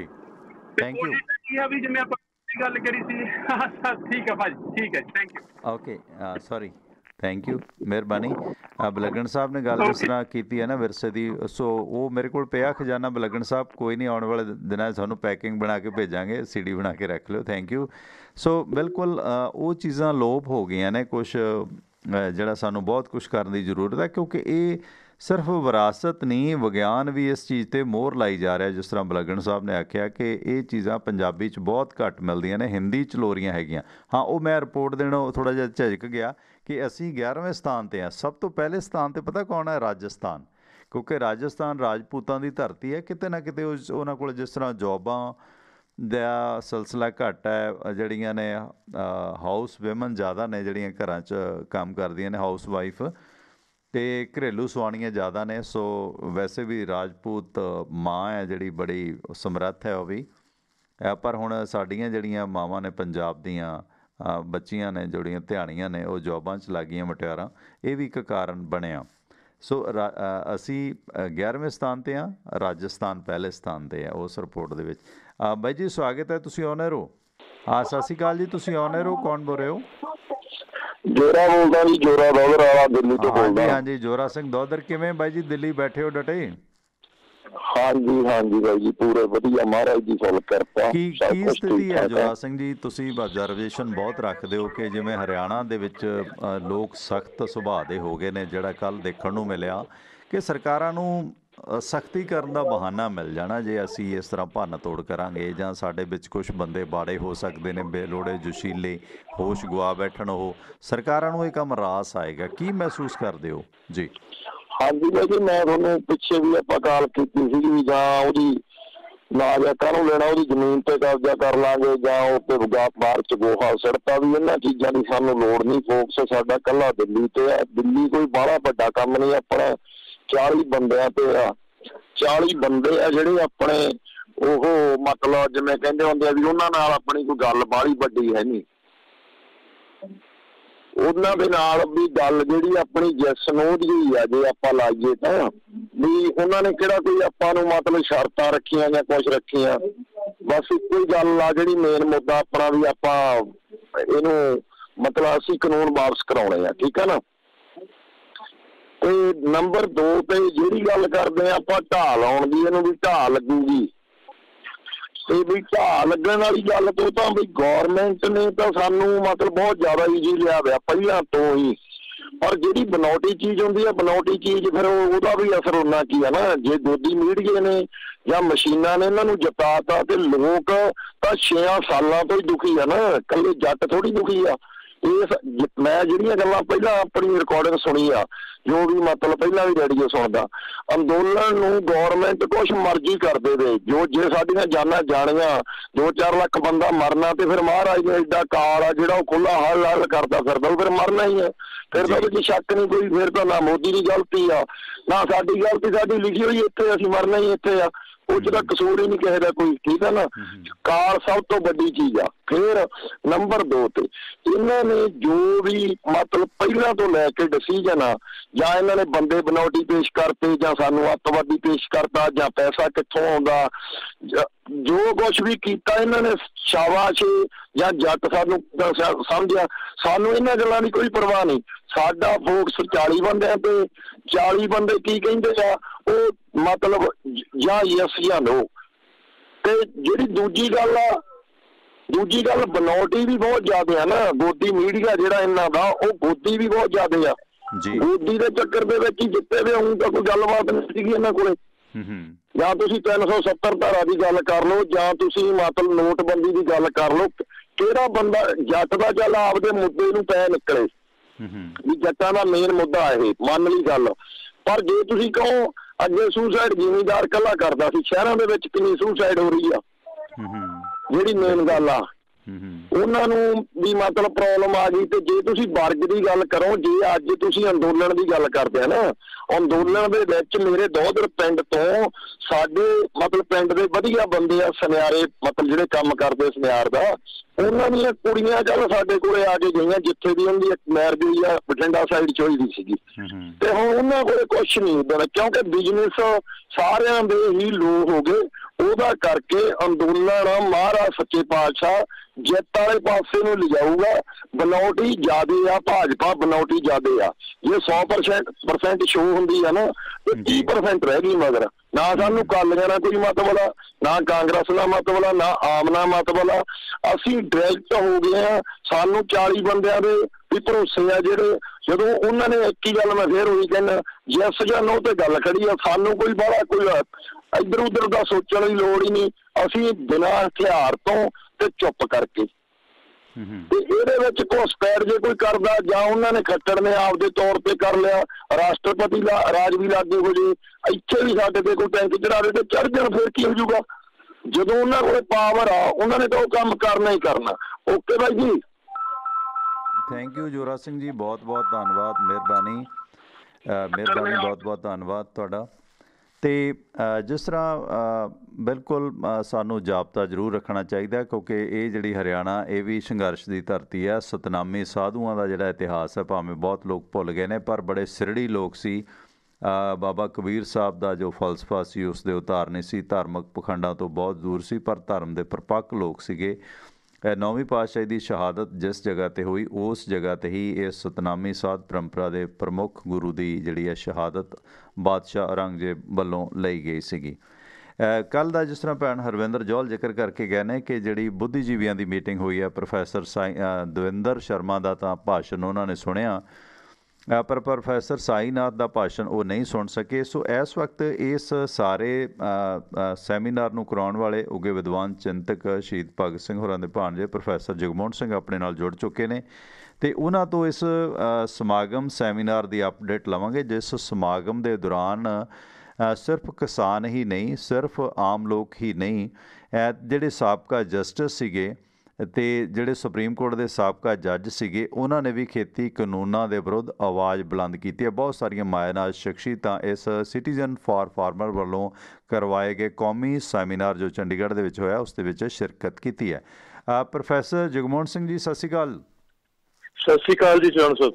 ਸਤਿ ਸ਼੍ਰੀ ਅਕਾਲ ਜੀ। ਤੁਹਾਡੇ ਆਉਣ ਤੋਂ ਪਹਿਲਾਂ US ਤੋਂ ਭੈਣ ਹਰਵਿੰਦਰ ਜੌਹਲ ਹੋਰਾਂ ਨੇ ਦੱਸਿਆ, ਬਹੁਤ ਸਾਰੇ ਹੋਰ ਲੋਕਾਂ ਨੇ ਇਹ ਸਪੀਚ ਜਿਹੜੀਆਂ ਵੇਖੀਆਂ ਨੇ ਪ੍ਰੋਫੈਸਰ ਦਵਿੰਦਰ ਸ਼ਰਮਾ ਹੋਰਾਂ ਦੀ ਜਾਂ ਸਾਈਨਾਥ ਦੀ, ਤੁਹਾਡੀ ਸਾਰੇ ਵਕਤਾਵਾਂ ਦੀ, ਅਤੇ ਇਸ ਸਮਾਗਮ ਦਾ ਕੀ ਨਿਚੋੜ ਸਾਰ ਹੈ, ਇਹ ਤੁਹਾਡੀ ਜ਼ੁਬਾਨ ਤੋਂ ਸੁਣਨਾ ਚਾਹਾਂਗੇ ਪ੍ਰੋਫੈਸਰ ਸਾਹਿਬ ਜੀ। ਮਤਲਬ ਇੱਕ ਬਹੁਤ ਜਿਹੜਾ ਇੰਪੋਰਟੈਂਟ ਮੁੱਦਾ ਪਹਿਲਾਂ ਤਾਂ ਇਹ ਸੀ ਕਿ ਅਸੀਂ ਚਾਹੁੰਦੇ ਸੀ ਕਿ ਸਾਰੇ ਹੀ ਜਿਹੜੇ ਵਰਗ ਨੇ ਔਰ ਜਿਨ੍ਹਾਂ ਵਿੱਚ ਖਾਸ ਤੌਰ ਤੇ ਚੰਡੀਗੜ੍ਹ ਵਿੱਚ ਇੱਕ ਖਾਸ ਉੱਚ ਵਰਗ ਹੈ ਔਰ ਉਹਨਾਂ ਦੀ ਸ਼ਮੂਲੀਅਤ ਕੀਤੀ ਜਾਵੇ, ਜਿਵੇਂ ਜਿਹੜੇ ਐਡਵੋਕੇਟਸ ਨੇ, ਕਿਉਂਕਿ ਬਾਰ ਐਸੋਸੀਏਸ਼ਨ ਨੇ ਦੱਸਿਆ ਕਿ ਉਹਨਾਂ ਦੇ 1 ਲੱਖ ਮੈਂਬਰ ਨੇ ਸਾਰੇ ਪੰਜਾਬ ਵਿੱਚ, ਤੇ ਉਹ ਵੀ ਸਪੋਰਟ ਕਰ ਰਹੇ ਨੇ। ਜਿੰਨੇ ਰਿਟਾਇਰਡ ਮਤਲਬ ਬਿਊਰੋਕਰੇਟਸ ਨੇ ਉਹ ਵੀ ਨੇ, ਜਿਵੇਂ ਤੁਸੀਂ ਦੱਸਿਆ ਕਿ ਜੱਜਿਸ, ਔਰ ਖਾਸ ਤੌਰ ਤੇ ਜੱਜਿਸ ਜਿਨ੍ਹਾਂ ਨੇ ਸੁਨੇਹਾ ਭੇਜਿਆ ਔਰ ਸਾਹਿਬਾਨ ਜਿਨ੍ਹਾਂ ਨੇ ਪ੍ਰਜ਼ਾਈਡ ਕੀਤਾ, ਮਤਲਬ ਇੱਕ ਬਹੁਤ ਹੀ ਖੂਬਸੂਰਤ ਸੁਨੇਹਾ ਉਹਦੇ ਚੋਂ ਇਹ ਨਿਕਲ ਰਿਹਾ ਕਿ ਜਿਵੇਂ ਪੀ ਸਾਈਨਾਥ ਹੋਣਾ ਨੇ ਵੀ ਉਹਦੇ ਉੱਤੇ ਫੋਕਸ ਕੀਤਾ, ਜੱਜ ਸਾਹਿਬਾਨ ਨੇ ਵੀ ਕੀਤਾ, ਕਿ ਇਹ ਜਿਹੜੀ ਐਕਚੁਅਲੀ ਰਿਕਵਰੀ ਆਫ ਡੈਮੋਕ੍ਰੇਸੀ ਦੀ ਲੜਾਈ ਹੈ ਜਿਹੜੇ ਕਿਸਾਨ ਨੇ ਸ਼ੁਰੂ ਕੀਤੀ ਹੈ, ਲੇਕਿਨ ਲੋਕ ਸਾਰੇ ਉਹਦੇ ਚ ਰਲ ਰਹੇ ਨੇ। ਸੋ ਇਹ ਸੀ ਕਿ ਜਿਹੜਾ ਸਿਟੀਜ਼ਨ ਫਾਰ ਫੋਰਮ ਹੈ ਇਹਨੂੰ ਲੈ ਕੇ, ਔਰ ਭਾਈ ਪੀ ਸਾਈਨਾਥ ਹੋਣਾ ਦੀ ਤੇ ਬਹੁਤ ਹੀ, ਕਿਉਂਕਿ ਉਹਨਾਂ ਦੀ ਬੜੀ ਗਹਿਰੀ ਔਰ ਹੈ, ਜਿਵੇਂ ਪਾਤਰ ਹੋਣਾ ਨੇ ਅਖੀਰ ਤੇ ਕਿਹਾ ਕਿ ਵੀ ਉਹ ਸਾਨੂੰ ਉਹਨਾਂ ਦੀ ਕਵਿਤਾ ਨਜ਼ਰ ਆ ਰਹੀ ਸੀ, ਉਹਦੇ ਇੱਕ ਸਾਹਿਤਕ ਪੱਖ ਵੀ ਸੀ ਕਿ ਕਿਵੇਂ ਮਤਲਬ ਸਾਰਾ ਹੋ ਰਿਹਾ। ਤੋ ਇਹ ਮੈਂ ਸਮਝਦਾ ਕਿ ਬਹੁਤ ਕਾਮਯਾਬ ਹੈ। ਉਹਦੇ ਤੋਂ ਇਹ ਵੀ ਆਇਦ ਕੀਤਾ ਗਿਆ ਕਿ ਹਰ ਥਾਂ ਮਤਲਬ ਸਿਟੀਜ਼ਨ ਫਾਰ ਫਾਰਮਰ ਜਿਹੜੀ ਹੈਗੀਆਂ ਨੇ ਉਹ ਸ਼ਹਿਰਾਂ ਵਿੱਚ ਕਮੇਟੀਆਂ ਬਣਾਈਆਂ ਜਾਣ ਤਾਂ ਕਿ ਲੋਕ ਉਸ ਚਿੰਤਾ ਤੇ ਚਿੰਤਨ ਦੇ ਨਾਲ ਰਲ ਸਕਣ। ਤੋ ਮਤਲਬ ਹੈ ਕਿ ਜਿੰਨਾ ਉਹਨਾਂ ਨੇ ਸਾਈਨਾਥ ਹੋਣਾ ਨੇ, ਦਵਿੰਦਰ ਸ਼ਰਮਾ ਨੇ, ਜਸਟਿਸ ਸਾਹਿਬ ਨੇ ਜਿੰਨਾ ਸਪੋਰਟ ਕੀਤਾ ਉਹ ਬੜਾ ਉਤਸ਼ਾਹਿਤ ਕਰਨ ਵਾਲਾ ਹੈ। ਔਰ ਇਹ ਹੈ ਕਿ ਇਸ ਵੇਲੇ ਜਿਸ ਤਰ੍ਹਾਂ ਸੁਪਰੀਮ ਕੋਰਟ ਇਸ ਦੇ ਵਿੱਚ ਦਿਨ ਪ੍ਰਤੀ ਦਿਨ ਸਖਤ ਸਟੇਟਮੈਂਟ ਦੇ ਰਿਹਾ, ਸੁਪਰੀਮ ਕੋਰਟ ਦਾ ਫੈਸਲਾ ਕਿ ਸਖਤੀ ਕੀਤੀ ਜਾਵੇ, ਕਰੋਨਾ ਜਾਂ ਜਿਹੜਾ ਇੱਕ ਰਿਸ਼ਵ ਸ਼ਰਮਾ ਉਹ ਕਹਿੰਦਾ ਘਾਟਾ ਹੀ ਬਹੁਤ ਪੈ ਗਿਆ, ਕਹਿੰਦਾ 3500 ਕਰੋੜ ਦਾ ਘਾਟਾ ਪੈ ਗਿਆ, ਕਹਿੰਦਾ ਚੀਜ਼ਾਂ 30% ਮਹਿੰਗੀਆਂ ਹੋ ਗਈਆਂ। ਇਹਨੂੰ ਪੁੱਛ ਜਾ ਕੇ ਉੱਥੇ ਝੁੱਗੀ ਝੋਪੜੀ ਵਾਲਿਆਂ ਦੇ ਬੱਚਿਆਂ ਦੀਆਂ ਕੁੱਖਾਂ ਕਢਾਤੀਆਂ, ਉਹਨਾਂ ਦੇ ਰੰਗ ਲਾਲ ਹੋ ਗਏ ਨੇ।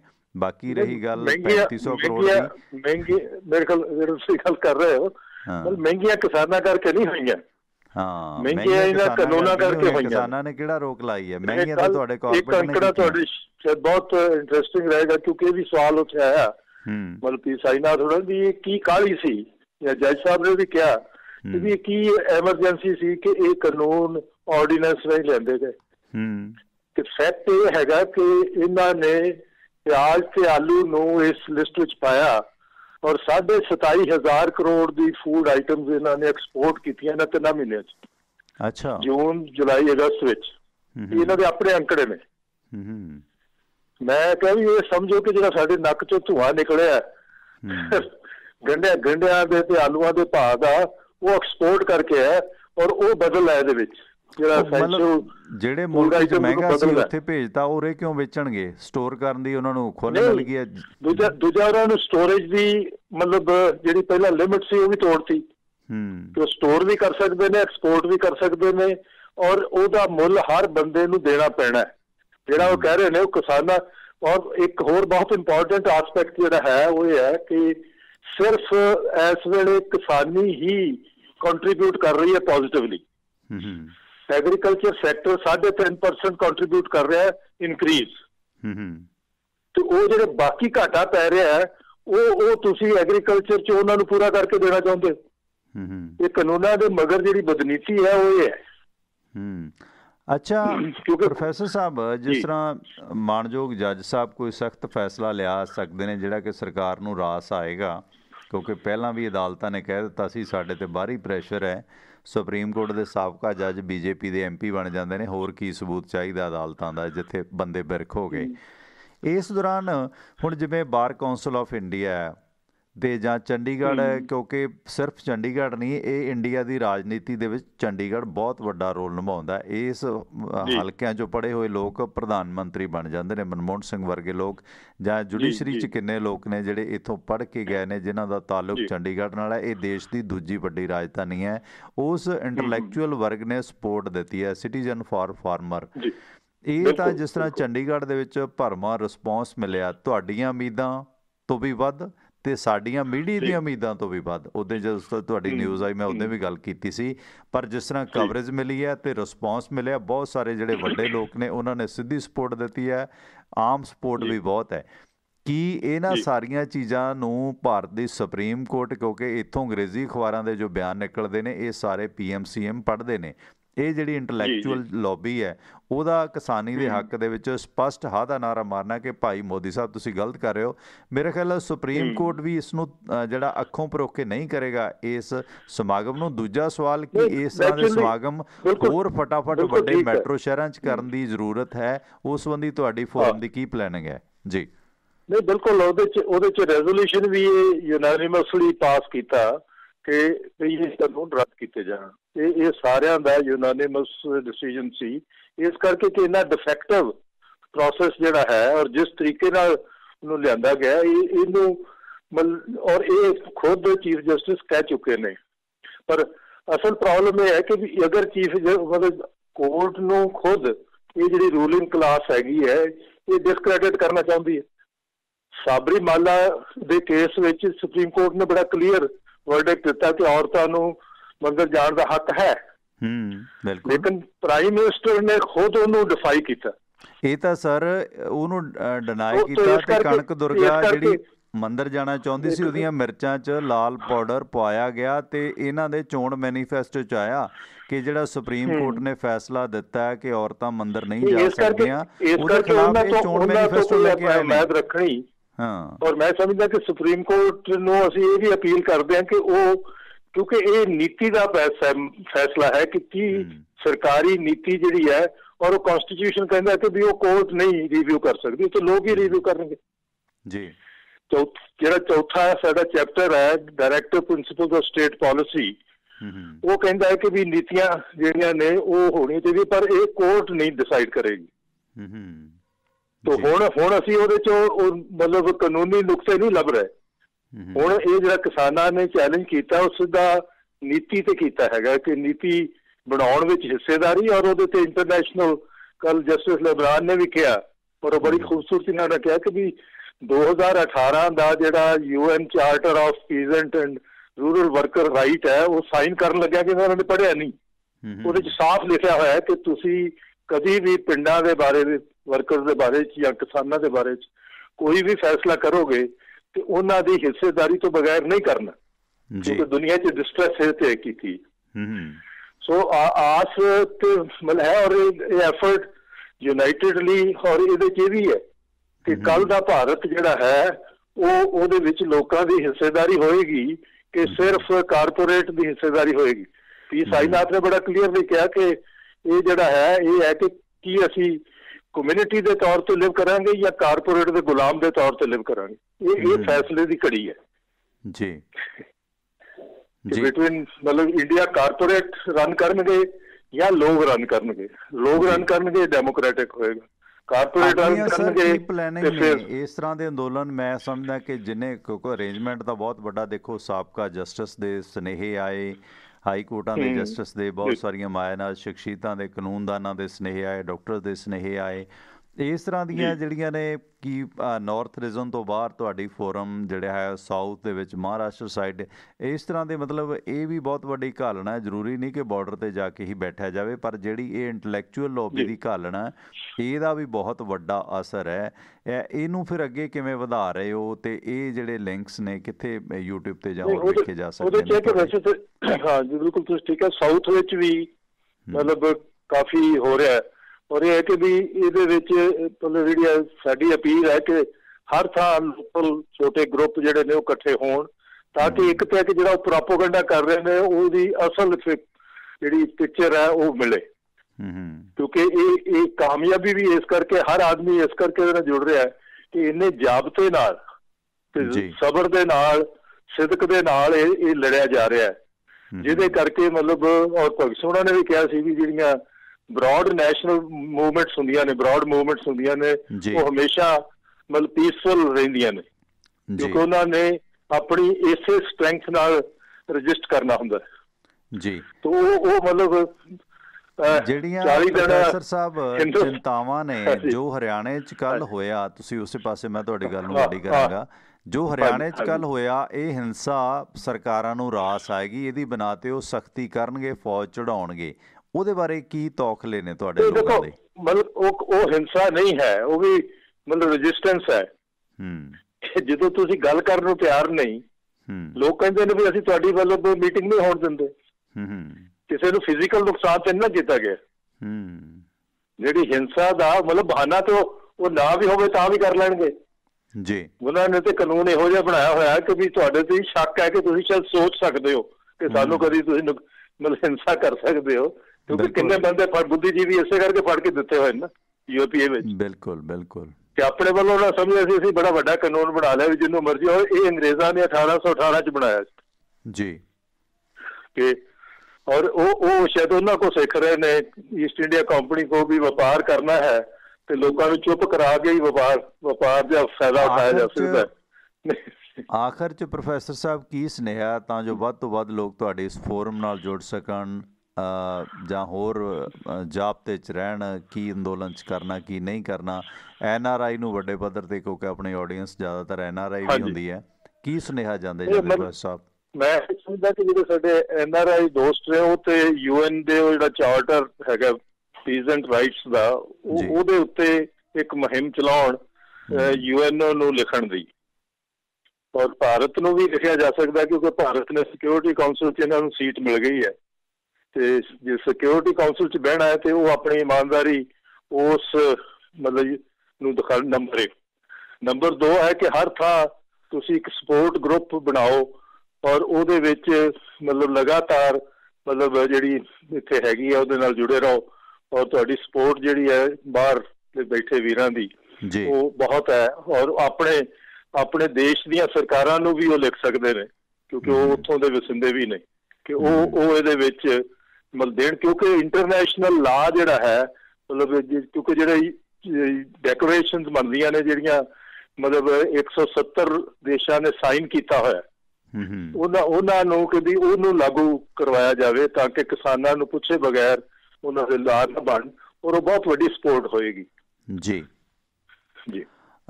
ਸੋ ਬਹੁਤ ਬਹੁਤ ਧੰਨਵਾਦ ਪ੍ਰੋਫੈਸਰ ਸਾਹਿਬ। ਕੋਈ ਹੋਰ ਐਡਰੈਸ ਹੋਵੇ ਸਿਟੀਜ਼ਨ ਫॉर ਫਾਰਮਰਸ ਦਾ, ਚਲੋ ਨਹੀਂ ਤਾਂ ਮੈਂ ਲੱਭ ਕੇ ਸ਼ੇਅਰ ਕਰ ਦਾਂਗਾ ਆਪਣੇ ਫੇਸਬੁੱਕ 'ਤੇ, ਤਾਂ ਜੋ ਇਹ ਸਪੀਚ ਨੇ ਜਿਹੜੀਆਂ ਸਾਈਨਾਥ, ਪ੍ਰੋਫੈਸਰ ਦਵਿੰਦਰਪਾਲ, ਜਸਟਿਸ ਲਿਬਰਹਾਨ, ਤੁਹਾਡੀਆਂ ਸਾਰੀਆਂ ਦੀਆਂ ਸਪੀਚ ਲੋਕ ਸੁਣ ਸਕਣ। ਕੋਈ ਸ਼ੇਅਰ ਹੈ ਤਾਂ ਦੱਸ ਦਿਓ, ਨਹੀਂ ਤਾਂ ਮੈਂ ਸ਼ੇਅਰ ਕਰ ਦਿਆਂਗਾ।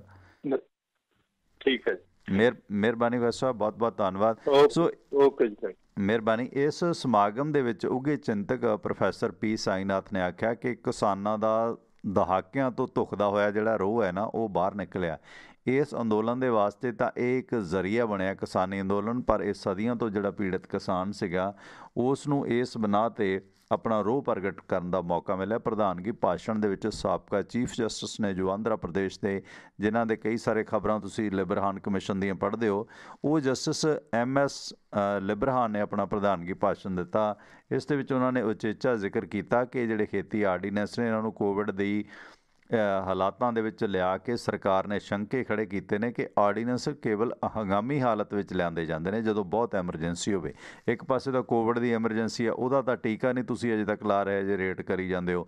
ਦੂਜੇ ਬੰਨੇ ਤੁਸੀਂ ਉਸ ਮੌਕੇ ਟ੍ਰੇਡ ਦੇ ਟ੍ਰੀਟਮੈਂਟ ਦੀ ਜਗ੍ਹਾ ਟ੍ਰੇਡ ਦੇ ਆਰਡੀਨੈਂਸ ਲਿਆ ਰਹੇ ਹੋ। ਇਹ ਬਹੁਤ ਸ਼ੱਕੀ ਹੈ। ਜਸਟਿਸ ਲਿਬਰਹਾਨ ਨੇ ਆਖਿਆ ਜੇ ਹੁਣ ਸੁਪਰੀਮ ਕੋਰਟ ਇਹਨਾਂ ਚੀਜ਼ਾਂ ਨੂੰ ਦਰਕਿਨਾਰ ਕਰਕੇ ਅੱਜ ਕੋਈ ਫੈਸਲਾ ਜਾਂ ਕੱਲ੍ਹ ਨੂੰ ਕੋਈ ਫੈਸਲਾ ਲਿਆਉਂਦੀ ਹੈ ਤੇ ਲੋਕ ਨੇ ਜਿਹੜੇ ਫਿਰ ਉਹਨਾਂ ਫੈਸਲਿਆਂ ਨੂੰ ਵੀ ਪ੍ਰਵਾਨ ਨਹੀਂ ਕਰਦੇ, ਕਿਉਂਕਿ ਜੇ ਸਬਰੀਮਾਲਾ ਮੰਦਿਰ ਦੇ ਵਿੱਚ ਔਰਤਾਂ ਦੇ ਜਿਨ੍ਹਾਂ ਨੂੰ ਮਾਸਿਕ ਧਰਮ ਆਉਂਦਾ ਉਹਨਾਂ ਦੇ ਜਾਣ ਦਾ ਫੈਸਲਾ ਲੋਕ ਪ੍ਰਵਾਨ ਨਹੀਂ ਕਰਦੇ। ਜਿਨ੍ਹਾਂ ਦਾ ਤੁਸੀਂ ਲਹੂ ਚੂਸ ਰਹੇ ਹੋ ਉਹ ਕਿਵੇਂ ਪ੍ਰਵਾਨ ਕਰਨਗੇ ਇਹਨਾਂ ਫੈਸਲਿਆਂ ਨੂੰ। ਸੋ ਇਸ ਦੌਰਾਨ ਜਿਹੜੇ ਸਾਬਕਾ ਜਸਟਿਸ ਆਫਤਾਬ ਆਲਮ ਤੇ ਸੁਪਰੀਮ ਕੋਰਟ ਦੇ ਨੇ ਇਹ, ਤੇ ਸਾਬਕਾ ਜਸਟਿਸ ਗੋਪਾਲ ਗੌੜਾ ਸਾਹਿਬ, ਇਹ ਵੀ ਸੁਪਰੀਮ ਕੋਰਟ ਦੇ ਸਾਬਕਾ ਜਸਟਿਸ ਨੇ, ਇਹਨਾਂ ਦੇ ਲਿਖਤੀ ਸੁਨੇਹੇ ਵੀ ਸਮਾਗਮ ਦੇ ਵਿੱਚ ਪੜ੍ਹੇ ਗਏ। ਸਵਾਗਤ ਬਾਈ ਜੀ, ਸਤਿ ਸ਼੍ਰੀ ਅਕਾਲ, ਤੁਸੀਂ ਆਨਰ ਹੋ। ਹੈਲੋ, ਤੁਸੀਂ ਆਨਰ ਆ ਚੁੱਕੇ ਹੋ ਸਰ। ਸਤਿ ਸ਼੍ਰੀ ਅਕਾਲ ਜੀ। ਸਤਿ ਸ਼੍ਰੀ ਅਕਾਲ ਜੀ, ਕੌਣ ਬੋਲ ਰਹੇ ਹੋ? ਮੈਂ ਗੁਰਪ੍ਰੀਤ ਬੋਲਦੀ ਹਾਂ ਆਸਟ੍ਰੇਲੀਆ ਤੋਂ। ਕੀ ਹਾਲ ਚਾਲ ਹੈ? ਹਾਂ ਗੁਰਪ੍ਰੀਤ ਜੀ, ਬਹੁਤ ਬਹੁਤ ਧੰਨਵਾਦ। ਆਸਟ੍ਰੇਲੀਆ ਤੋਂ ਤੁਸੀਂ ਕਾਲ ਕਰ ਰਹੇ ਹੋ ਤੇ ਕਿਸਾਨ ਅੰਦੋਲਨ ਨੂੰ ਲੈ ਕੇ ਗੁਰਪ੍ਰੀਤ ਜੀ ਚਰਚਾਵਾਂ ਨੇ, ਕੀ ਕਹਿਣਾ ਚਾਹੁੰਦੇ ਹੋ ਕੁਝ ਇਸ ਬਾਰੇ ਜੀ? ਸਭ ਤੋਂ ਪਹਿਲਾਂ ਮੈਂ ਵਧਾਈਆਂ ਜੀ ਤੁਹਾਨੂੰ ਨਵਾਂ ਸੈਸ਼ਨ ਸਟਾਰਟ ਕਰਨ ਤੇ। ਅਸੀਂ ਤਾਂ ਬਹੁਤ ਟਾਈਮ ਦੇ ਕਹਿ ਰਹੇ ਸੀ ਤੁਸੀਂ ਕਰੋ, ਉੱਥੇ ਦਾ ਟਾਈਮ ਹੀ ਨਹੀਂ ਮਿਲਦਾ। ਪੁਰਾਣੇ ਦੇ ਘੰਟਾ ਆਨਲਾਈਨ ਰਹਿੰਦੇ ਤੇ 5 ਮਿੰਟ ਗੱਲ ਹੁੰਦੀ ਸੀ, ਜੁੜਦੇ ਤੁਹਾਡੇ ਵਾਸਤੇ ਸੀ, ਸੁਣਨੇ ਹੋਰ ਪੈਂਦੇ ਸੀਗੇ। ਤੇ ਪਹਿਲੀ ਤੇ ਬਹੁਤ ਵਧੀਆ ਗੱਲ ਹੈ ਜਦੋਂ ਤੁਸੀਂ ਕਰੋ ਆਪਣਾ ਸਟੇਸ਼ਨ ਸਟਾਰਟ ਕੀਤਾ, ਇਹਦੀਆਂ ਵਧਾਈਆਂ ਜੀ। ਤੇ ਨਾਲੇ ਆ ਜਿਹੜਾ ਮਾਰਨਿੰਗ ਟਾਈਮ ਹੈ ਨਾ, ਤਾਂ ਤੁਹਾਡੇ ਲਈ ਖਾਸ ਕਰਕੇ ਆਸਟ੍ਰੇਲੀਆ ਨਿਊਜ਼ੀਲੈਂਡ ਵਾਲੇ ਸੱਜਣਾ ਲਈ ਕੀਤਾ। ਮਾਰਨਿੰਗ ਦੀ ਸ਼ਿਫਟ ਹੈ ਜਿਹੜੀ ਆਹ ਵਾਲੀ ਜੀ। ਹਾਂਜੀ ਹਾਂਜੀ ਹਾਂਜੀ, ਸਾਨੂੰ ਸ਼ੂਟ ਕਰਦਾ ਦੋਨੇ, ਵੈਸੇ ਡਰਾਈਵਰਾਂ ਤੋਂ ਦੋਨੇ ਸ਼ੂਟ ਕਰ ਦਿਆ ਕਰਨੇ ਆ ਜੀ। ਜਦੋਂ ਨਾਈਟ ਟੈਕਸੀ ਹੋਇਆ ਕਰਾਂਗੇ ਉਦੋਂ ਉਹ ਚੱਲ ਜਾਇਆ ਕਰੂ ਤੇ ਹੁਣ ਆਹ ਚੱਲ ਜਾਇਆ ਕਰੂਗਾ ਜੀ। ਜੀ ਜੀ, ਤੇ ਮੈਂ ਤਾਂ ਇਹੀ ਕਹਿਣਾ ਸੀਗਾ ਵੀ ਲੋਕਾਂ ਚ ਉਤਸ਼ਾਹ ਬਹੁਤ ਜ਼ਿਆਦਾ ਜੀ। ਪਿੰਡਾਂ ਬਹੁਤ ਲੋਕ ਜਾ ਰਹੇ ਨੇ ਜੀ, ਵਾਰੀਆਂ ਬਣੀਆਂ ਹੋਈਆਂ ਪਿੰਡਾਂ ਵਿੱਚ ਪੱਤੀਆਂ ਵੀ, ਜਿਵੇਂ ਸਾਡੇ ਪਿੰਡ 4 ਪੱਤੀਆਂ ਬਰਗਾੜੀ ਲੱਗ ਗਏ ਪਿੰਡਾਂ ਮੇਰਾ, ਤੇ 4 ਪੱਤੀਆਂ ਦੇ ਵਿੱਚ ਹਰੇਕ ਹਫ਼ਤਾ ਲਾ ਕੇ ਆਉਂਦੇ ਆ, ਕਰਨ ਵਾਈ ਜਾ ਰਹੇ ਆ। ਸਾਡੇ ਪਿੰਡ ਵਾਲਿਆਂ ਨੂੰ ਤਾਂ ਇੱਕ ਟਰੈਕਟਰ ਵੀ ਨਵਾਂ 2.25 ਲੱਖ ਦਾ ਲੈ ਰਿਹਾ ਮੋਰਚੇ ਤੇ ਭੇਜਣ ਵਾਸਤੇ, ਵੀ ਜੇ ਭਾਵੇਂ 5 ਮਹੀਨੇ ਚੱਲੇ ਭਾਵੇਂ ਸਾਲ ਚੱਲੇ, ਉਹ ਟਰੈਕਟਰ ਤੇ ਉੱਥੇ ਲਿਜਾ ਕੇ ਖਿਲਾਰ ਦੇਣਾਗਾ। ਤੇ ਲੋਕਾਂ ਨੂੰ ਬਹੁਤ ਉਤਸ਼ਾਹ ਜੀ। ਤੇ ਕੀ ਲੱਗਦਾ ਵੀ ਮੋਦੀ ਸਰਕਾਰ ਨੂੰ ਝੁਕਣਾ ਹੀ ਪੈਣਾ। ਤੇ ਜੇ ਉਹ ਪਹਿਲਾਂ ਜਦੋਂ 2 ਮਹੀਨਾ 1.5 ਮਹੀਨਾ ਪਹਿਲਾਂ ਜੇ ਜਿੰਨਾ ਹੁਣ ਮੰਨ ਰਹੇ ਉਹਦਾ 25% ਵੀ ਦੇ ਦਿੰਦੇ ਤੇ ਲੋਕਾਂ ਨੇ ਘਰੇ ਟੱਟ ਜਾਣਾ ਸੀਗਾ। ਪਰ ਜਦੋਂ ਹੁਣ ਜਾਵੜੇ ਆ, ਹੁਣ ਉਹ ਮੈਨੂੰ ਨਹੀਂ ਲੱਗਦਾ ਵੀ ਰੱਦ ਕਰਾਏ ਬਿਨਾਂ ਵਾਪਸ ਆਉਣਗੇ। ਤੇ ਜੇ ਵਾਪਸ ਆ ਵੀ ਗਏ, ਇਹ ਬਹੁਤ ਦੂਰਗਾਮੀ ਇਹਦੇ ਪ੍ਰਭਾਵ ਹੋਣਗੇ। ਬਹੁਤ ਲੰਮਾ ਟਾਈਮ ਇਹ ਚੀਜ਼ ਭੁਗਦੀ ਰਹਿਣੀ ਹੈ ਲੋਕਾਂ ਦੇ ਮਨ 'ਚ। ਜਿਵੇਂ 84 ਨਹੀਂ ਸੀਗੀ, ਉਹਦੇ ਉਹਨੂੰ ਰੜਕ ਰਹਿਣੀ ਹੈਗੀ ਜੇ ਆ ਕਾਨੂੰਨ ਰੱਦ ਨਾ ਹੋਏ। ਬਹੁਤ ਹਿਸਾਬ ਨਾਲ ਜਿਵੇਂ ਫਰਕ ਪੈ ਗਿਆ ਵੀ ਭਾਜਪਾ ਲੈ ਗਈ ਲੋਕਾਂ ਦੇ। ਤੇ ਇਹਦਾ ਕਰਕੇ ਮੈਂ ਤਾਂ ਇਹੀ ਕਹਿਣਾ ਜੀ ਕਿ ਸਰਕਾਰ ਨੂੰ ਚਾਹੀਦਾ ਵੀ ਕਾਨੂੰਨ ਵਾਪਸ ਲੈ ਲੈ, ਅੜੀ ਨਾ ਕਰੇ। ਲੋਕ ਅੜੀ ਕਰ ਸਕਦੇ, ਸਰਕਾਰ ਨਹੀਂ ਅੜੀ ਕਰ ਸਕਦੀ, ਕਿਉਂਕਿ ਸਰਕਾਰ ਦੀ ਰਿਸਪੋਂਸੀਬਿਲਿਟੀ ਲੋਕਾਂ ਨਾਲੋਂ ਦੁੱਗਣੀ ਹੁੰਦੀ ਆ। ਬਿਲਕੁਲ। ਤੇ ਬਾਕੀ ਉਹਨਾਂ ਨੇ ਹਰਿਆਣੇ ਵਿੱਚ ਵੇਖ ਹੀ ਲਿਆ ਵੀ ਖੱਟੜ ਸਾਹਿਬ ਨਾਲ ਕੀ ਹੋਈ ਆ। ਤੇ ਹੁਣ ਉਹ ਕਹਿੰਦੇ ਸਾਡੇ ਲੋਕਤੰਤਰਕ ਤਰੀਕੇ ਆ। ਭਾਈ ਜਦੋਂ ਸੜਕਾਂ 10-10 ਫੁੱਟ ਖੂਹੀਆਂ ਪੱਟੀਆਂ ਸੀਗੀਆਂ, ਤੁਸੀਂ ਤਾਂ ਸਰਕਾਰ ਆ, ਤੁਸੀਂ ਤਾਂ ਸਾਡੇ ਪੇਡ ਵਰਕਰ ਆ, ਤੁਹਾਨੂੰ ਜ਼ਿੰਮੇਵਾਰੀ ਨਿਭਾਉਣ ਦੀ ਤਨਖਾਹ ਮਿਲਦੀ ਆ, ਕੁਆਲਿਟੀ ਮਿਲਦੀ ਆ। ਤੁਸੀਂ 10-10 ਫੁੱਟ ਸੜਕਾਂ ਪੁੱਟੀਆਂ, ਉਦੋਂ ਲੋਕਾਂ ਦੇ ਰਾਈਟ ਨਹੀਂ ਸੀਗੇ। ਜਦੋਂ ਤੁਸੀਂ ਆਪਦੀ ਪੰਚਾਇਤ ਕਰਨੀ ਉਦੋਂ ਕਹਿੰਦੇ ਸਾਡੇ ਰਾਈਟ ਆ ਜੀ। ਤੁਸੀਂ ਤਾਂ ਸਰਕਾਰੀ ਸੰਪत्ति ਦਾ ਨੁਕਸਾਨ ਕੀਤਾ ਨਾ, ਤੁਹਾਡੇ ਨਾਲ ਤਾਂ 1% ਵੀ ਨਹੀਂ ਕੀਤਾ ਲੋਕਾਂ ਨੇ। ਬਿਲਕੁਲ। ਹੁਣ 26 ਜਨਵਰੀ ਨੂੰ ਹੋਰ ਵੀ ਮਾਹੌਲ ਖਰਾਬ ਹੋਊ। ਜਿਵੇਂ ਅੱਜ ਮੈਂ ਅਖਬਾਰ ਤੇ ਪੜ੍ਹ ਰਿਹਾ ਸੀਗਾ, ਸ਼ਾਇਦ ਵੀ ਲੋਕ ਕਹਿੰਦੇ 26 ਜਨਵਰੀ ਨੂੰ ਝੰਡਾ ਨਹੀਂ ਚਲਾਉਣ ਦੇਣਾ, ਅਸੀਂ ਮੰਤਰੀ ਨੂੰ ਅਸੀਂ ਆਪ ਚਲਾਵਾਂਗੇ। ਹਰਿਆਣੇ ਦੇ ਐਲਾਨ ਕੀਤਾ ਗਾ। ਇਹਦੇ ਨਾਲ ਹੋਰ ਵੀ ਮਾਹੌਲ ਜ਼ਿਆਦਾ ਖਰਾਬ ਹੋਊਗਾ। ਲੋਕਾਂ ਨੂੰ ਥੋੜਾ ਜਿਹਾ ਸੰਜਮ ਵੀ ਰੱਖਣਾ ਚਾਹੀਦਾ। ਉੱਥੇ ਜਾਣ ਤੇ ਆਪਦੇ ਹਿਸਾਬ ਨਾਲ ਰੋਸ ਮੁਜ਼ਾਹਰਾ ਕਰਨ, ਪਰ ਇੱਕ ਲਿਮਟ ਤੱਕ ਜ਼ਿਆਦਾ ਖਰਾਬ ਨਾ ਚਾਹੇ ਮਾਹੌਲ ਨਾ ਖਰਾਬ ਹੋਵੇ, ਜਿਹਦੇ ਨਾਲ ਸਰਕਾਰ ਨੂੰ ਬਹਾਨਾ ਮਿਲ ਜਾਏ। ਜਿਵੇਂ ਤੁਸੀਂ ਕਹਿ ਰਹੇ ਹੋ, ਵਿਰੋਧਤਾ ਕਰਨ ਪਰ ਸੰਜਮ ਦੇ ਵਿੱਚ ਰਹਿ ਕੇ। Thank you. ਇਹੀ ਕਹਿਣਾ ਸੀ। ਮਿਹਰਬਾਨੀ। Thank you Gurpreet, thank you, ਮਿਹਰਬਾਨੀ। ਗੁਰਪ੍ਰੀਤ ਸਿੰਘ ਆਸਟ੍ਰੇਲੀਆ ਤੋਂ ਜੁੜੇ ਸੀਗੇ। ਬਿਲਕੁਲ। ਤੇ ਇਹ 'ਚ ਇਹੀ ਬਾਰ-ਬਾਰ ਅਪੀਲਾਂ ਨੇ, ਪਰ ਹੁਣ ਮਰਦਾ ਕੀ ਨਾ ਕਰਦਾ ਇਹ ਕਹਾਣੀ ਵੀ ਹੈ। ਖੈਰ ਆਪਣੀ ਥੋੜ੍ਹੀ ਮੈਂ ਨੀਂਦ ਵਾਲੀ ਗੱਲ ਨਿਬੇੜਦੇ ਹਾਂ। ਉਸ ਤੋਂ ਬਾਅਦ ਬਹੁਤ ਸਾਰੇ ਲੋਕ ਆਪਣੇ ਨਿਆਣੇ ਕੈਪਟਨ ਅਮਰਿੰਦਰ ਸਿੰਘ ਦੇ ਮਹਿਲ ਮੂਹਰੇ ਛੱਡਣ ਦੇ ਜੁਗਾੜ 'ਚ ਕੱਲ੍ਹ ਆਏ, ਕਹਿੰਦੇ ਆ ਸਾਂਭੋ ਕੈਪਟਨ ਸਾਹਿਬ, ਨਿਆਣੇ ਸਾਂਭੋ ਸਾਡੇ। ਕੈਪਟਨ ਸਾਹਿਬ ਤਾਂ ਆਪ ਨਹੀਂ ਮਹਿਲ 'ਚ ਆਉਂਦੇ, ਉਹਨਾਂ ਦੇ ਨਿਆਣੇ ਤਾਂ ਆਪ ਸ਼੍ਰੀਮਤੀ ਪ੍ਰਨੀਤ ਕੌਰ ਜੀ ਸੰਭਾਲਦੇ ਆ। ਖੈਰ ਇਹ ਜਿਹੜਾ ਆਪਣੀ ਗੱਲਬਾਤ ਚੱਲ ਰਹੀ ਸੀ ਕਿ ਦੁਨੀਆ ਦੇ ਵਿੱਚ ਜਿਹੜਾ ਵਾਈਟ ਨਾਈਟ ਸੁਣਨ ਦੇ ਵਾਸਤੇ ਜਿਹੜਾ ਟਰੈਂਡ ਵਧਿਆ, ਲੋਕ ਨੀਂਦ ਲਿਆਉਣ ਵਾਸਤੇ ਇੱਕ ਖਾਸ ਕਿਸਮ ਦਾ ਗੀਤ ਹੈ ਜਿਹੜਾ ਵਾਈਟ ਨਾਈਟ ਸੁਣਨ ਨੂੰ ਤਵੱਜੋ ਦਿੰਦੇ ਨੇ। ਇਹਦੇ ਨਾਲ ਹੁੰਦਾ ਕੀ ਹੈ, ਕਹਿੰਦੇ ਮਨ ਨੂੰ ਸਕੂਨ ਮਿਲਦਾ, ਸ਼ਾਂਤ ਕਰਨ ਵਾਲੀ ਇਹ ਧੁਨੀ ਹੈ ਜੋ ਨੀਂਦ ਆਉਣ ਦੇ ਵਿੱਚ ਮਦਦ ਕਰਦੀ ਹੈ। ਇਹ ਕੋਈ ਗਾਣਾ ਨਹੀਂ ਬਲਕਿ ਇੱਕ ਪ੍ਰਕਿਰਤੀ ਜਾਂ ਬਣਾਈ ਹੋਈ ਐਸੀ ਧੁਨੀ ਹੈ ਜਿਸ ਦੇ ਵਿੱਚ ਸ਼ੋਰ ਸ਼ਰਾਬੇ ਦੀ ਧੁਨੀ ਤੋਂ ਇਹ ਓਵਰਲੈਪ ਕਰਦੀ ਹੈ ਅਤੇ ਸਕੂਨ ਦਿੰਦੀ ਹੈ। ਸੋ ਤੁਸੀਂ ਵੀ ਤਜਰਬਾ ਕਰਿਓ ਕਿ ਵਾਕਈ ਜਿਹੜਾ ਹੈਗਾ ਇਹ ਹੈ ਜਾਂ ਸਿਰਫ ਪ੍ਰਚਾਰ ਦਾ ਜ਼ਰੀਆ, ਕਿਉਂਕਿ ਜਦੋਂ ਇਸ ਤਰ੍ਹਾਂ ਦੀ ਖਬਰ ਆਉਂਦੀ ਹੈ ਲੋਕ ਧੜਾ ਧੜ ਉਸ ਨੂੰ ਡਾਊਨਲੋਡ ਵੀ ਕਰਦੇ ਨੇ। ਪ੍ਰੈਕਟੀਕਲ ਕਰਕੇ ਦੱਸਿਓ, ਕਿਉਂਕਿ ਨੀਂਦ ਦੀ ਦਿੱਕਤ ਸਾਰਿਆਂ ਨੂੰ ਹੈ। ਵੈਸੇ ਤਾਂ ਮੈਂ ਸਮਝਦਾ ਕਿ ਨੀਂਦ ਲਿਆਉਣ ਦਾ ਸਭ ਤੋਂ ਵਧੀਆ ਜ਼ਰੀਆ ਹੈ ਨਾ, ਕੋਈ ਕਿਤਾਬ ਚੱਕ ਲਓ। ਪੰਜਾਬੀ ਜਦੋਂ ਕਿਤਾਬ ਚੱਕ ਲੈਂਦਾ ਨਾ ਤਾਂ ਬਹੁਤੇ ਪੰਜਾਬੀਆਂ ਨੂੰ ਨੀਂਦ ਆਉਣ ਲੱਗ ਜਾਂਦੀ ਆ। ਸੋ ਕਿਉਂਕਿ ਇਹਦੇ ਨਾਲ ਥਕਾਵਟ ਵੱਖਰੀ ਕਿਸਮ ਦੀ ਹੁੰਦੀ ਹੈ। ਜਦੋਂ ਅਸੀਂ ਨੀਂਦ ਆਉਣ 'ਤੇ ਮੋਬਾਇਲ ਜਾਂ ਲੈਪਟਾਪ ਖੋਲ੍ਹ ਲੈਂਦੇ ਹਾਂ ਤਾਂ ਸਾਡੀ ਨੀਂਦ ਉੱਡ ਜਾਂਦੀ ਹੈ, ਕਿਉਂਕਿ ਇਹਦੀਆਂ ਜਿਹੜੀਆਂ ਲਾਈਟਸ ਨੇ ਨਾ ਇਹ ਸਾਡੀ ਅੱਖਾਂ ਨੂੰ, ਰੌਸ਼ਨੀ ਨੂੰ ਹੋਰ ਡਿਸਟਰਬ ਕਰਦੀਆਂ ਨੇ। ਪਰ ਜਦੋਂ ਤੁਸੀਂ ਕਿਤਾਬ ਪੜ੍ਹਦੇ ਹੋ, ਉਹ ਵੀ ਕਿਤਾਬ ਦੀ ਜਿਹੜੀ ਤੁਹਾਡੀ ਲਾਈਟ ਹੈ ਨਾ ਉਹ ਕਿਤਾਬ 'ਤੇ ਪੈਂਦੀ ਹੋਵੇ, ਜਾਂ ਚਲੋ ਉੱਦਾਂ ਵੀ ਪੜ੍ਹੀ ਜਾ ਸਕਦੀ ਆ ਰੂਮ 'ਚ ਬੈਠ ਕੇ ਪੂਰੀ ਫੁੱਲ ਲਾਈਟ 'ਚ, ਪਰ ਕੋਸ਼ਿਸ਼ ਹੋਵੇ ਕਿ ਆਪ ਮੂੰਹ ਤੁਹਾਡਾ ਹਨੇਰੇ 'ਚ ਹੋਵੇ, ਲਾਈਟ ਤੁਹਾਡੀ ਖੱਬੇ ਪਾਸਿਓਂ ਆਉਂਦੀ ਹੋਵੇ। ਇਹ ਵੀ ਇੱਕ ਲੌਜਿਕ ਹੈ। ਟੇਬਲ ਲੈਂਪ ਜਾਂ ਕੁਛ ਵੀ ਲਾ ਕੇ ਕਿਤਾਬ ਪੜ੍ਹਨ ਦੇ ਨਾਲ ਨੀਂਦ ਬਹੁਤ ਅੱਛੀ ਆਉਂਦੀ ਹੈ, ਪਰ ਕਿਤਾਬ ਪੜ੍ਹਨ ਦਾ ਕਈ ਵਾਰੀ ਸਮਾਂ ਨਹੀਂ ਹੁੰਦਾ। ਅਸੀਂ ਸੈੱਲ ਫੋਨ ਖੋਲ੍ਹ ਲੈਂਦੇ ਹਾਂ ਜੋ ਹੋਰ ਨੀਂਦ ਨੂੰ ਉਡਾ ਦਿੰਦਾ, ਮਨ ਉਚਾਟ ਕਰ ਦਿੰਦਾ।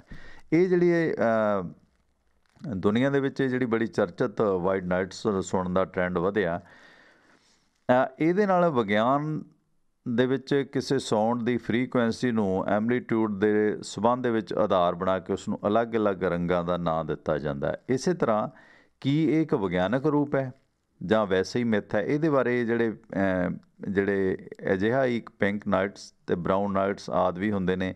ਕਈ ਅਧਿਐਨ ਦੇ ਵਿੱਚ ਇਸ ਵਾਈਟ ਨਾਈਟਸ ਦੇ ਵਿੱਚ ਨੀਂਦ ਨੂੰ ਬਿਹਤਰ ਬਣਾਇਆ ਗਿਆ। 2018 ਦੇ ਵਿੱਚ ਆਕਸਫੋਰਡ ਯੂਨੀਵਰਸਿਟੀ ਪ੍ਰੈਸ ਨੇ ਇੱਕ ਰਿਸਰਚ ਪ੍ਰਕਾਸ਼ਿਤ ਕੀਤੀ ਸੀ ਜਿਸ ਦੇ ਵਿੱਚ ਦੱਸਿਆ ਸੀ ਕਿ ਵਾਈਟ ਨਾਈਟਸ ਫੋਕਸ ਕਰਨ ਦੀ ਸਮਰੱਥਾ ਵਧਾਉਂਦਾ, ਨੀਂਦ ਬਿਹਤਰ ਆਉਂਦੀ ਹੈ।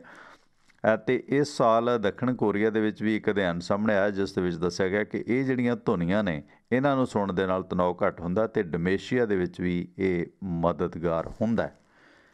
ਪਰ ਜਿਹੜਾ ਮੇਰਾ ਜਾਤੀ ਤਜਰਬਾ ਕਿ ਕਿਤਾਬ ਪੜ੍ਹ ਲਓ, ਨੀਂਦ ਬਹੁਤ ਸੋਹਣੀ ਆਉਂਦੀ ਹੈ। ਦੂਸਰਾ, ਕਈ ਵਾਰੀ ਨਾ ਅਸੀਂ ਇੱਕੋ ਚੀਜ਼ 'ਤੇ ਕੰਸਨਟਰੇਟ ਹੋ ਜਾਂਦੇ ਹਾਂ। ਮਸਲਨ ਮੈਂ ਆਪਣੀ ਗੱਲ ਕਰਾਂ, ਮੈਂ ਰੇਡੀਓ ਸ਼ੁਰੂ ਕੀਤਾ, ਮੈਂ ਰੇਡੀਓ ਬਾਰੇ ਸੋਚੀ ਜਾਵਾਂ ਰਾਤ ਨੂੰ ਪਿਆ ਕਿ ਰੇਡੀਓ ਕਿਵੇਂ ਕਰੀਏ, ਕਿਹੜਾ ਪ੍ਰੋਗਰਾਮ ਕਿਵੇਂ ਕਰੀਏ, ਕਿਵੇਂ ਕਰੀਏ। ਜੇ ਮੈਂ ਇਸੇ ਵਹਿਣ ਦੇ ਵਿੱਚ ਬਹਿੰਦਾ ਗਿਆ, ਜਿਹਨੂੰ ਪੰਜਾਬੀ 'ਚ ਕਹਿੰਦੇ ਨਾ ਘੋੜੇ ਭਜਾਉਣਾ, ਇਹਦੇ ਨਾਲ ਨੀਂਦ ਉੱਡਦੀ ਹੈ। ਅਤੇ ਮੇਰੀ ਜਿਹੜੀ ਕੋਸ਼ਿਸ਼ ਹੁੰਦੀ ਆਪਣਾ ਪ੍ਰੈਕਟੀਕਲ ਮੈਂ ਸਾਂਝਾ ਕਰਾਂ, ਜਦੋਂ ਮੈਂ ਦੇਖਿਆ ਕਿ ਹੁਣ ਮੈਂ ਸੌਣਾ, ਕਿਤਾਬ ਪੜ੍ਹਨੀ ਨਹੀਂ, ਅਤੇ ਫਿਰ ਮੈਂ ਨਾ ਕਿਸੇ ਚੀਜ਼ 'ਤੇ ਕੰਸਨਟਰੇਟ ਨਹੀਂ ਕਰਦਾ। ਥੋੜ੍ਹਾ ਜਿਸ ਪਾਸੇ ਨੂੰ ਵੀ ਧਿਆਨ ਜਾਈਦਾ ਨਾ ਉੱਧਰੋਂ ਹੀ ਮੋੜ ਲਈਦਾ।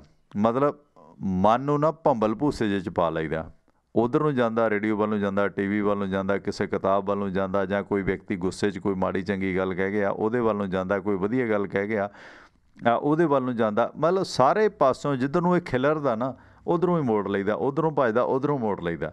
ਪੂਰੀ ਬਾਲ ਖੇਡੀ ਦੀ ਹੈ ਮਨ ਦੇ ਨਾਲ। ਜਿਵੇਂ ਮੋਦੀ ਤਾਂ ਮਨ ਕੀ ਬਾਤ ਰੇਡੀਓ 'ਤੇ ਕਰਦਾ, ਮੈਂ ਆਪਣੇ ਮਨ ਕੀ ਬਾਤ ਤੁਹਾਡੇ ਨਾਲ ਇਹ ਕਰਦਾ।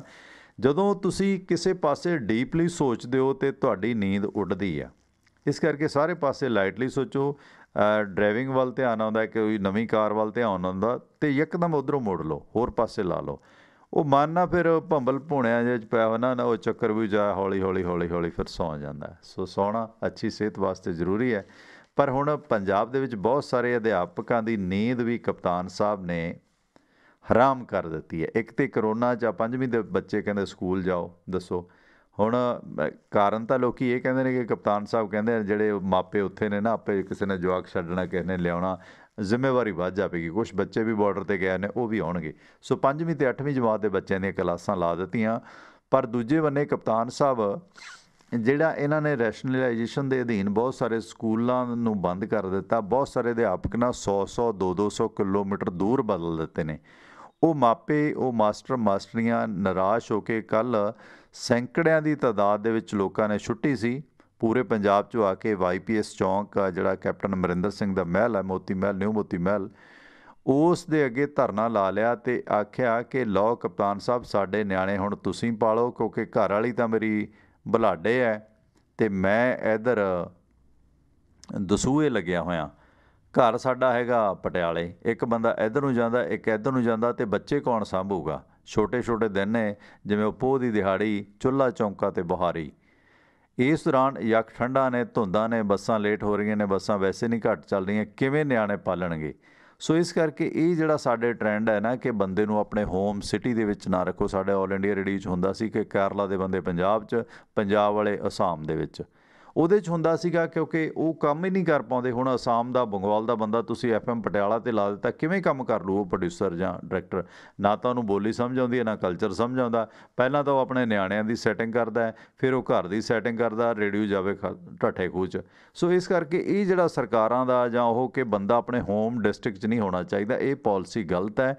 ਇਹ ਨਾ ਬਦਲੀਆਂ ਦੇ ਬਿਨਾਂ 'ਤੇ ਲੱਖਾਂ ਕਰੋੜਾਂ ਰੁਪਈਆ ਇਹ ਕਰਪਟ ਲੋਕ ਕਮਾਉਂਦੇ ਨੇ। ਸੋ ਇਸ ਕਰਕੇ ਉਹਨਾਂ ਚੀਜ਼ਾਂ ਨੂੰ ਵੀ ਸਮਝਣ ਦੀ ਜ਼ਰੂਰਤ ਹੈ। ਸੋ ਨਿਆਣੇ ਤਾਂ ਛੱਡਣ ਨਹੀਂ ਦਿੱਤੇ ਪੁਲਿਸ ਨੇ, ਕਹਿੰਦੇ ਭਾਈ ਲੈ ਜਾਓ। ਕਪਤਾਨ ਸਾਹਿਬ ਤਾਂ ਆਪ ਨਹੀਂ ਆਪਣੇ ਨਿਆਣਿਆਂ ਕੋਲ ਰਹਿੰਦੇ, ਤੁਹਾਡੇ ਕਿੱਥੇ ਪਾਲ ਲੈਣਗੇ? ਸ਼੍ਰੀਮਤੀ ਪ੍ਰਨੀਤ ਕੌਰ ਹੈ, ਬਹੁਤ ਵਧੀਆ ਇਨਸਾਨ ਨੇ, ਖੈਰ ਉਹ ਹੁਣ ਕਿਹਦੇ ਨਿਆਣਿਆਂ ਨੂੰ ਉੱਥੇ ਸਾਂਭਣਗੇ? ਇਸ ਕਰਕੇ ਪੁਲਿਸ ਨੇ ਇਹਨਾਂ ਅਧਿਆਪਕਾਂ ਨੂੰ ਹੈ ਨਾ, ਜਿਹੜਾ ਤਹਿਸੀਲਦਾਰ ਪਵਨਦੀਪ ਅਤੇ DSP ਯੋਗੇਸ਼ ਸ਼ਰਮਾ ਹੋਰਾਂ ਨੇ ਅਧਿਆਪਕਾਂ ਨੂੰ ਮੁੱਖ ਮੰਤਰੀ ਦੀ ਰਿਹਾਇਸ਼ ਤੋਂ 1 ਕਿਲੋਮੀਟਰ ਦੂਰ ਰੋਕ ਲਿਆ ਅਤੇ ਇਹਨਾਂ ਦੇ ਵਿੱਚੋਂ 12 ਜਣਿਆਂ ਦੇ ਨਾਲ ਮੁੱਖ ਮੰਤਰੀ ਦੇ OSD ਦੇ ਨਾਲ ਮੀਟਿੰਗ 12 ਤਰੀਕ ਨੂੰ ਮੁੱਖ ਮੰਤਰੀ ਦੇ OSD ਨੇ ਮੀਟਿੰਗ ਤੈਅ ਕਰਾਤੀ ਕਿ ਚਲੋ ਤੁਹਾਡੀ ਗੱਲ 12 ਤਰੀਕ ਨੂੰ ਮੁੱਖ ਮੰਤਰੀ ਤੱਕ ਪਹੁੰਚਾ ਦੇਵਾਂਗੇ। ਯਾਨੀ ਮੇਰੇ ਕਹਿਣ ਦਾ ਮਤਲਬ ਹੈ ਕਿ ਸਿਰਫ ਮੋਦੀ ਉਹ ਨਹੀਂ ਤੰਗ ਕਰਦਾ, ਪੀਪਲਜ਼ ਮਹਾਰਾਜਾ ਵੀ ਤੰਗ ਕਰਦਾ ਲੋਕਾਂ ਨੂੰ ਬਿਨਾਂ ਵਜ੍ਹਾ। ਕਿ ਦੇਖੋ ਆਪਣੇ ਇਲਾਕੇ 'ਚ ਬੰਦੇ ਨੂੰ ਲਾਓ, ਉੱਥੇ ਤੁਸੀਂ ਹੋਰ ਇਲਾਕੇ ਦਾ ਅਧਿਆਪਕ ਠੋਕਿਆ ਹੋਇਆ, ਉਹਨਾਂ ਦੀ ਜਗ੍ਹਾ ਹੋਰ ਠੋਕਿਆ ਹੋਇਆ। ਇਹ ਤਰੀਕਾ ਕੀ ਹੈ? 2-2 ਲੱਖ ਰੁਪਈਆ ਬਦਲੀਆਂ ਦਾ ਲੈਂਦੇ ਹੋ ਤੁਸੀਂ। ਹੁਣ ਜਿਹੜੇ ਪੀੜਤ ਨੇ ਉਹਨਾਂ ਨੂੰ ਪਤਾ ਕਿ ਕਿਵੇਂ ਯਾਰ ਐਡੀ ਦੂਰ ਜਾ ਕੇ ਬੰਦਾ ਨਿਆਣੇ ਪੜ੍ਹਾ ਲੂਗਾ, ਹੈ ਨਾ? ਬੱਸਾਂ ਨਹੀਂ ਚੱਲਦੀਆਂ, ਸਾਧਨ ਨੇ ਲੇਟ ਹੋ ਜਾਂਦੇ ਨੇ, ਮੌਸਮ ਸਰਦ ਗਰਮ ਪਰੇਸ਼ਾਨ ਨੇ। ਸੋ ਇਹ ਬਿਨਾਂ ਵਜ੍ਹਾ ਅੜਿੰਗਾ ਹੈ ਨਾ। ਆਪ ਜਦੋਂ ਇਹਨਾਂ ਨੂੰ ਕਹੋ ਨਾ ਕਿ ਤੁਸੀਂ ਕੈਪਟਨ ਸਾਹਿਬ ਦੂਜੇ ਥਾਂ 'ਤੇ ਜਾ ਕੇ ਚੋਣ ਲੜ ਲਓ, ਕਿਸੇ ਵੀ ਨੇਤਾ ਨੂੰ ਕਹਿ ਦਿਓ ਕਿ ਦੂਜੇ ਥਾਂ 'ਤੇ ਜਾ ਕੇ ਚੋਣ ਲੜਾ, ਆਪਣਾ ਹਲਕਾ ਛੱਡ ਕੇ, ਪਿੱਸੂ ਪੈ ਜਾਂਦੇ ਨੇ ਇਹਨਾਂ ਦੇ ਕਿ ਨਹੀਂ ਮੈਂ ਤਾਂ ਆਪਣੇ ਹਲਕੇ 'ਚ ਹੀ ਚੋਣ ਲੜਨੀ ਹੈ। ਜੇ ਤੁਸੀਂ ਆਪਣੇ ਹਲਕੇ 'ਚ ਚੋਣ ਲੜਨੀ ਹੈ ਤਾਂ ਫਿਰ ਕੀ ਇੱਕ ਅਧਿਆਪਕ ਦਾ ਇਹ ਹੱਕ ਨਹੀਂ ਕਿ ਉਹ ਜਿਸ ਇਲਾਕੇ 'ਚ ਜੰਮਿਆ ਪਲਿਆ, ਜਿੱਥੇ ਉਹਦਾ ਆਪਣਾ ਘਰ ਹੈ, ਉਹ ਉੱਥੇ ਜੌਬ ਕਰੇ? ਉਹ ਦੂਜੇ ਥਾਂ ਜਾ ਕੇ ਕਿਰਾਇਆ ਕਿਉਂ ਭਰੇ? ਵਾਈਫ ਬਠਿੰਡੇ ਆ ਅਤੇ ਆਪ ਉਹ ਇੱਧਰ ਮਾਨਸਾ, ਇੱਧਰ ਆਪਣਾ ਮਰਿੰਡੇ ਜੌਬ ਕਰਦਾ। ਉਹਨਾਂ ਦੇ ਤਾਂ ਟੱਬਰ ਤੋੜ ਦਿੱਤੇ ਨਾ, ਉਹਨਾਂ ਦੇ ਤਾਂ ਰਾਤਾਂ ਦੀ ਨੀਂਦ ਉਡਾ ਦਿੱਤੀ। ਤਾਂ ਇਹ ਕਿਹੜੀਆਂ ਪਾਲਿਸੀਜ਼ ਨੇ? ਸੋ ਬੜਾ ਕੁਛ ਤਬਦੀਲ ਕਰਨ ਦੀ ਜ਼ਰੂਰਤ ਹੈ। ਇਹ ਤਾਂ ਹੀ ਹੋਏਗਾ ਜੇ ਇਹਨਾਂ ਚੀਜ਼ਾਂ ਦਾ ਵਿਰੋਧ ਹੋਏਗਾ।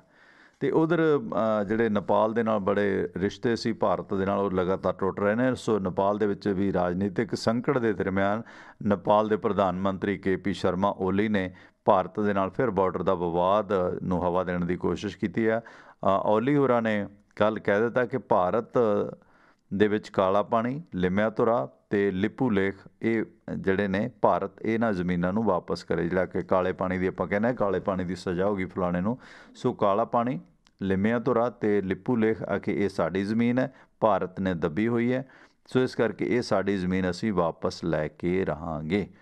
ਸੋ ਇਸ ਸੰਬੰਧੀ ਪਿਛਲੇ ਸਾਲ ਦਾ ਜਿਹੜਾ ਨਕਸ਼ਾ ਸੀਗਾ, ਇਹ ਨਕਸ਼ਾ ਸੀ ਜਿਸ ਦੇ ਵਿੱਚ ਇਹ ਚੀਜ਼ਾਂ ਨੇਪਾਲ ਦਾ ਹਿੱਸਾ ਨੇ, ਉਹ ਨਕਸ਼ਾ ਵੀ ਉੱਥੋਂ ਦੀ ਪਾਰਲੀਮੈਂਟ ਨੇ ਪਾਸ ਕਰ ਦਿੱਤਾ। ਜਾਣੀ ਕਿ ਨੇਪਾਲ ਵਰਗਾ ਮੁਲਕ ਵੀ ਹੁਣ ਭਾਰਤ ਨੂੰ ਅੱਖਾਂ ਦਿਖਾਉਣ ਲੱਗਾ।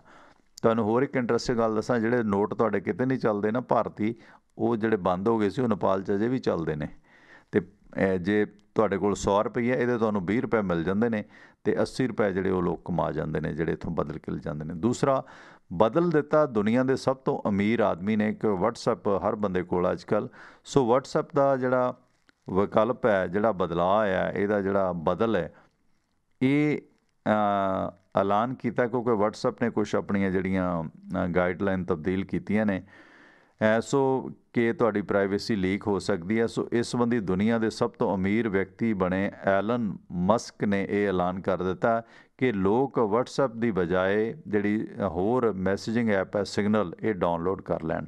ਹਾਲਾਂਕਿ ਪਿਛਲੇ ਦਿਨ ਇਹ ਸਿਗਨਲ ਐਪ ਧੜਾ ਡਾਊਨਲੋਡ ਹੋਈ, ਇਸ ਤੋਂ ਬਾਅਦ ਇਹਨਾਂ ਦਾ ਸਰਵਰ ਵੀ ਹੈਕ ਹੋ ਗਿਆ, ਜਿਹੜਾ ਹੈਂਗ ਹੋ ਗਿਆ। ਅਤੇ ਇਸ ਕਰਕੇ WhatsApp ਦਾ ਬਦਲ ਦੇਣ ਦਾ ਜਿਹੜਾ ਹੈਗਾ ਐਲਾਨ ਦੁਨੀਆ ਦੇ ਸਭ ਤੋਂ ਅਮੀਰ ਬੰਦੇ ਨੇ ਕੀਤਾ ਸੀਗਾ, ਐਲਨ ਮਸਕ ਨੇ।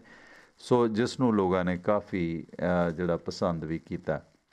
ਮੌਸਮ ਦੇ ਮੁਤਲਕ ਅਪਡੇਟ ਦੇ ਦਿਆਂ, ਮੌਸਮ ਪੰਜਾਬ ਦੇ ਵਿੱਚ ਲਗਾਤਾਰ ਖਤਰਨਾਕ ਹੁੰਦਾ ਜਾਂਦਾ ਹੈ ਅਤੇ ਜਿਹੜੇ ਅੱਜ ਵੀ ਪੰਜਾਬ ਦੇ 14 ਜ਼ਿਲ੍ਹਿਆਂ ਦੇ ਵਿੱਚ ਬੱਦਲ ਛਾਏ ਰਹਿਣਗੇ। ਪੰਜਾਬ ਦੇ ਵਿੱਚ ਰਾਤ ਦਾ ਤਾਪਮਾਨ 10 ਤੋਂ ਥੱਲੇ ਪਹੁੰਚ ਗਿਆ। ਕੱਲ੍ਹ ਪਟਿਆਲਾ ਦੇ ਵਿੱਚ ਤਾਂ ਸਭ ਤੋਂ ਘੱਟ ਤਾਪਮਾਨ ਰਿਹਾ। ਸੋ ਇਸ ਕਰਕੇ ਆਉਣ ਵਾਲੇ ਜਿਹੜੇ 13 ਤਰੀਕ ਤੱਕ, ਲੋਹੜੀ ਤੱਕ ਬਹੁਤ ਬੇਤਹਾਸ਼ਾ ਠੰਡਾਂ ਪੈਣੀਆਂ ਨੇ। ਸੋ ਸਮਾਂ ਸਮਾਪਤੀ ਵੱਲ ਨੂੰ ਹੈ। ਭਾਰਤੀ ਸਮੇਂ ਮੁਤਾਬਕ ਇਹ ਪ੍ਰੋਗਰਾਮ ਹੁਣ ਤੋਂ ਤਕਰੀਬਨ 2 ਘੰਟੇ ਪਹਿਲਾਂ ਆਪਾਂ ਸ਼ੁਰੂ ਕਰਦੇ ਹਾਂ। ਭਾਰਤੀ ਸਮੇਂ ਮੁਤਾਬਕ ਸੋਮਵਾਰ ਤੋਂ ਲੈ ਕੇ ਸ਼ਨੀਵਾਰ ਤੱਕ, ਮੰਡੇ ਟੂ ਸੈਟਰਡੇ 6 ਦਿਨ, ਸਵੇਰੇ 8 ਵਜੇ ਤੋਂ ਲੈ ਕੇ 10 ਵਜੇ ਤੱਕ ਅਤੇ ਸ਼ਾਮ ਨੂੰ 7 ਵਜੇ ਤੋਂ ਲੈ ਕੇ 9 ਵਜੇ ਤੱਕ ਇਹ ਪ੍ਰੋਗਰਾਮ ਲਾਈਵ ਹੁੰਦਾ। ਉਸ ਤੋਂ ਬਾਅਦ ਇਹ ਪ੍ਰੋਗਰਾਮ ਰਿਪੀਟ ਹੁੰਦਾ ਜਾਂਦਾ ਇੰਡੀਅਨ ਟਾਈਮ ਦੇ ਮੁਤਾਬਕ। ਇਸ ਦੇ ਵਿੱਚ ਤੁਸੀਂ ਜੁੜਦੇ ਹੋ, ਤੁਹਾਡਾ ਬਹੁਤ ਬਹੁਤ ਧੰਨਵਾਦ। ਅਮਰੀਕਾ ਦੇ ਵਿੱਚ ਇਸ ਪ੍ਰੋਗਰਾਮ ਨੂੰ ਸੁਣਨ ਵਾਸਤੇ ਜਿਹੜਾ ਕਾਲ ਟੂ ਲਿਸਨ ਨੰਬਰ ਹੈ ਉਹ ਹੈ 667 930 9260, ਯਾਨੀ ਕਿ 667 930 930 9260। ਅਤੇ ਸਾਡੀ ਐਪਸ ਆ ਜਿਹੜੀ ਉਹ ਤੁਹਾਨੂੰ ਆਈਫੋਨ ਅਤੇ ਐਂਡਰਾਇਡ 'ਤੇ ਮਿਲੇਗੀ, ਜ਼ਰੂਰ ਡਾਊਨਲੋਡ ਕਰੋ। ਅਤੇ ਵੈਬਸਾਈਟ ਹੈ tivanaradio.com, TIWANA, ਟਿਵਾਨਾ ਰੇਡੀਓ RADIO.com। ਇਸ 'ਤੇ ਤੁਹਾਨੂੰ ਹੋਰ ਬਹੁਤ ਸਾਰੀ ਇਨਫੋਰਮੇਸ਼ਨ ਫੇਸਬੁੱਕ ਪੇਜ 'ਤੇ, ਯੂਟਿਊਬ ਪੇਜ ਬਾਰੇ ਮਿਲੇਗੀ ਅਤੇ ਉੱਥੋਂ ਐਪਸ ਵੀ ਡਾਊਨਲੋਡ ਕਰ ਸਕਦੇ ਹੋ। ਅਤੇ ਜਿਹੜਾ ਟਿਵਾਨਾ ਰੇਡੀਓ ਦਾ ਯੂਟਿਊਬ ਪੇਜ ਹੈ ਉਹ ਤੁਸੀਂ ਜ਼ਰੂਰ ਸਬਸਕ੍ਰਾਈਬ ਕਰੋ, ਲਾਈਕ ਕਰੋ, ਸ਼ੇਅਰ ਕਰੋ। ਉੱਥੇ ਜਿਹੜੇ ਸਾਰੇ ਰਿਪੀਟ ਪ੍ਰੋਗਰਾਮ ਪਏ ਨੇ, ਖਾਸ ਕਰਕੇ ਜਿਹੜੇ ਪਿਛਲੇ ਦਿਨਾਂ ਦੇ ਵਿਰਾਸਤੀ ਪ੍ਰੋਗਰਾਮ ਨੇ, ਭਾਵੇਂ ਉਹ ਸ਼ਹਿਦ ਦੀ ਗੁਣਵੱਤਾ 'ਤੇ ਕੀਤਾ, ਪੋਹ ਦੇ ਮਹੀਨੇ ਬਾਰੇ ਕੀਤਾ। ਵਿਰਾਸਤ ਨੂੰ ਆਪਾਂ ਬਹੁਤ ਤਵੱਜੋ ਦੇਣੀ ਹੈ, ਸਿਆਸਤ ਨੂੰ ਵੀ ਦੇਣੀ ਹੈ, ਅਤੇ ਇਸ ਦੌਰਾਨ ਤੁਹਾਡੇ ਸਾਥ ਦੀ ਬਹੁਤ ਜ਼ਰੂਰਤ ਹੈ। ਦੇਖੋ, ਤੁਸੀਂ ਉਹ ਅੱਗੇ ਸ਼ੇਅਰ ਕਰਨਾ, ਮੇਰੀ ਇੰਨੀ ਪਹੁੰਚ ਨਹੀਂ ਕਿ ਮੈਂ ਆਪਣੇ ਇਸ ਛੋਟੇ ਜਿਹੇ ਨੈਟਵਰਕ ਨੂੰ ਪੂਰੇ ਗਲੋਬ ਤੱਕ ਪਹੁੰਚਾ ਸਕਾਂ। ਇਹ ਮੇਰੇ ਵੱਲੋਂ ਕਾਰਜ ਤੁਸੀਂ ਕਰਨਾ, ਇਹ ਆਪ ਜੀ ਨੂੰ ਗੁਜ਼ਾਰਿਸ਼ ਹੈ। ਸੋ ਇਸ ਦੇ ਨਾਲ ਹੀ ਪਰਮਿੰਦਰ ਸਿੰਘ ਟਿਵਾਣਾ ਨੂੰ ਇੱਥੇ ਦਿਓ ਆ ਗਿਆ। ਤੁਹਾਡੇ ਮਨ 'ਚ ਕੋਈ ਖਿਆਲਾਤ, ਜਜ਼ਬਾਤ ਹੈ, ਤੁਸੀਂ 98 763 09655 'ਤੇ ਮੇਰੇ ਨਾਲ ਕਦੇ ਵੀ ਗੱਲ ਕਰ ਸਕਦੇ ਹੋ।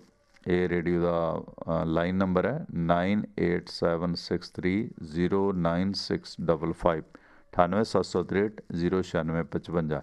ਇਹ 'ਤੇ ਵਟਸਐਪ ਸੁਨੇਹਾ ਵੀ ਦੇ ਸਕਦੇ ਹੋ, ਅਤੇ ਵਟਸਐਪ ਸੁਨੇਹਾ ਤੁਸੀਂ ਜਿਹੜਾ ਰਿਕਾਰਡ ਕਰਕੇ ਵੀ ਸੈਂਡ ਕਰ ਸਕਦੇ ਹੋ।